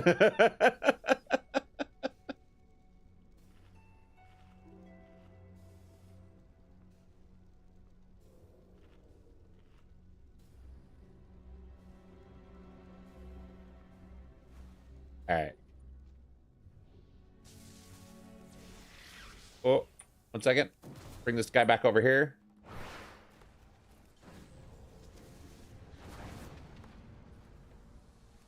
Watch out over there, Rue. I'm trying to bring him over this way because he's too far from the thing that purifies the air. I want to see if I could try to pull the guy over, but Brand's being a dummy. Brand's being a dummy. It's fine. He's gonna... This guy should die. Brand, come over here.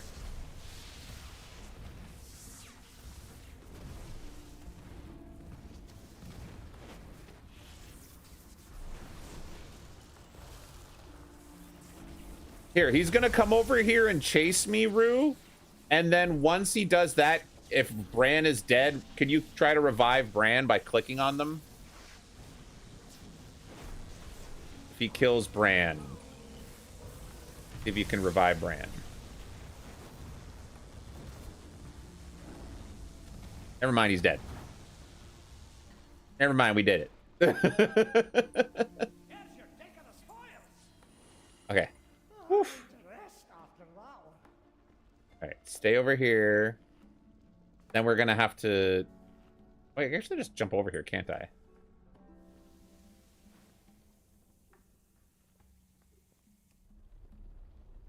There you go.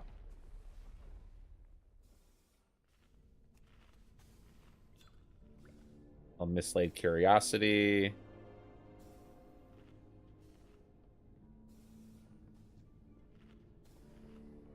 Okay. Heal up Bran. Bran, heal up.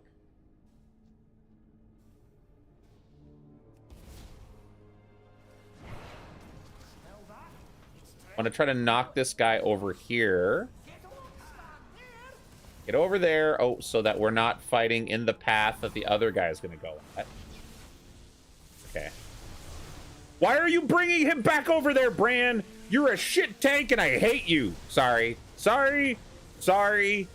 A little rude, but you know that we had a plan. Sorry. But yeah, thank you for the subs, Rue and Drew. Rue and Drew. We abuse Bran for Queenie. All right, fair enough.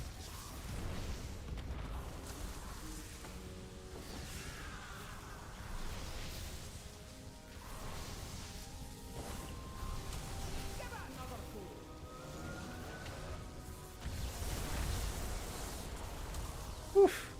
Okay.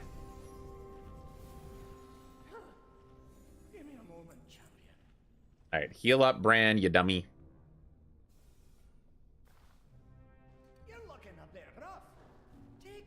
Oh, he heard you talking shit, so he made you some cheese, Rue. He made you fried cheese. Find out your nuts are now made of depleted uranium. And also that your thighs are electron magnets so that they're always stuck and you can't unstick them. That's what I hope. Get hit with the combo curse from the dual goblins.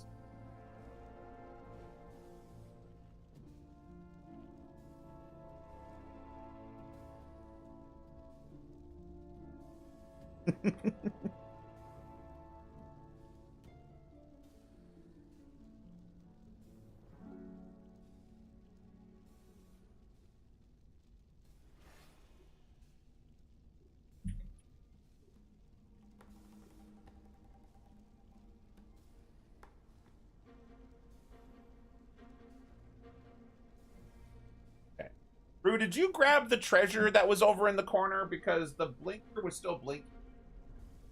Grab that, right? It was just... Okay. Sorry, the treasure that was over here. You grabbed this, right? It was just... This might have just been a bug for me. Over here. You grabbed the little barrel that was here? You did grab it? Okay, that was just a bug for me then. Okay, it was showing the chest on the map for some reason.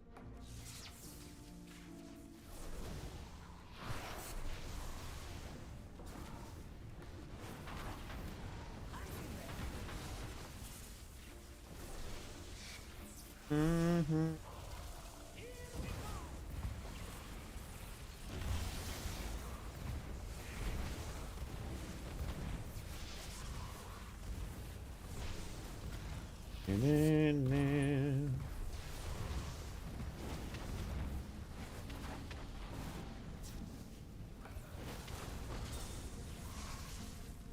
Who made cheese? I want cheese. Brand made cheese. He made us Gouda.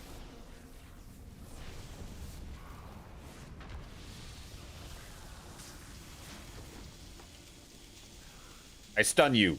I give you the taser. Give me the Gouda.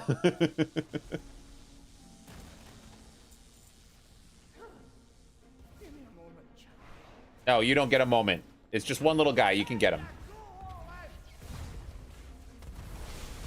Wait, how did you call Gouda? Gouda? Gouda? Because I don't know if that's the way we say it, because we like to say it like good, like Gouda. It's not bad. It's Gouda.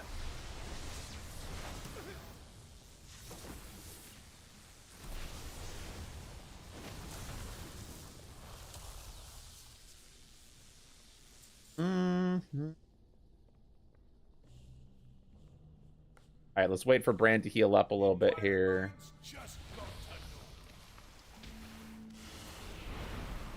Oh, wait! Rue, I made special food for us. Watch this, watch this, watch this. I made a soup.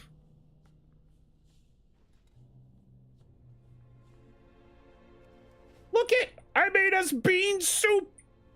It's got some peppers in there, some patates. I made a soup. And look, we take out our we got a little skewer and we eat out of our little bowl. It's so good. Look it. Our little spoon. Num num num. Yeah. Uh-oh.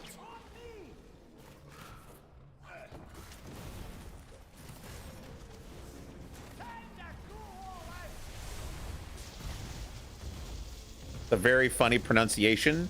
How is it pronounced?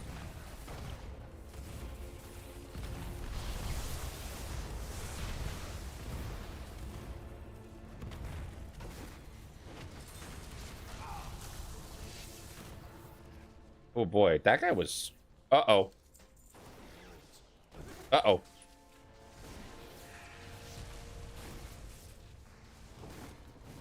You fiddled with your rings? What does that mean? Now you wouldn't attack. Oh! Nice.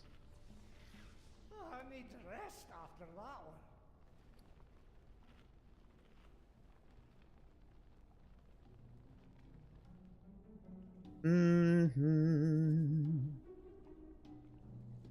Where you going, Bran?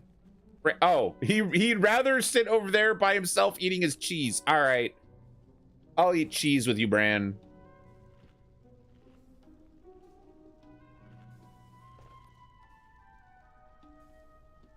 Pronounced how I pronounce it? Yeah, well, it's because we're stupid Westerners. Well, I mean, I guess Germany's also Western. We're stupid North Americaners.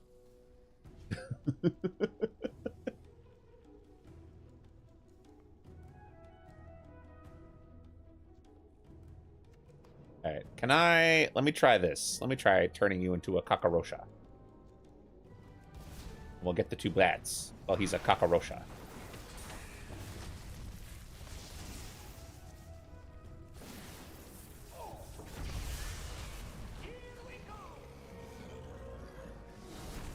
Your car may have smelled of 4-day-old clam chowder, but Bran smells of 2-week-old clam chowder. Why do you hate clam chowder? Chowder! Chowder!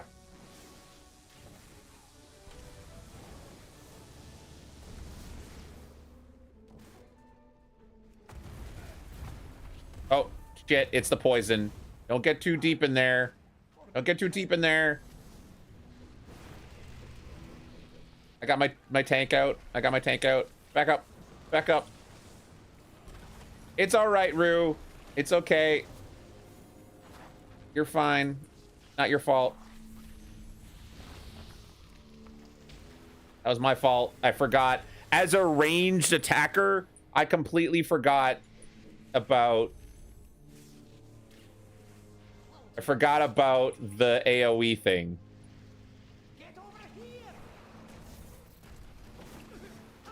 Yeah. Sorry. That was my mistake. Brew, don't revive! No!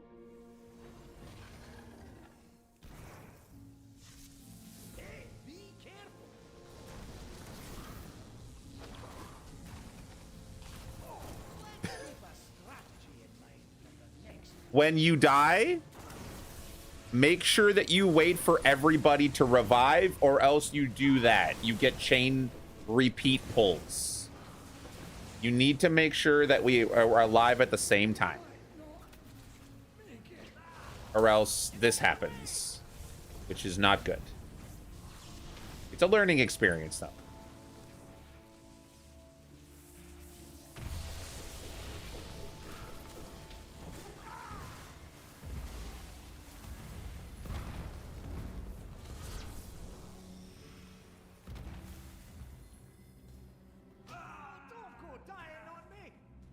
All right.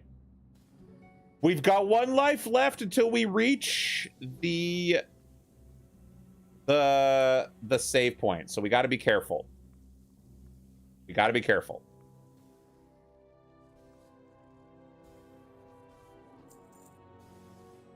No, I'm totally fine with it. I'm totally fine with it. If we fail and we restart, it's like no loss. And also, the timer's almost up, so we can always just go back and do the raid and then try this again after if we fail it. It's totally fine. All right.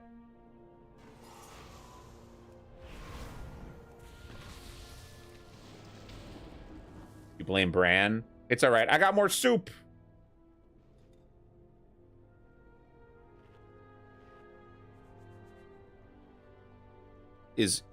So go Ouda instead of Gouda? Go Ouda? Go Ouda? Go Ouda. Go Ouda. Gouda? Go Ouda? Gouda?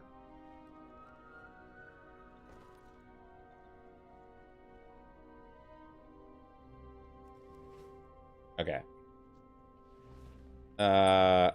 I'm going to try to crowd control this guy, and I'm gonna run past him to the other guy and try to get rid of the poison.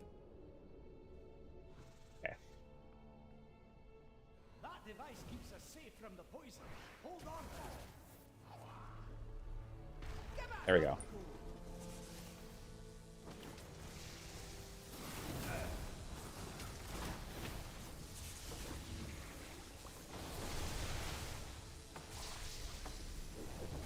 Don't stand in the lava. That's the big thing to watch out for.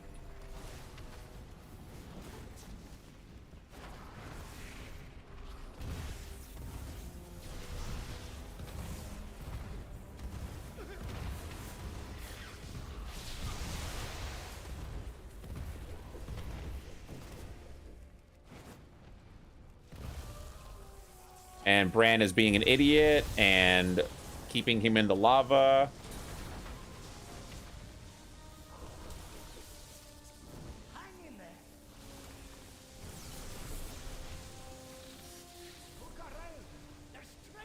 Bran, shut up and focus on doing your job. Jesus.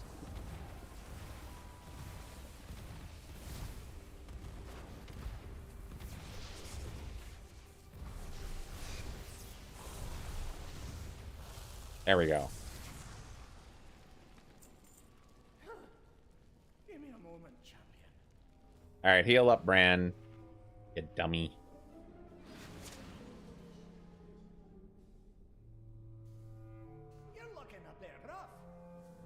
I'll have some cheese. Thank you for finally offering.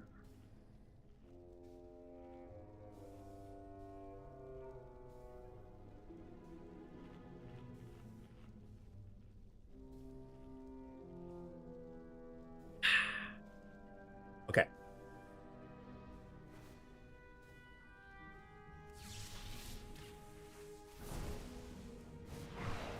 Mm-hmm.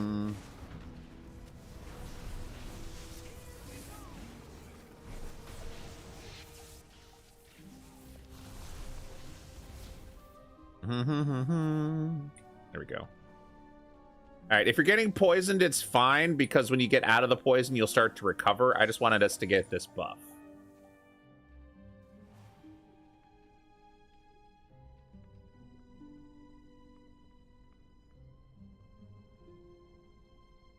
Heal up Bran a little bit here.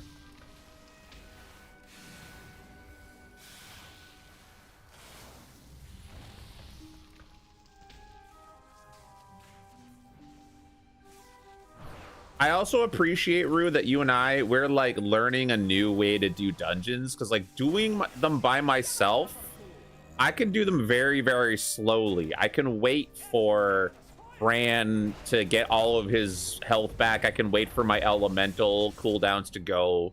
And when it's Queenie, we just let Queenie make her demon do the tanking, and then we have Bran do the healing, and we kind of just don't have to give a shit because everything's covered that way for the most part. But when it's 2 DPS and a tank, we have to be a lot carefuler. I'm noticing, because everything scales up for 2 players, but we don't have a pet tank to soak up all the damage for us. All right. Remember, these guys, they do the charge lines at you, so you got to make sure that you're not standing there when they do that. And I'm actually using my crowd control to make this easier on us, which is something that I never do. I'm remembering what it's like to need crowd control.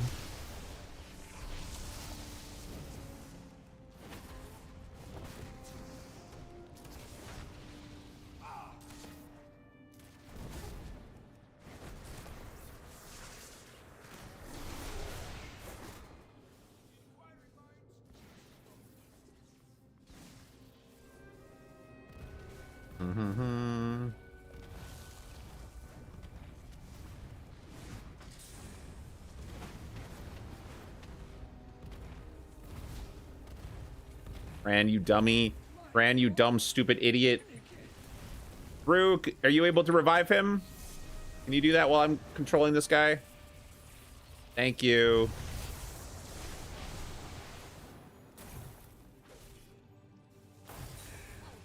Thank you, Rue.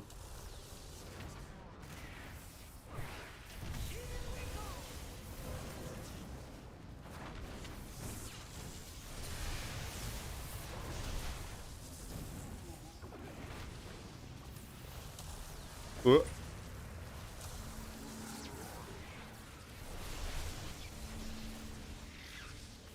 That was clean. That was clean. Good job.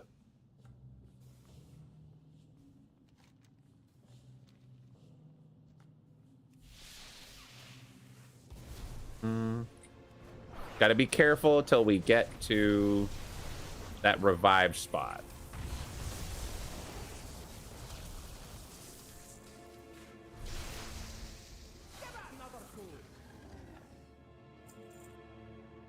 All right, 1 second. I'm gonna bounce in, and I'm gonna hit the thing, and then we're gonna back up a little bit here. I'm running through a crypto mine with a big ass magnet. Okay. Yahoo! Good. Fuck your internet funny money, you dumb You bastard! dumb bastard! Fuck your La monkeys, cacarocha. fuck your lions, fuck them all! And fuck you, Elon Musk! Woo-hoo! Weep-boo. Oh, never mind. I broke the cacarocha. Have a good rest, Jade. Thank you for hanging out. I always appreciate you. I hope you feel good. I hope you have good sleep. Remember that we're all here for you, and we all want the best for our friends. You'll find me wherever the action is. Waiting for Bran to finish eating.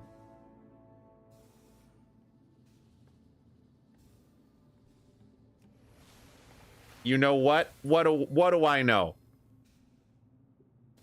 I smell that. That's a lie. Why would you lie? Why would you stare directly into my eyes and lie to me? Treasure here. Treasure here. Bran, you're not cool. Bran, you're not impressing anyone. You're wearing a Santa hat. Running out of healing.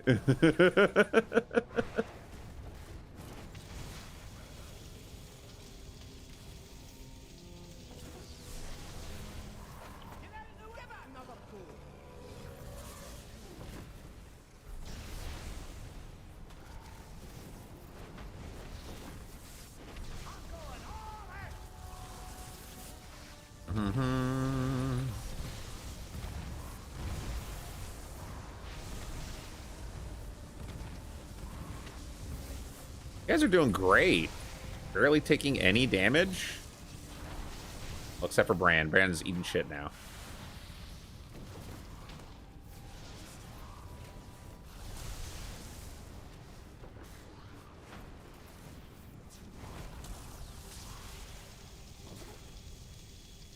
Get tased, idiot.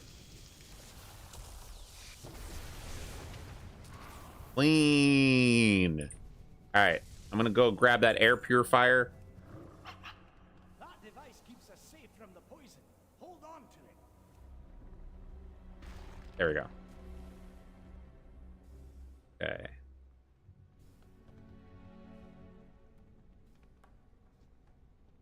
Gonna cockroach that mystic and we'll grab. Oh, I can't. Line of sight. What this one?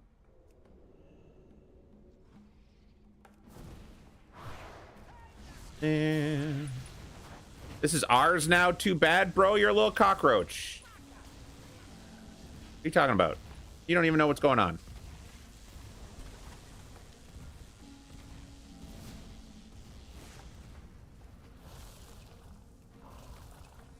I have to jump because I can't see up the stairs. I'm too short. Call your daughter a queen. That's absolutely the best way to fuck with people like him, is to find the people in his life that have value that he tries to dehumanize and prop them up, hold them up and support them. He absolutely hates people showing love towards the things that he thinks he somehow has control over and wants to not have love.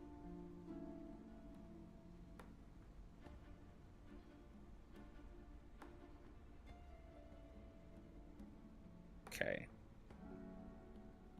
Elon's a megalomaniac. It's true. All right.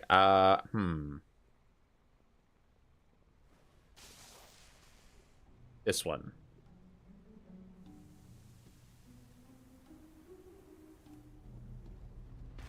There we go.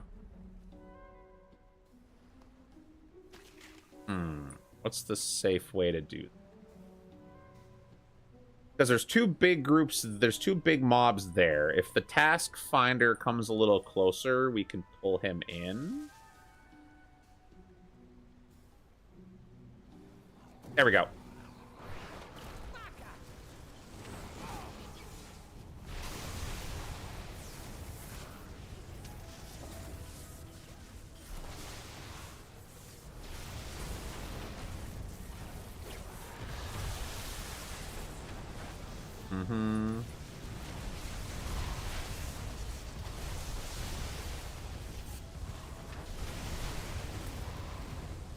Guy got shredded.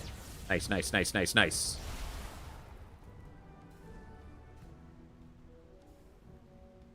Okay. Now, I don't know if these are gonna pull each other, but let's try grabbing this guy.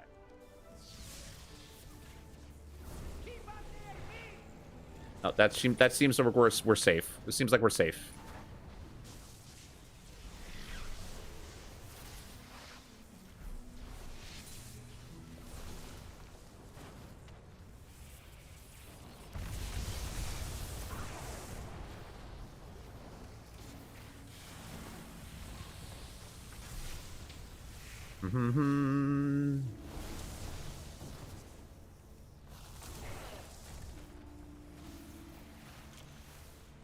Drop the for you.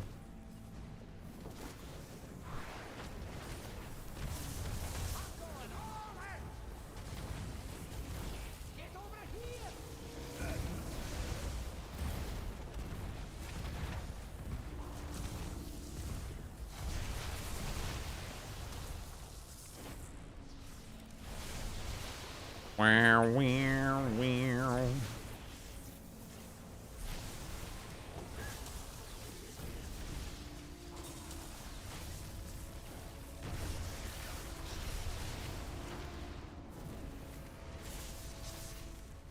Oh, okay. Whew. That was a little close. I need to rest after that one. That's more like it.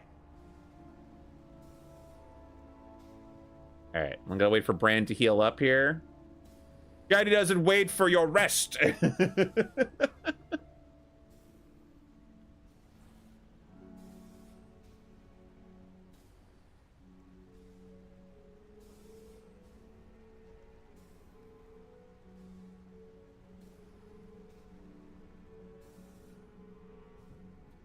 gonna just grab this guy.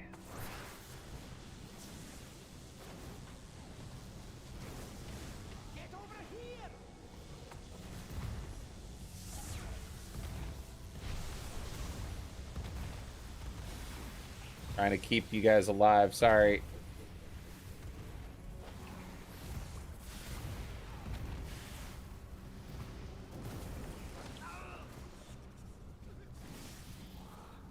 All right.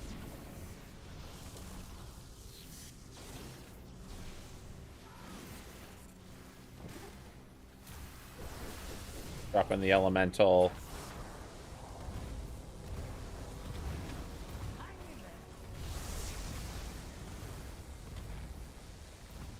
Oh.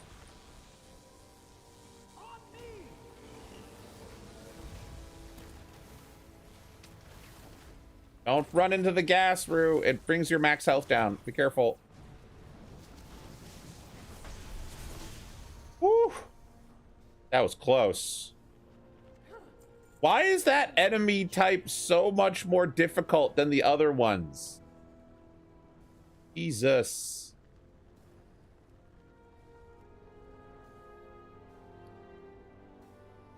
That one guy seems to hit so much harder than everybody else. They are weak. I am month.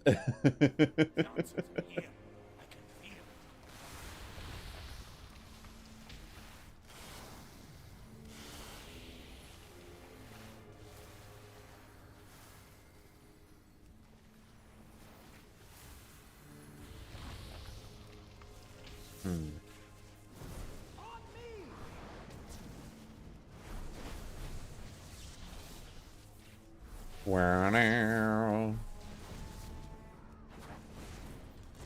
With a mushroom hat.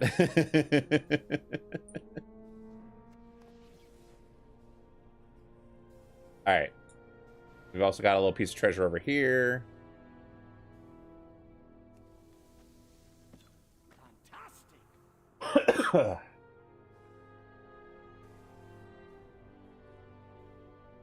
Okay.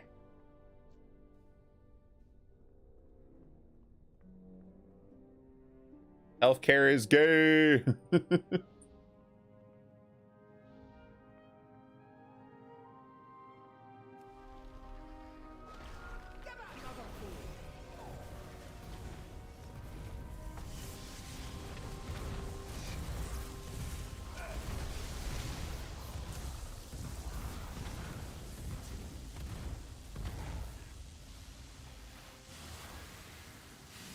Oof. Gonna not even put out any cheese for the rest of us? All right, you suck.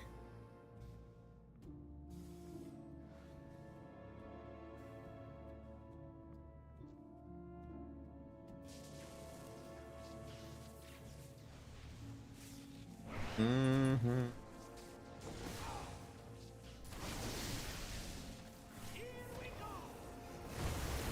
You come to Canada.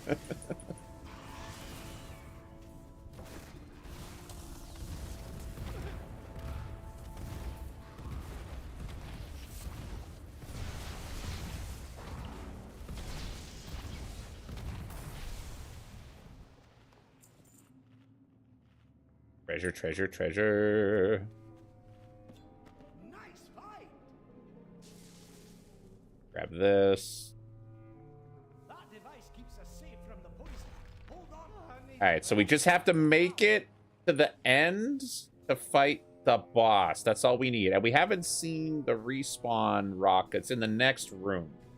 We just need to make it through this next room, and we should be good to fight the boss.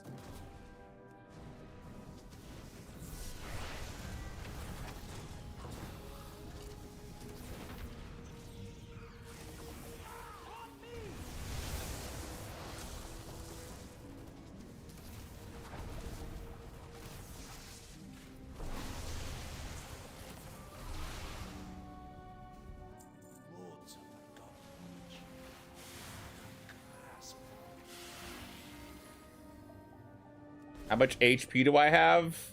I have, I think, 8 million?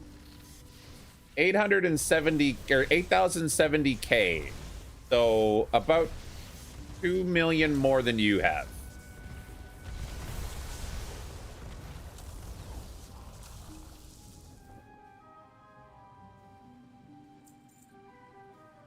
Yeah, my item level is 649.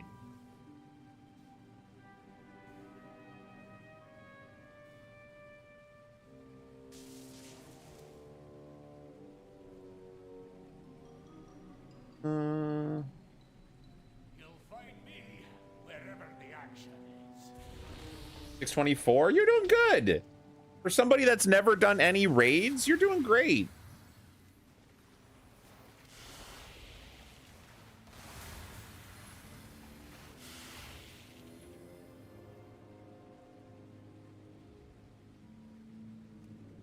Quickly do that. Turn him into a kakarosha. Big guy, the big scary guy.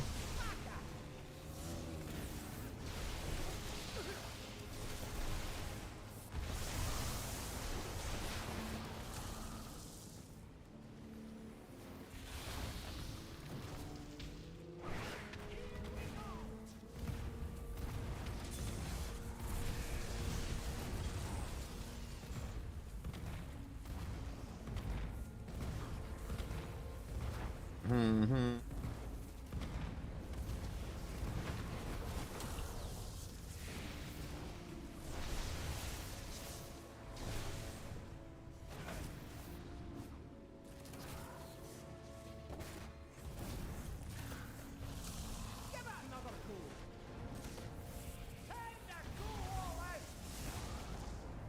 Alright, cool. And then we're gonna heal up Bran real quick before the Kakarosha is freed from his shackles. Alright.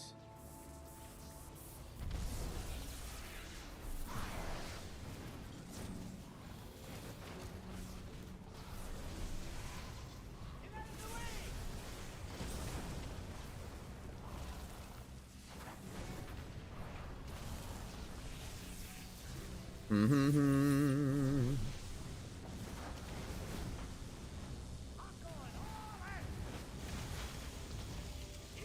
Wow, wow, wow, wow, wow.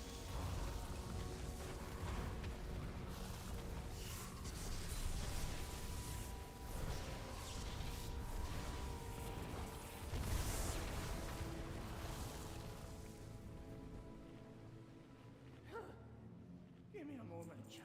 We'll fix this.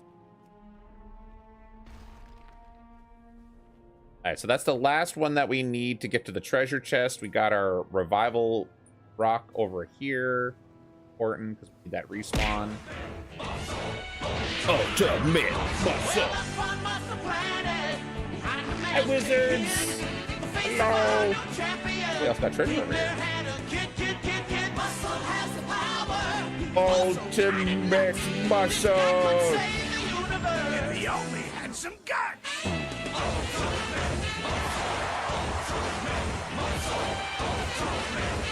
Muscle.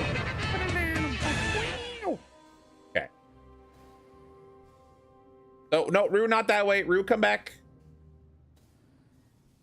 We need to finish. We need to beat this guy, because if we beat this guy, one of the chests at the end has better treasure in it. This man.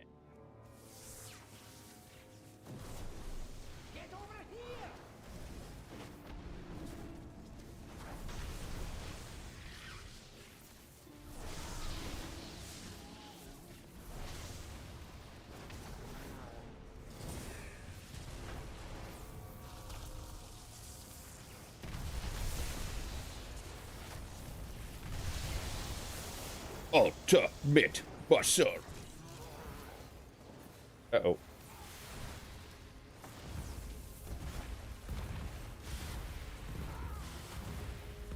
Trying to keep you alive, Bran. Try to keep you alive, Bran.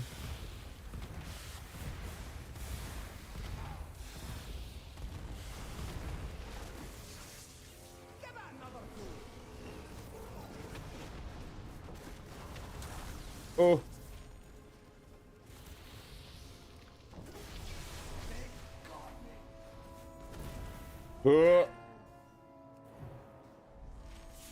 Keeping him distracted. Woof. Good work.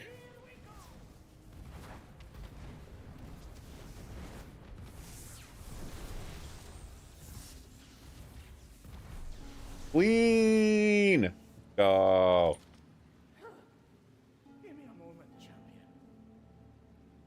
You gonna put out any cheese for us, Bran? No? Son of a bitch. Go, son of a bitch.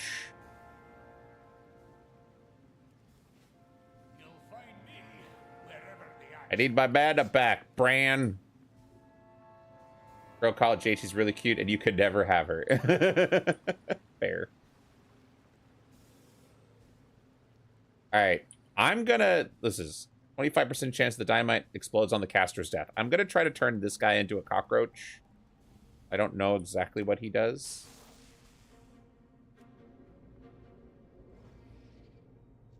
Oh, no, wait, I should turn that guy into a cockroach. April! He's invisible? No, no, no, no. We're just trying to pull them in one at a time.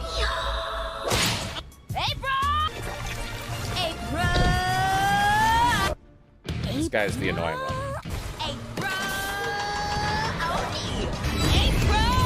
This is April O. Nimbus. Oh, shit. I pulled the wrong guy. Oh, shit, I pulled the wrong guy. Oh, no. I might have just got us all killed. Emergency elemental. Emergency elemental.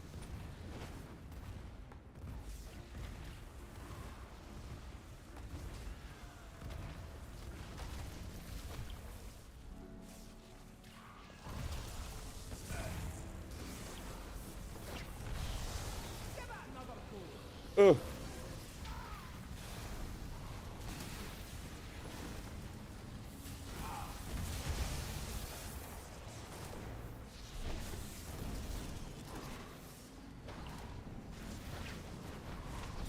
Sorry, I'm going nonverbal right now because I'm trying to not get us all killed for my screw up.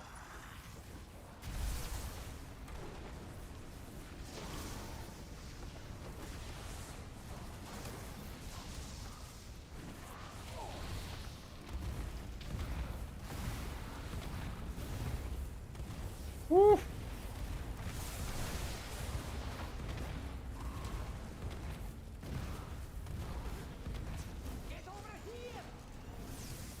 I'm cool. All right. I appreciate that. Oh, okay. Woof. Well, we are on 4 minutes cooldown for my elemental, so I want to have that back up before we go fight Waxface. Sometimes see guys streaming. Take my 1 point redeem. Fall asleep.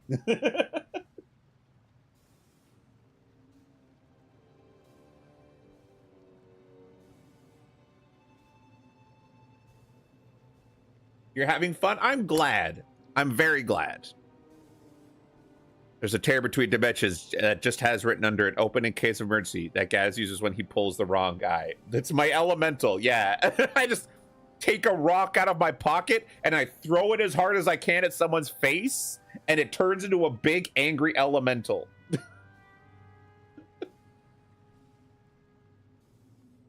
Okay.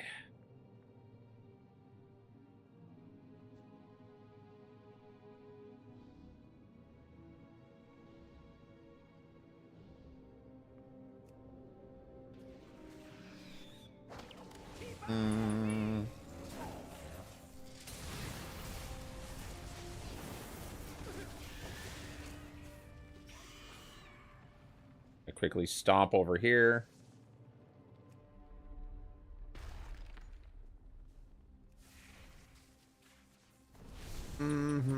I'd rather have fun dying than not be here at all. That's such a sweet thing to say. I just want to make sure that we don't die.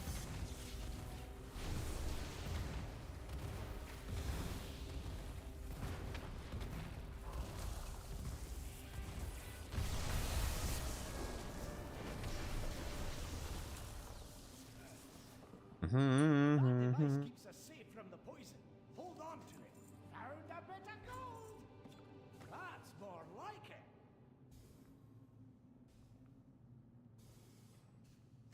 Poetic thing to say, yeah. Whatever Jade said about Elon, I agree. I don't even need to be here. I just need to know that Jade said some shit about Elon. I agree. Okay, so here's the boss. We got 2 lives. So basically, if we both die, the dungeon is over. So let's get our buffs back up here. We're gonna send in Bran, and I'm gonna go get that air purifier right away. You're gonna root for the boss? Because what? Because we're doing this without you? Can't believe you'd be that petty. All right, so don't stand in his snot.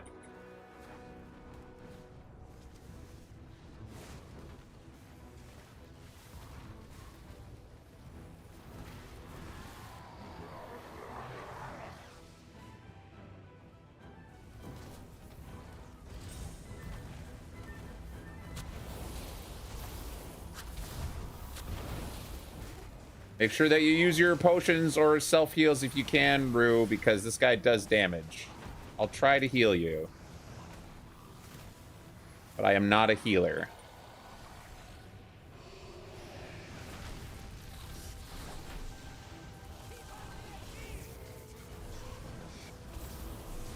Oh, you're in the water? I can't get the heals on Bran when he's in the water. Ugh. Bran, you fucking suck.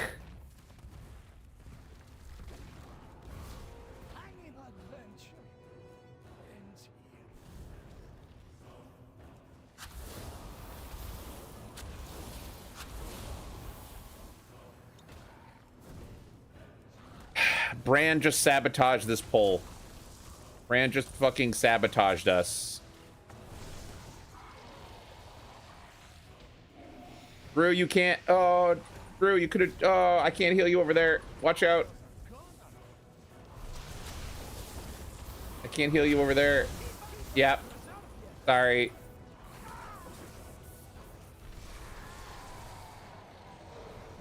When you're out of line of sight like that, I can't heal you. I'm sorry.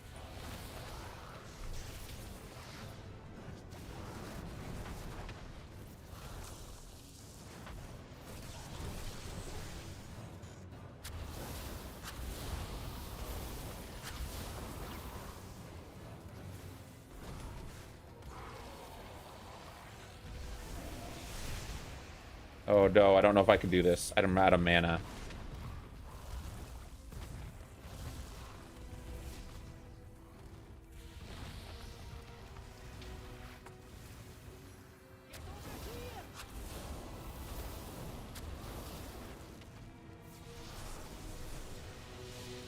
I don't think I got this.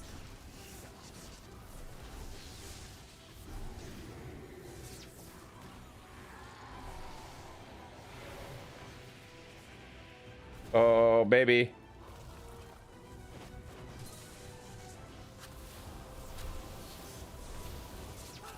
Nope.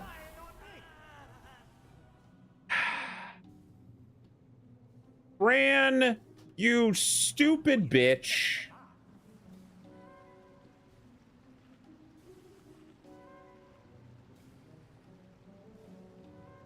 All right.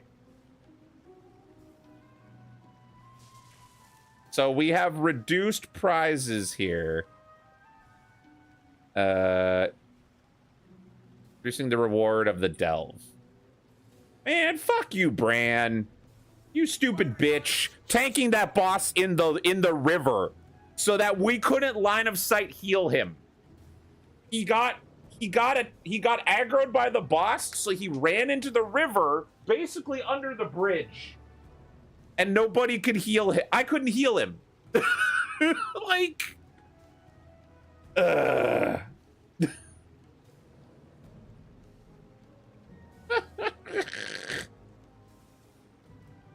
we're right here. It's reduced prizes or reduced rewards, but we're gonna try anyways.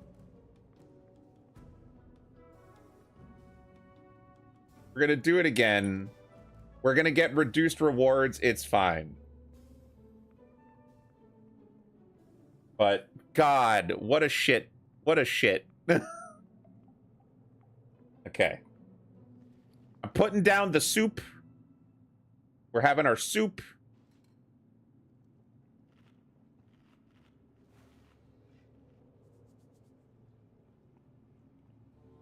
Yes, I love you. Thank you, Rui. Never saw me tilted before. That's not me being tilted. That's me laughing at how bad the programming is for the pathing on this tank. I've noticed running Bran as a tank has the worst programming of any variant of Bran. When I was running him as a tank before, there was a boss that has a cone attack. He has like breath. And I would move to the side so I was not directly in front of him. You know what Bran would do? Bran would rotate the boss so the boss would hit me with his breath attack. There were frequent instances where Bran would just run off as the tank and start fighting another enemy that I did not tag. Tank Bran is so bad.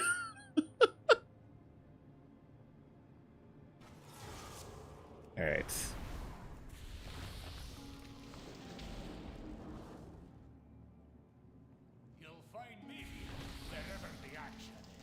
You fish some bitches. Okay. All right, I gotta remember I also have these rocks in a bottle that I can throw at him. Okay. You ready, Rue? Do this. Oh, we gotta run in. We gotta run in because of the debuff. Gotta get closer to the vent. I swear to God, Bran, if you go back in the river, I'm quitting this dungeon. If you bring his ass back in that river, I'm leaving. You stupid idiot.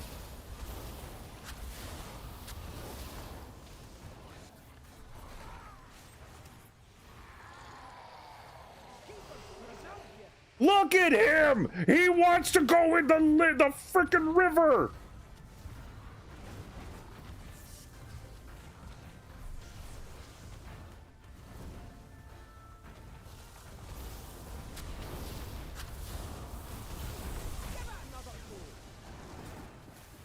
I'm mad. I'm so mad. Bran, you stupid little... Oh... Ooh... Bran, you dumbass.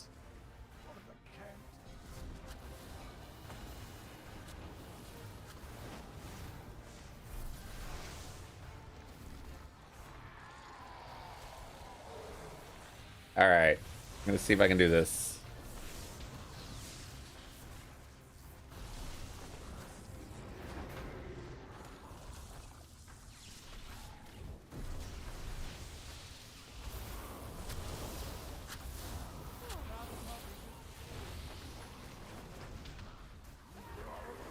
Going all in.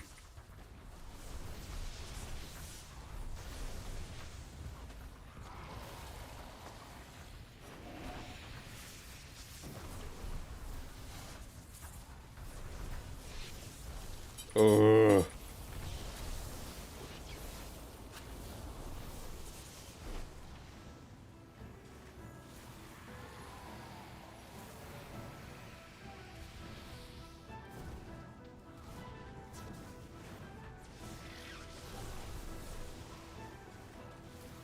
Look at him! He's in the river again!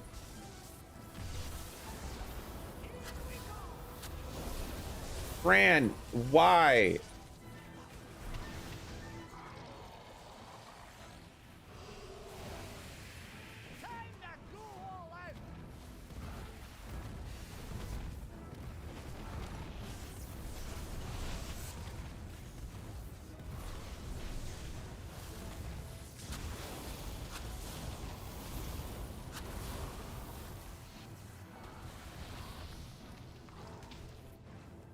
And I'm out of mana.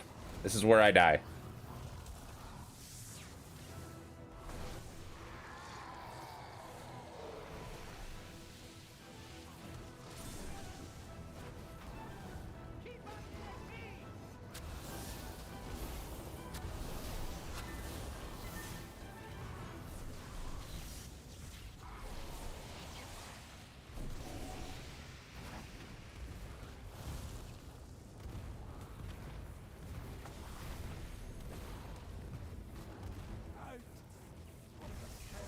All right, so what I'm gonna do is I'm gonna get him to chase me up here, and then I'm gonna jump down and try to revive Bran.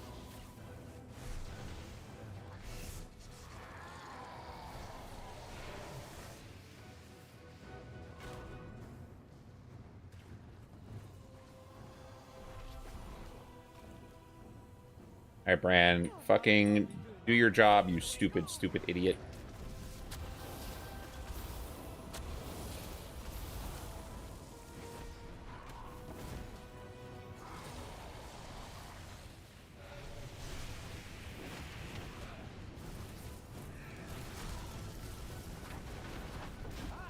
Get out of my fucking delve, you stupid idiot! Talking to you, Bran. Not the boss. Sorry. You dumb, dumb, stupid idiot. Jesus. I hate this. I hate this tank sometimes.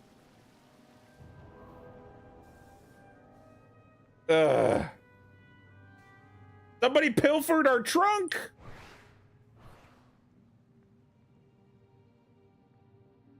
Oh, they pilfered our trunks. Damn.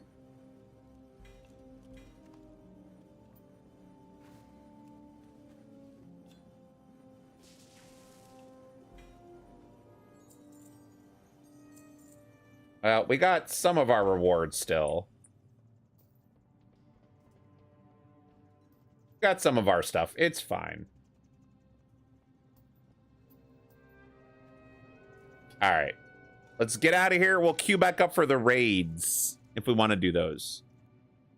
It's mirror image, mass barrier, and then I hope to God whatever I'm fighting doesn't eat through my clones while I slap Bran. For me, it's just run Bran until he dies, drop Earth Elemental. Earth Elemental usually lives until Bran naturally revives. And then hopefully he doesn't need to die at more than that. Oof. All right. Get back in there. Queenie, are you still on rest? Are you still resting correctly? Drew, make sure Queenie's resting. Okay. Go, everybody.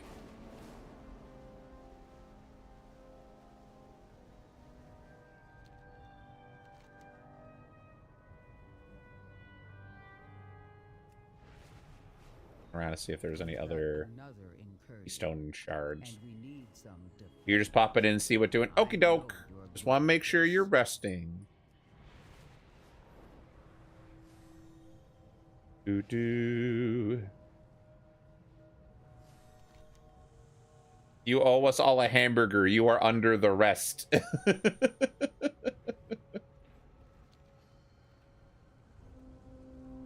Shimmer, slow, ice block, and screaming. Fair. How are you liking playing as your monk, Rafe?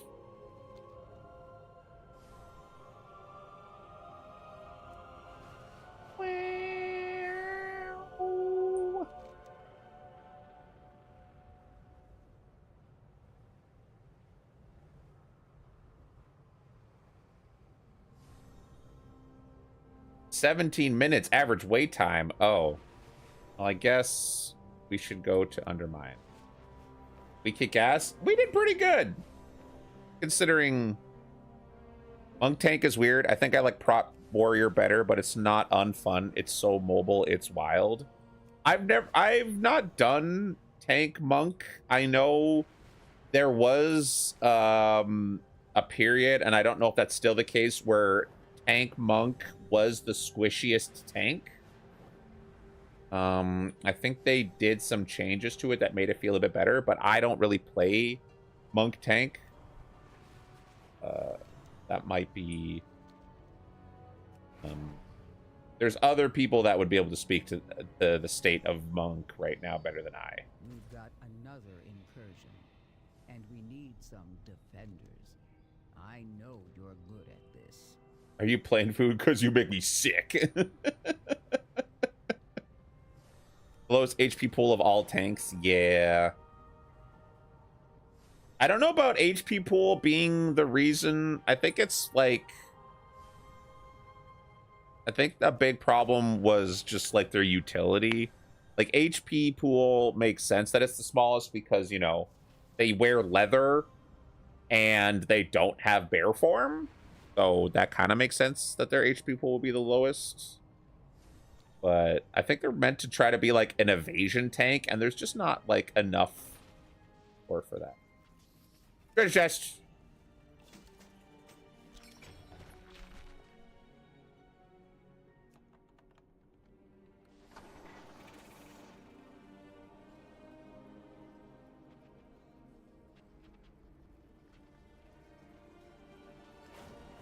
Agility is their main stat. Their style is all about mitigation. Yeah. Treasure chest.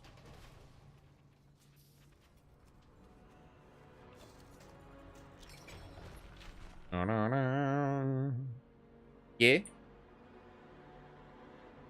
Was debating on buying that thing from the shop that lets people become Murloc. I mean, if you want to, I'm not going to tell you how to spend your money, but I do have it. You can just ask me to use it whenever, and I'll put it down for you.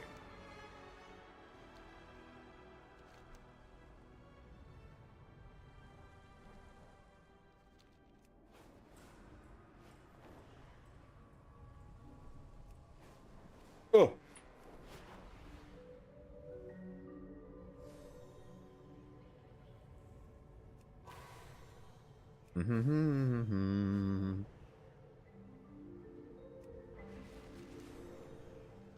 Wait, where's the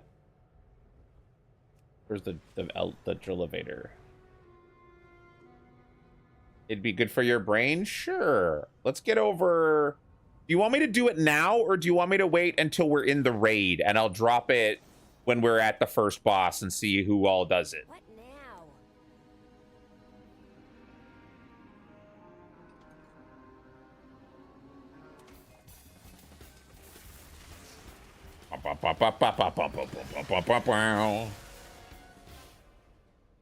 You wish you liked flying in the mech suits? The recruiter friend mech suit still has a bug where after a few seconds mine stops. People be stinky now. Okay. Do-ba-do, do-do-do-do-do. Where is it? Wait, what is it called again?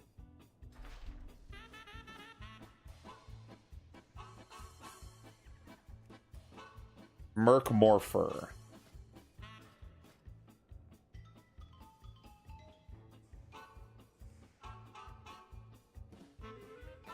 Where are you, Rue?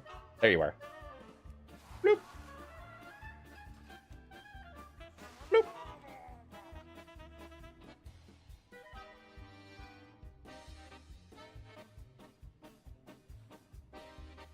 Mm-hmm.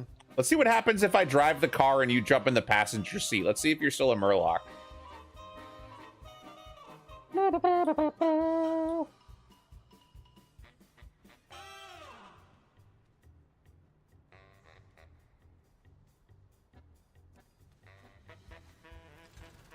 I'm still a Murloc.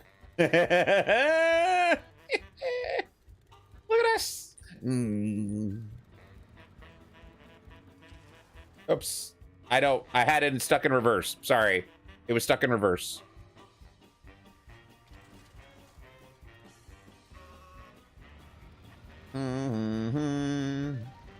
Wait. I got the slacks. I do. You got the girly outfit? You do.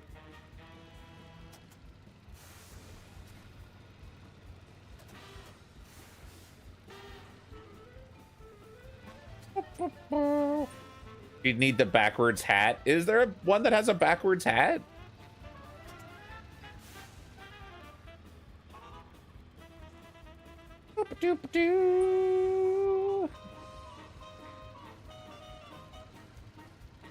Is there a trash can up? How much time is left on that one? 2 minutes. We can do it. Actually, wait. Air mob. Get him.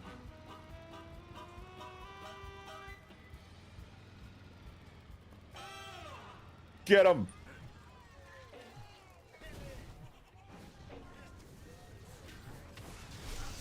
Mm-hmm.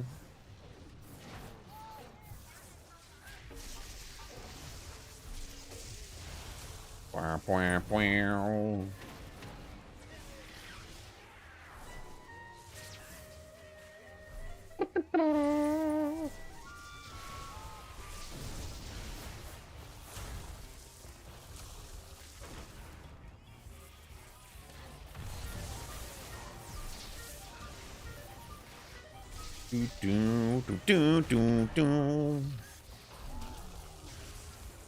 Oh, baby Murloc. Buddy. Look at you with your robot punchy gloves as a Murloc. Look at you.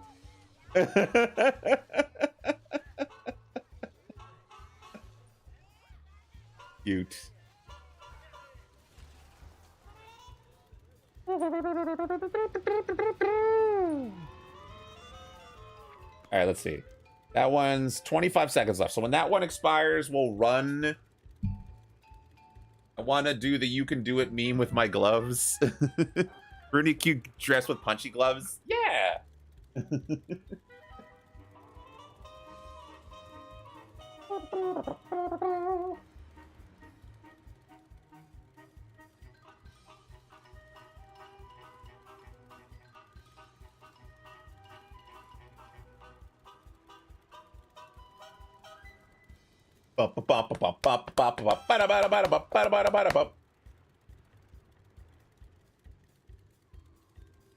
Check my notes here.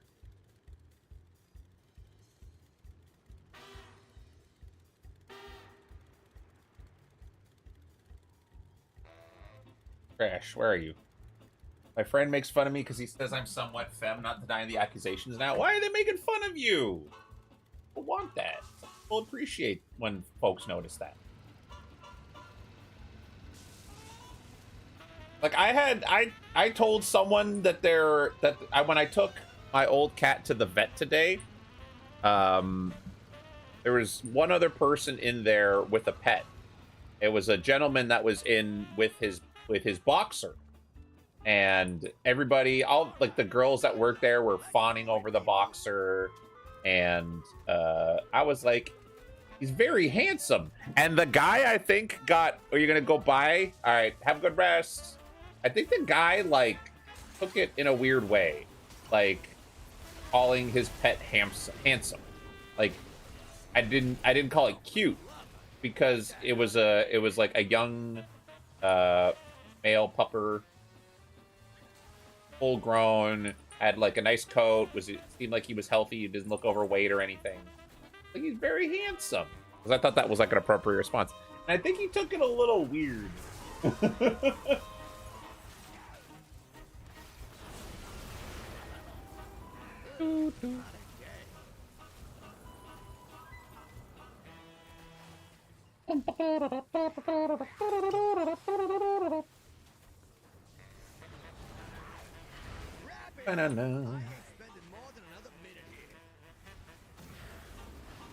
I love how our Murlocs randomly yell things out in Murloc, like Murgle Murgle.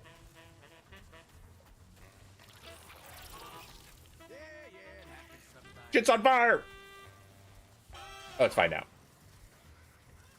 If I have to hurt another rat...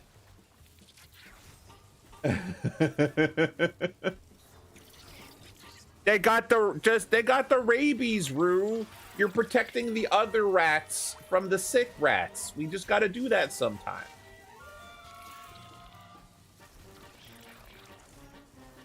It's very sad when it happens, but sometimes it's gotta be done. Rabies, you mean babies?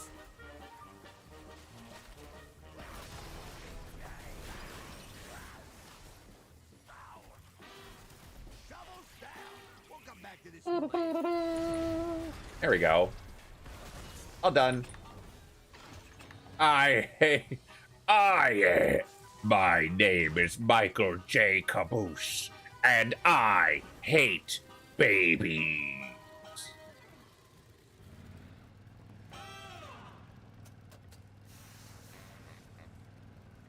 Do. Fresh.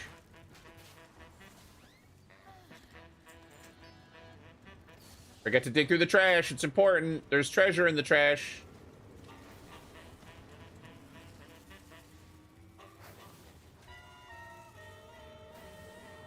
Wait, are you not allowed to get in because you're in combat? I think it's because you're in combat, Rue.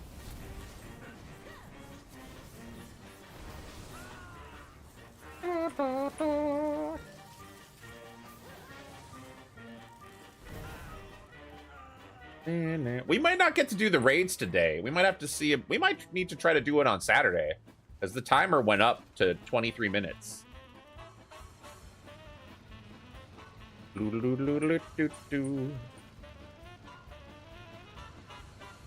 be able to do some of the raid today. We'll be able to do some of it. The next trash is over by the beach. Woo!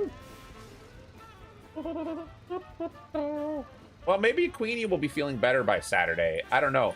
Drew, do you know if Queenie, if you're still here, Drew, do you know if Queenie has... Oh, never mind. There we are. You know if Queenie has D&D obligations on Saturday?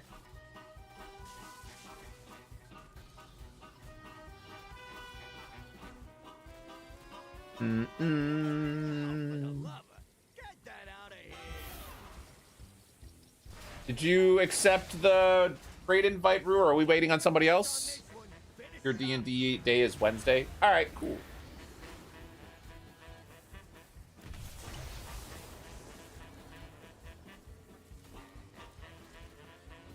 There we go. Nice. Okay. So, we already did the first boss, so we know how that works. You should have accepted. Okay. As long as you hit the button, it's somebody else's problem, not ours. We already did the first boss, which is the two bosses, the Cauldron of Carnage encounter. And then after that, we'll do another boss after that. Warlocks, cookies. It's almost like Queenie was here with us.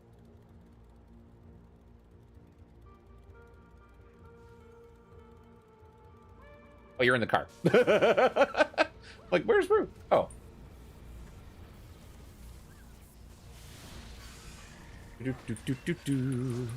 Uh-oh.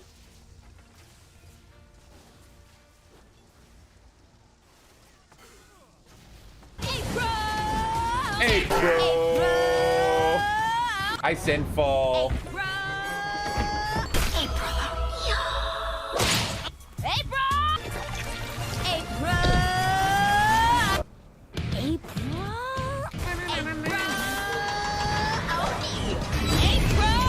This is April O.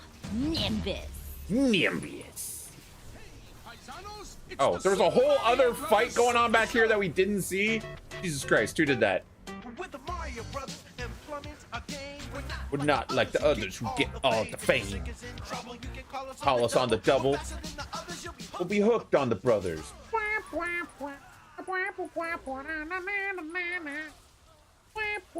So we did one big poll and somebody dropped out of the raid group. I love looking for raid. People are always so patient and supportive. I'll revive this person. Oh, wait, somebody got ahead of me. You guys ran on ahead without your two of your healers. Bad. No.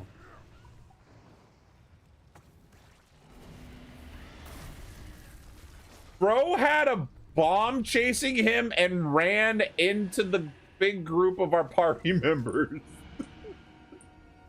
I love looking for raid. You meet so many funny people. You meet so much. Another person quit the group.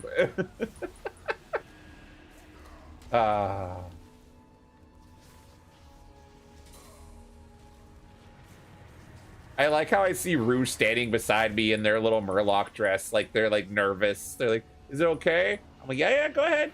You're fine, sweetie. Go on. All right. Woof.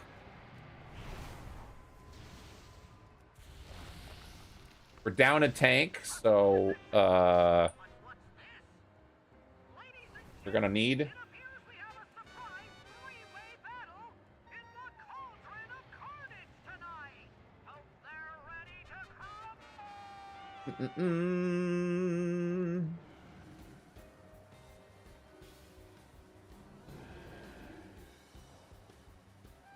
When the new tank gets here, odds go for Dino, wins go for Monkey.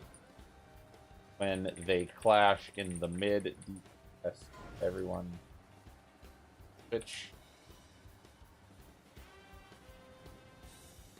So you don't overstack the buff.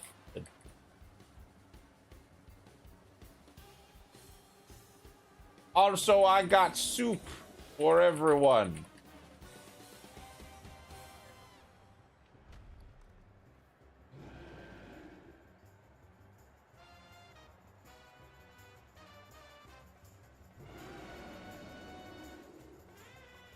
It's the group you're in. Groups 1, 3, and 5. So Dino. And 4 go Monkey.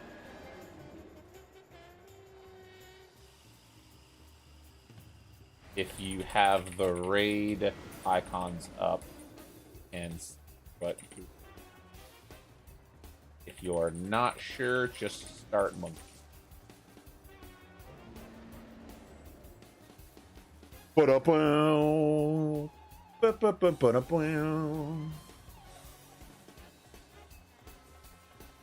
We're waiting on a second tank, and the first tank left.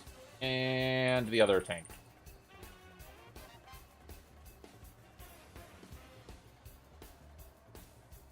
Well, this sucks.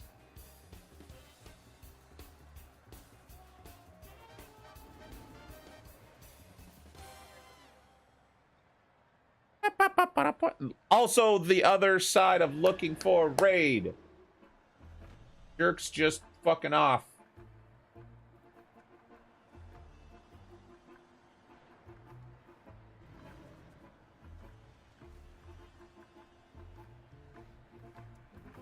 Bum, bum, bum, bum, bum.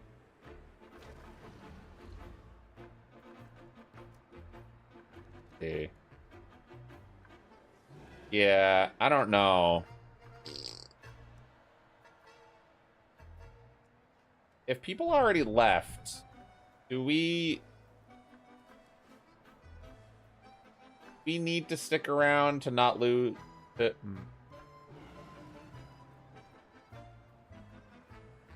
Because one tank left, then the other didn't want to wait because he could re-queue faster.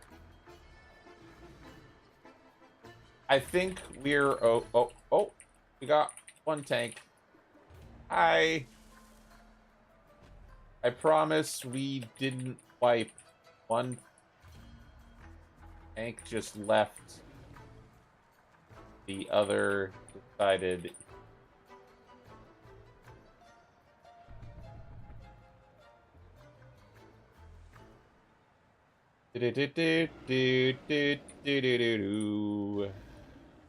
Alright, we're halfway there.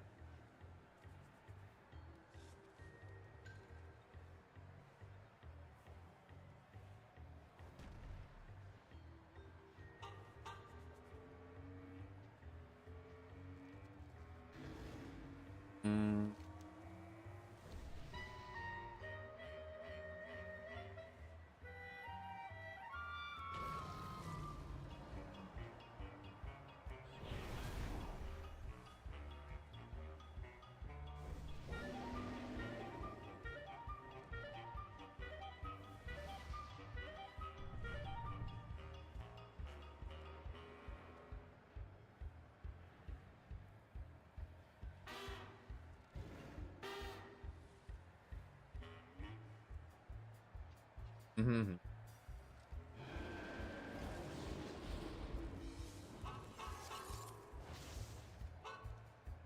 Wow, wow, wow. Guess I'll take my bear out. By which I mean my mount. Not anything else. Just my mount. In case anybody needs to sell things. Like me.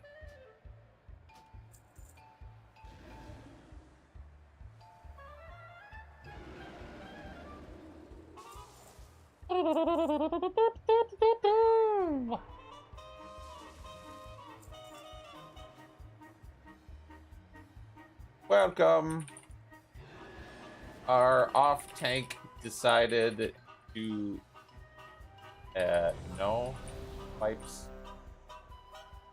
So odds group Dino, evens group Monkey, switch on Clash.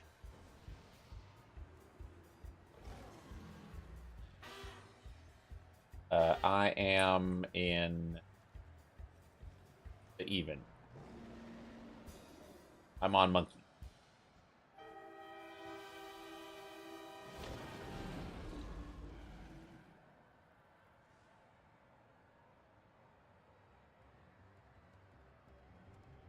There we go.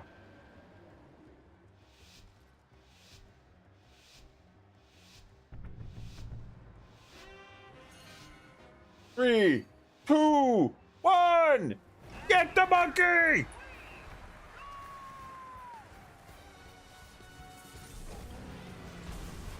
Mm-hmm.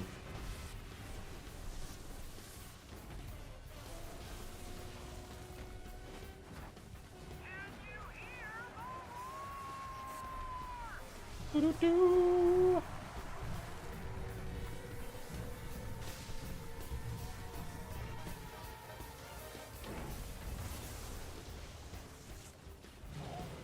Do-do.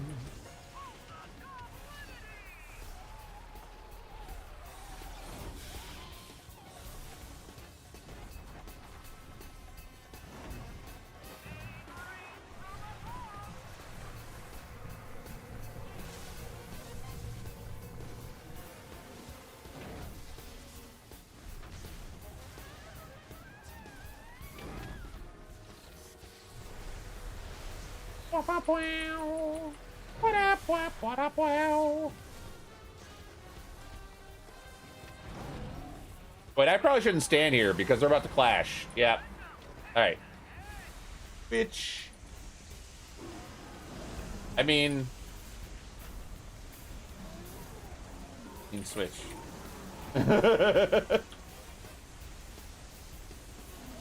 Uppies. Uh-oh.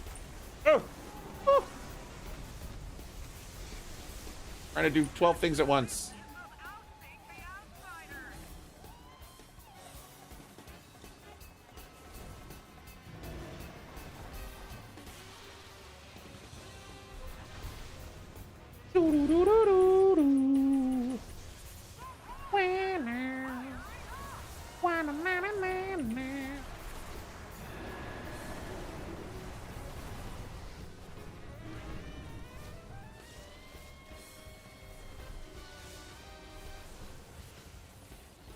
Why are you sniffing so aggressively on my arm, young man? There's no food on the counter.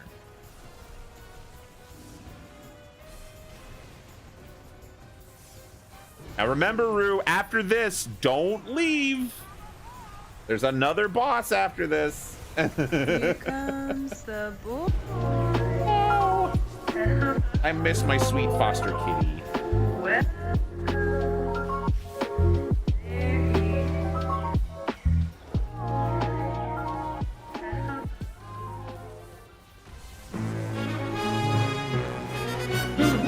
Kitty!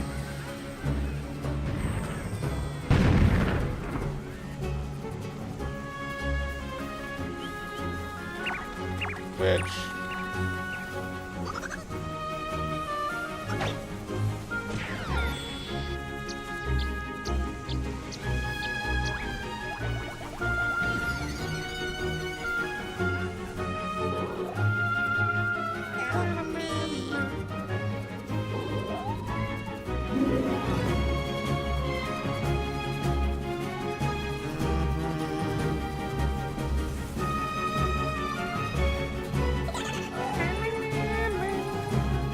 I love the kitty.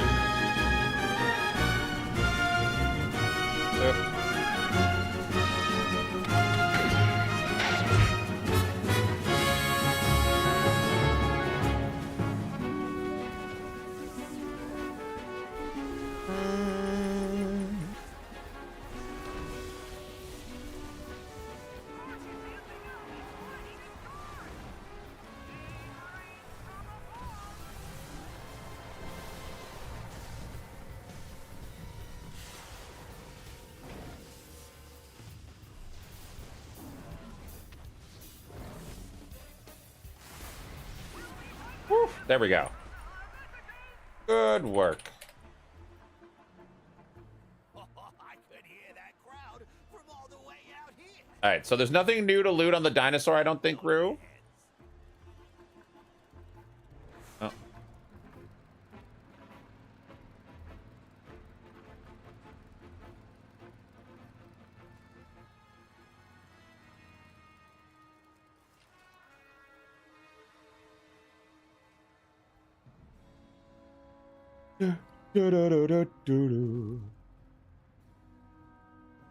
All right, so for this boss fight, Rue, I'll talk a little bit about the mechanics now, but the mechanics, if you don't remember, I'll try to repeat them as they're happening. The boss has two big things you got to watch out for. He drops big speakers, and they have like an energy level that needs to be lowered by people standing near them and absorbing the electricity and taking damage. So healers need to watch out for those people and keep them alive. But then there's going to be a point where one of those sound speakers is going to go off and start glowing really aggressively, and we need to stand near it. Because if we don't, we're gonna die, because the speaker bounces us up into the air over top of a big sound wave, and those are the two big things. So for the first part, you don't have to worry about it. I'm sure other people in the group will handle absorbing the electricity. When one of the big speakers starts to glow and you see everybody running towards it, run towards it and stand next to it. Because if you don't, you'll probably die. Your internet dropped. Uh-oh.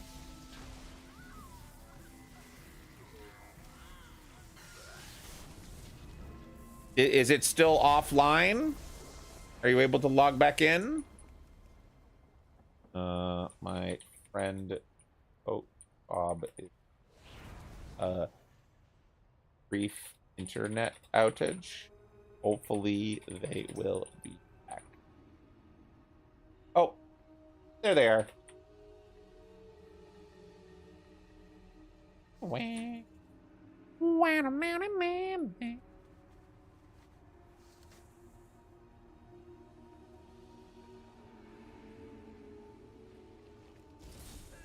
All right. So again, when we're doing this boss fight, Rue, just do damage, and when you see one of the big speakers, like you see them in the background there with the guys working on them, when one of those starts to glow and like glow white, you want to stand in the circle. So you see how all of those people just got knocked into the air?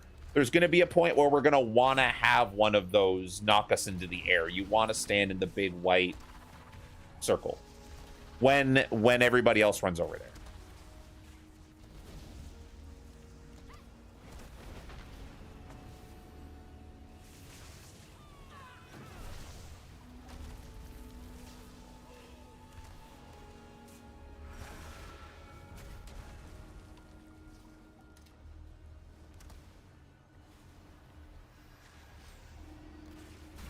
Ow.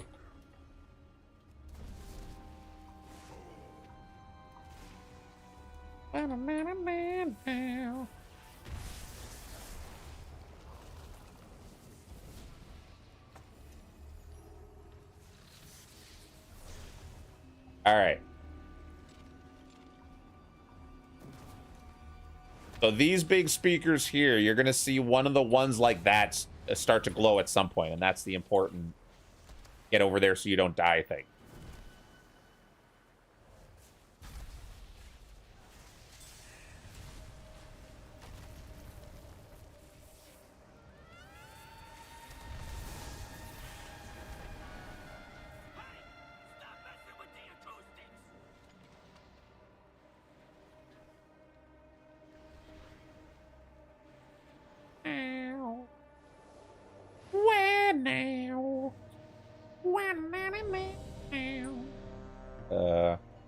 When you see the big white glowing speaker and everyone runs to it, also run or you die.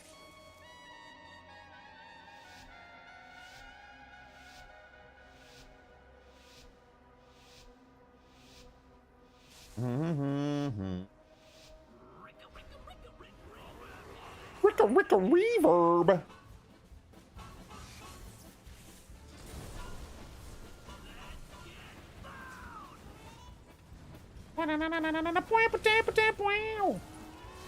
Looking around for speakers.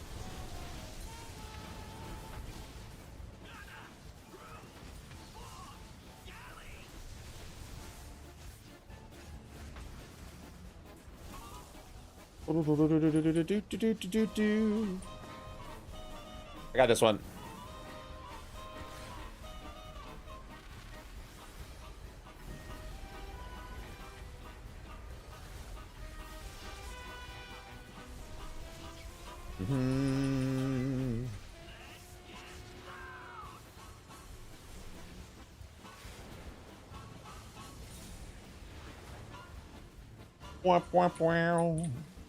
You're too far away. Why is he so far away?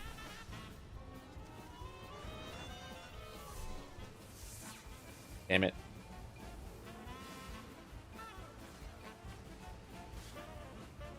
I'll do both of them.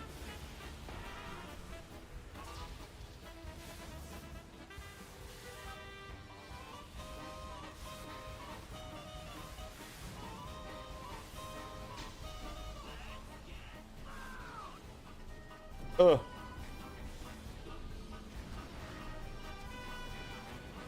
The one, watch out for the one that we got to get to. One that we're gonna have to get to.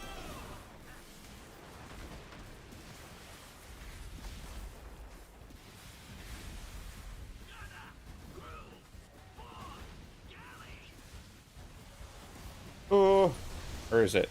I'm looking.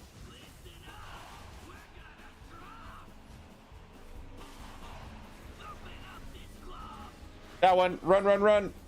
Run, run, run.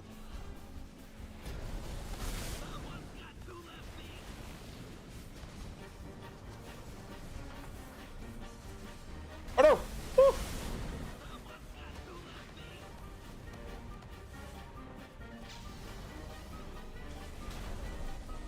Ooh.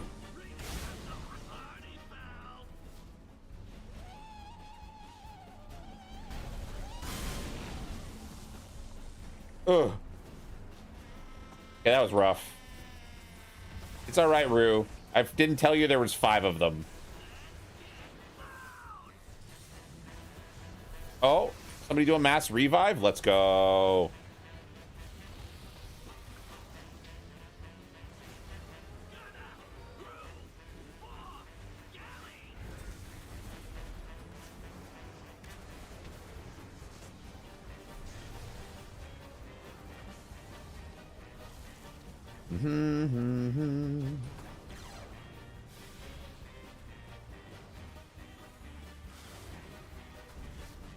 Why is this guy not getting back up?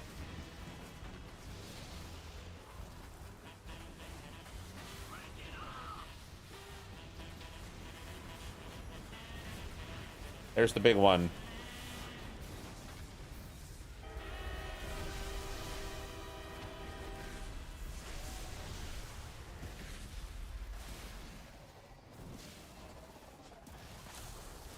Woo!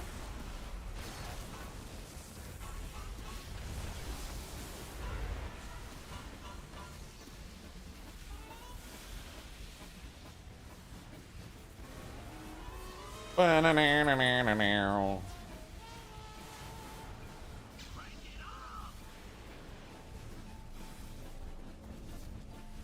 Oh.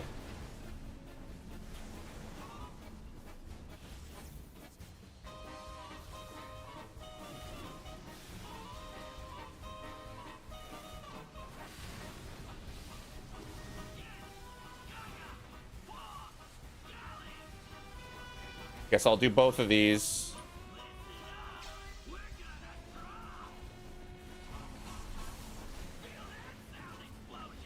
Everybody in the blue, everybody in the blue ring.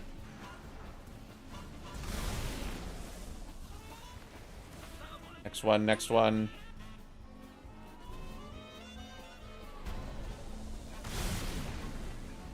Next one, next one.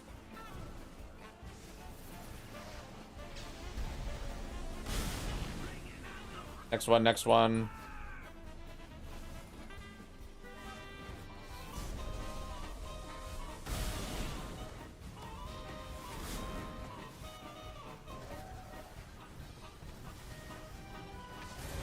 Get his ass. Oh, somebody did it at the start. I didn't even notice.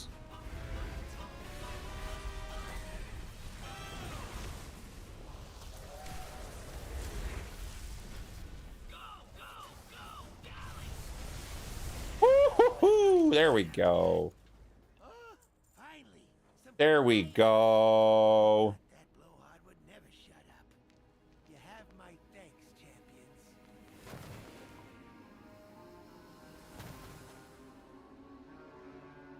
Release spirit? Where are you? I can revive you. Or you can release spirit. Where are you? You're alive.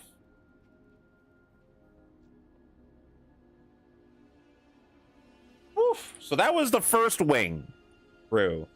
So right click and leave instance group now whenever you're ready. But yeah, that was the first part. Hey Toxic, hello. I'm good. How are you? It's go time, sugar. Let's make a buck.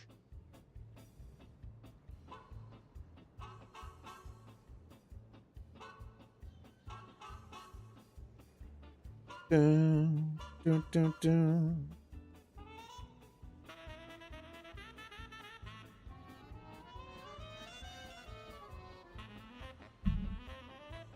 Just waiting to see if Rue can get out of the raid.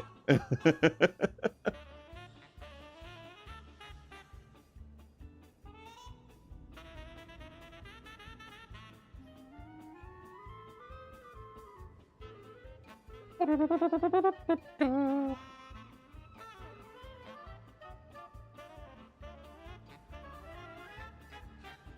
we go. All right, let's pop us. We'll see if we can do the second one.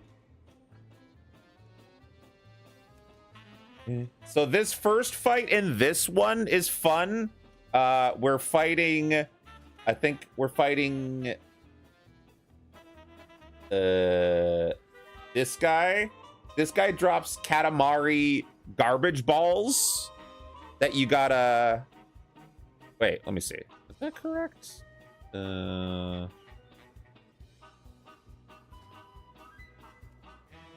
Yeah, because this one has 3. So the first guy here, he drops garbage balls, and if he selects you and you start rolling around on garbage balls, you got to treat it like Katamari, and you got to get the small garbage piles to make your garbage ball bigger, and then roll over the big garbage piles. And then this guy has us basically in a Saw-style trap arena with flamethrowers and conveyor belts. You will probably die. How are you doing? You're doing great. Yeah.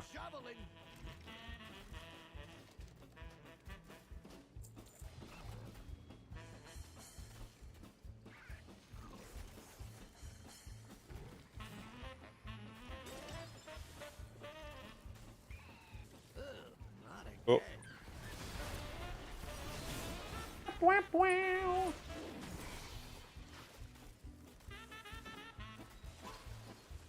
Wow, wow, wow. Who is this? Trash Master Radk? Look at this little man. Look at this little man. Wonderful. Wonderful, wonderful fit.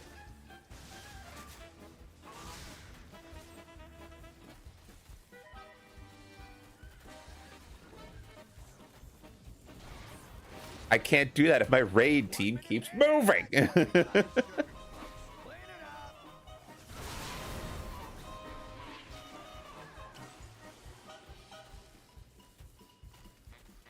Where'd the little guy?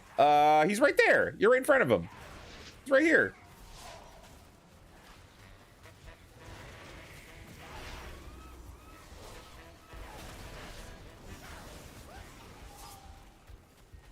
I can't put a marker over them with this guy. Right here.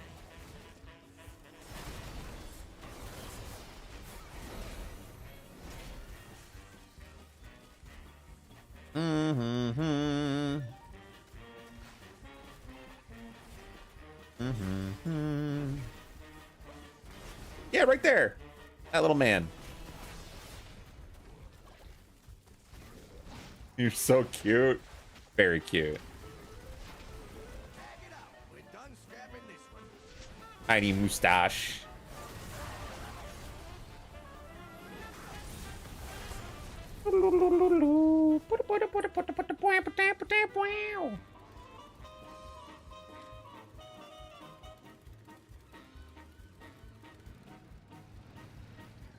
Mm-hmm.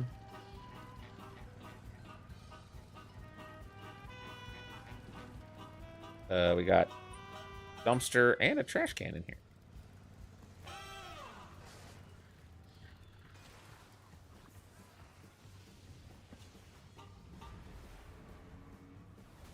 So I'm gathering my trash.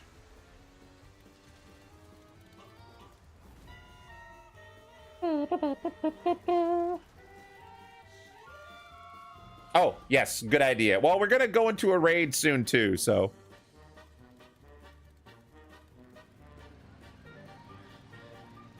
Mm-hmm.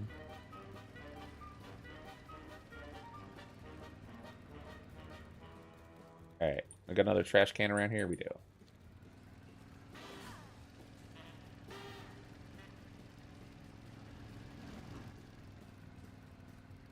Oh.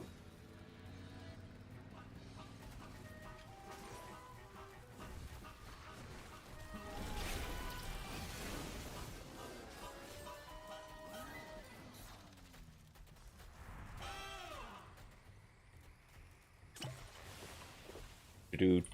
God damn it.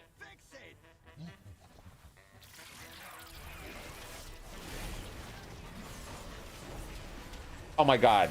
There's still people that don't understand that they need to pick up the trash bags. Like, they were so close to them and they just kept circling around the trash pile in the middle because they couldn't figure out why they couldn't dig. This was an organic, like, world quest situation that was supposed to teach people through doing and understanding, and there's still people that don't get it.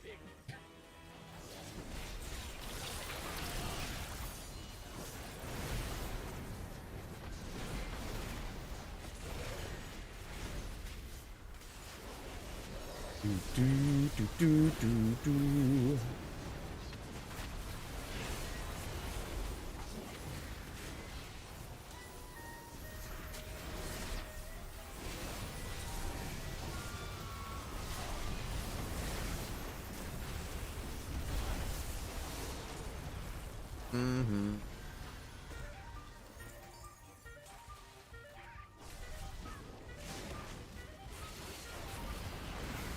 Down, down, down.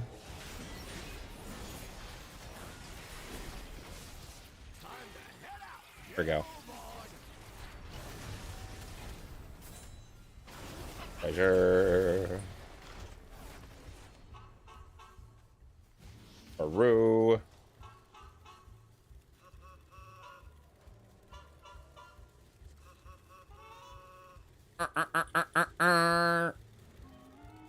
Okay.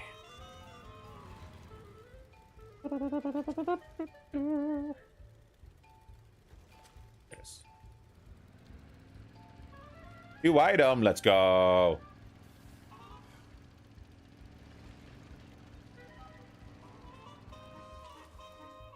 You have an upgrade soon, let's go.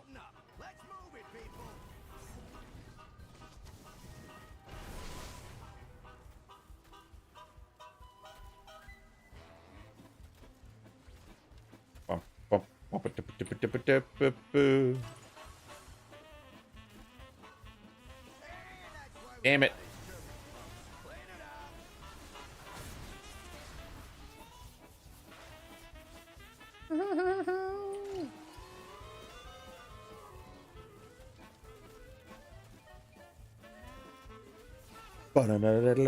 Can we get another raid done tonight? Probably another couple waves if they actually queue.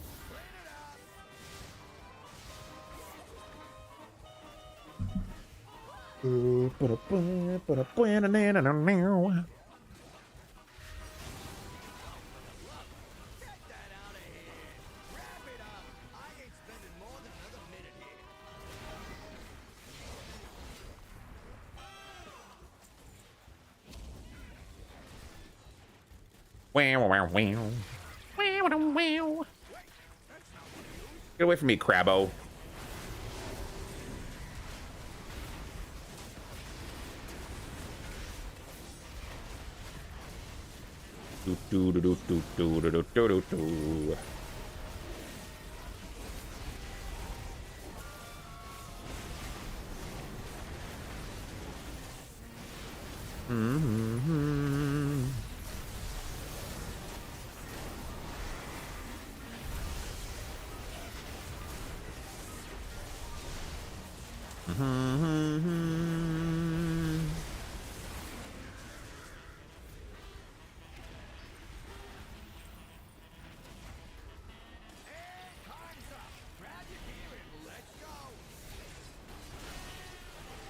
Pleasure.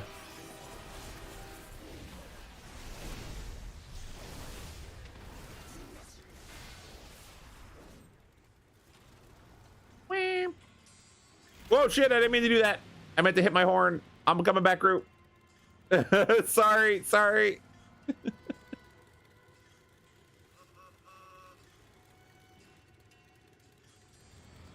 right, where's the next one? Back? We're going back to the same spot? All right.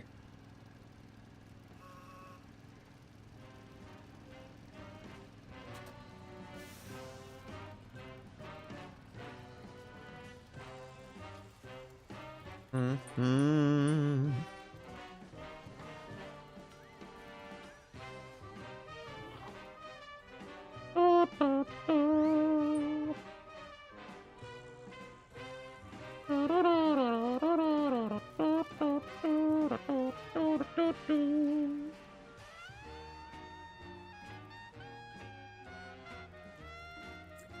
Come on, Chop Chop. We're getting paid commission, not hourly.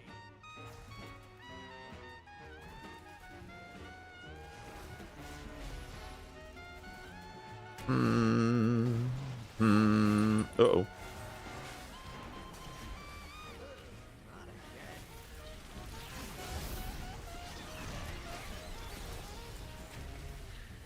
Where's my trash? Let me dig my trash.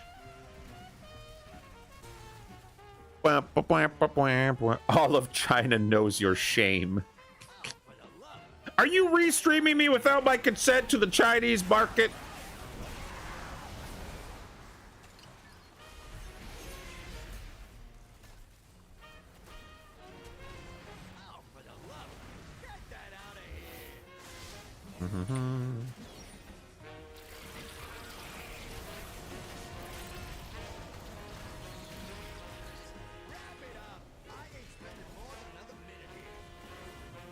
Zoidberg noises. Oh no, to the wall I go.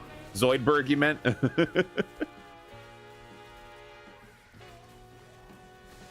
the wall I go.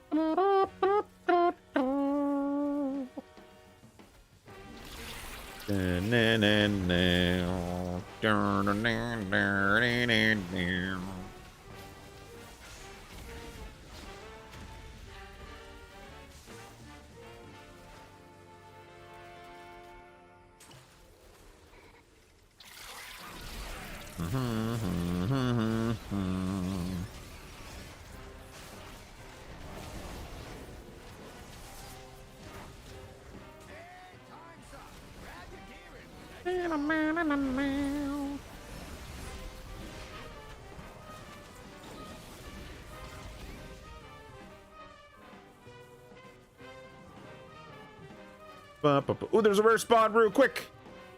Into the Gobmobile! Oh, it's gone. Shit. Never mind. We wouldn't have made it. How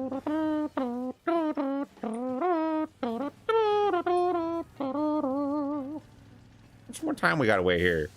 Like 5 minutes? Alright.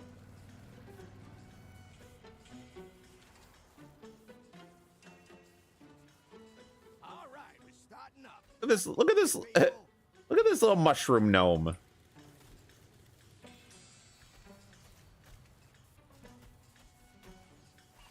Heading home, then out for supper. All right, drive safe, Erie. I hope you have good supper.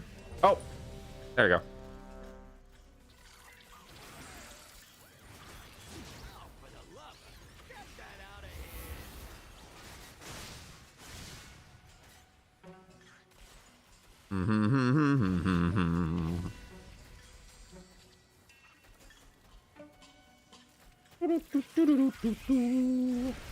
I want to do the joke again. I don't know what the joke is, but just make sure that you accepted your role in the raid so that we don't get kicked out of the queue. I don't know what the joke is, as long as it's not that. As long as that isn't the joke.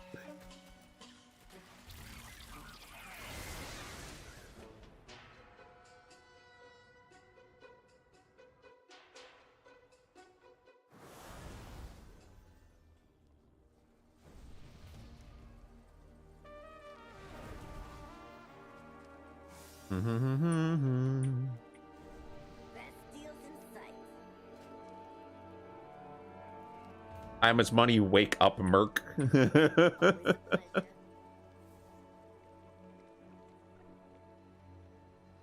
right.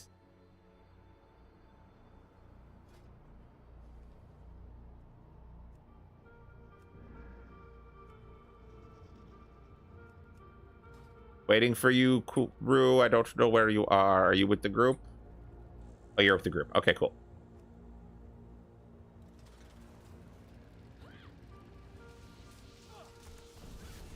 So yeah, this one is a normal fight. Don't stand in the fire.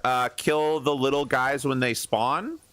And if the boss gives you the Katamari ball, roll up the little trash and then roll up the big trash. Try not to drive over your teammates.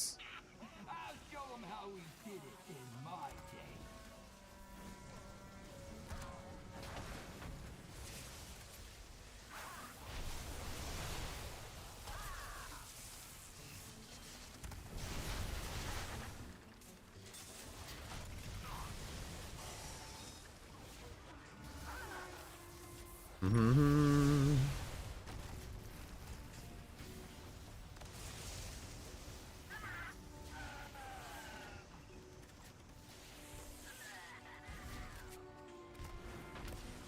Mm-hmm.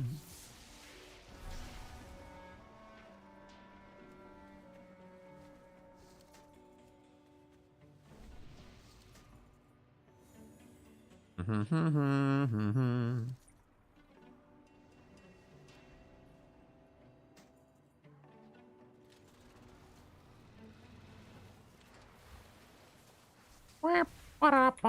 Oh.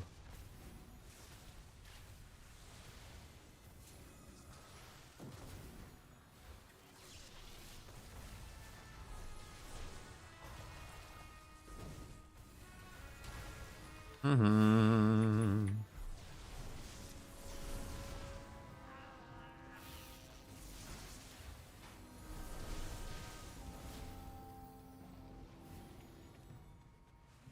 Give me that. Why am I getting interrupted? Huh?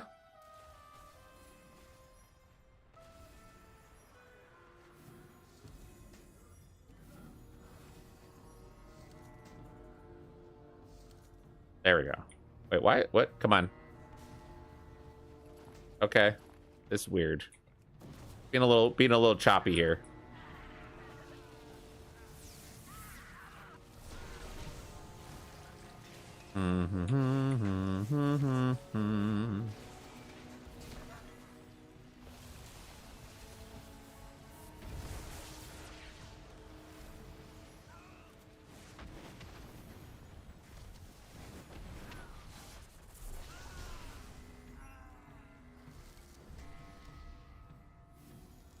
And we're getting like loot lag. That's weird.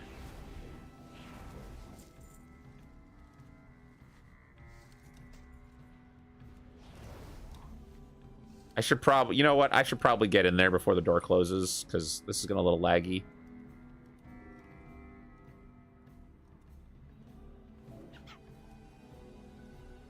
I'm getting lag. All right. Who wants soup?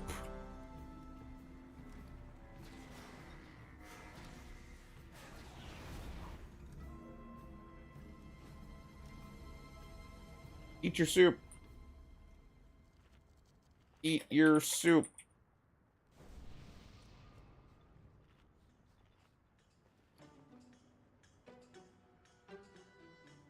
Make sure everybody eating their soups.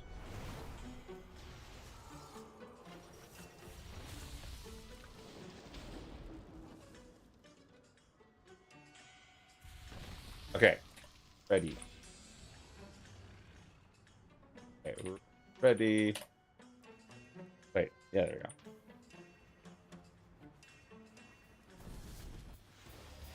Oh, you wanted to start? Okay.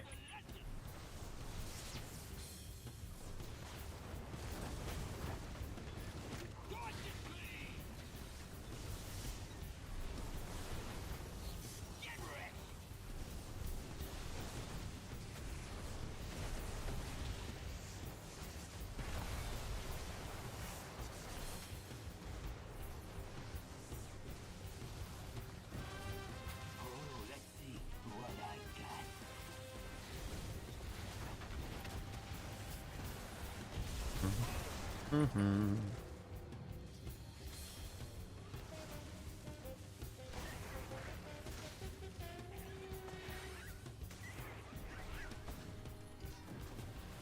Kill the guy with the skull. Oh, don't disconnect. Don't disconnect. No! Damn it. Reconnect. My network is shitting the bed. What the hell? How's the stream? Have I dropped frames?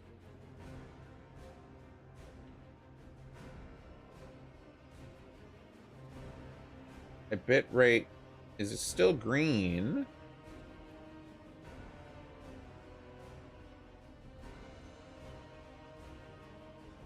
Let me relaunch the game real quick.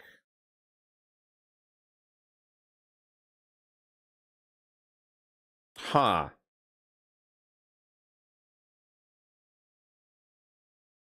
That's, I hate that. I don't like that. That don't feel good. I mean, I don't need to loot, but that don't feel good. Game is taking a second to launch. There we go.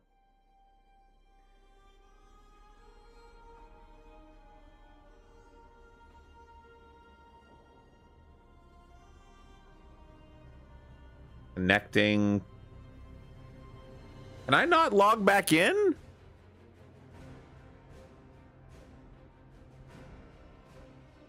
The fuck? I have been disconnected.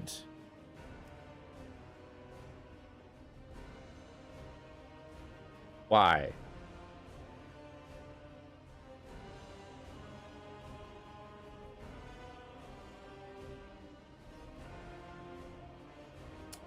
Well, this is unfortunate.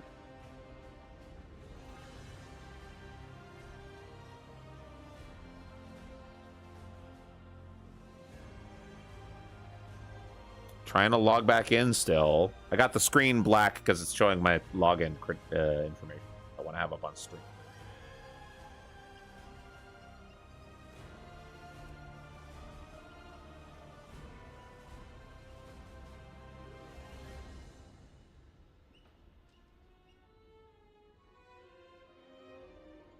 Ah. And I clicked on the BattleNet help button, and it's not taking me anywhere.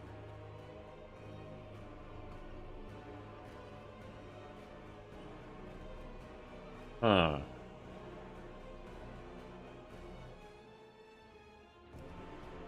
Try a couple more times. If that doesn't work, I need to wait and maybe I'll stream early-ish.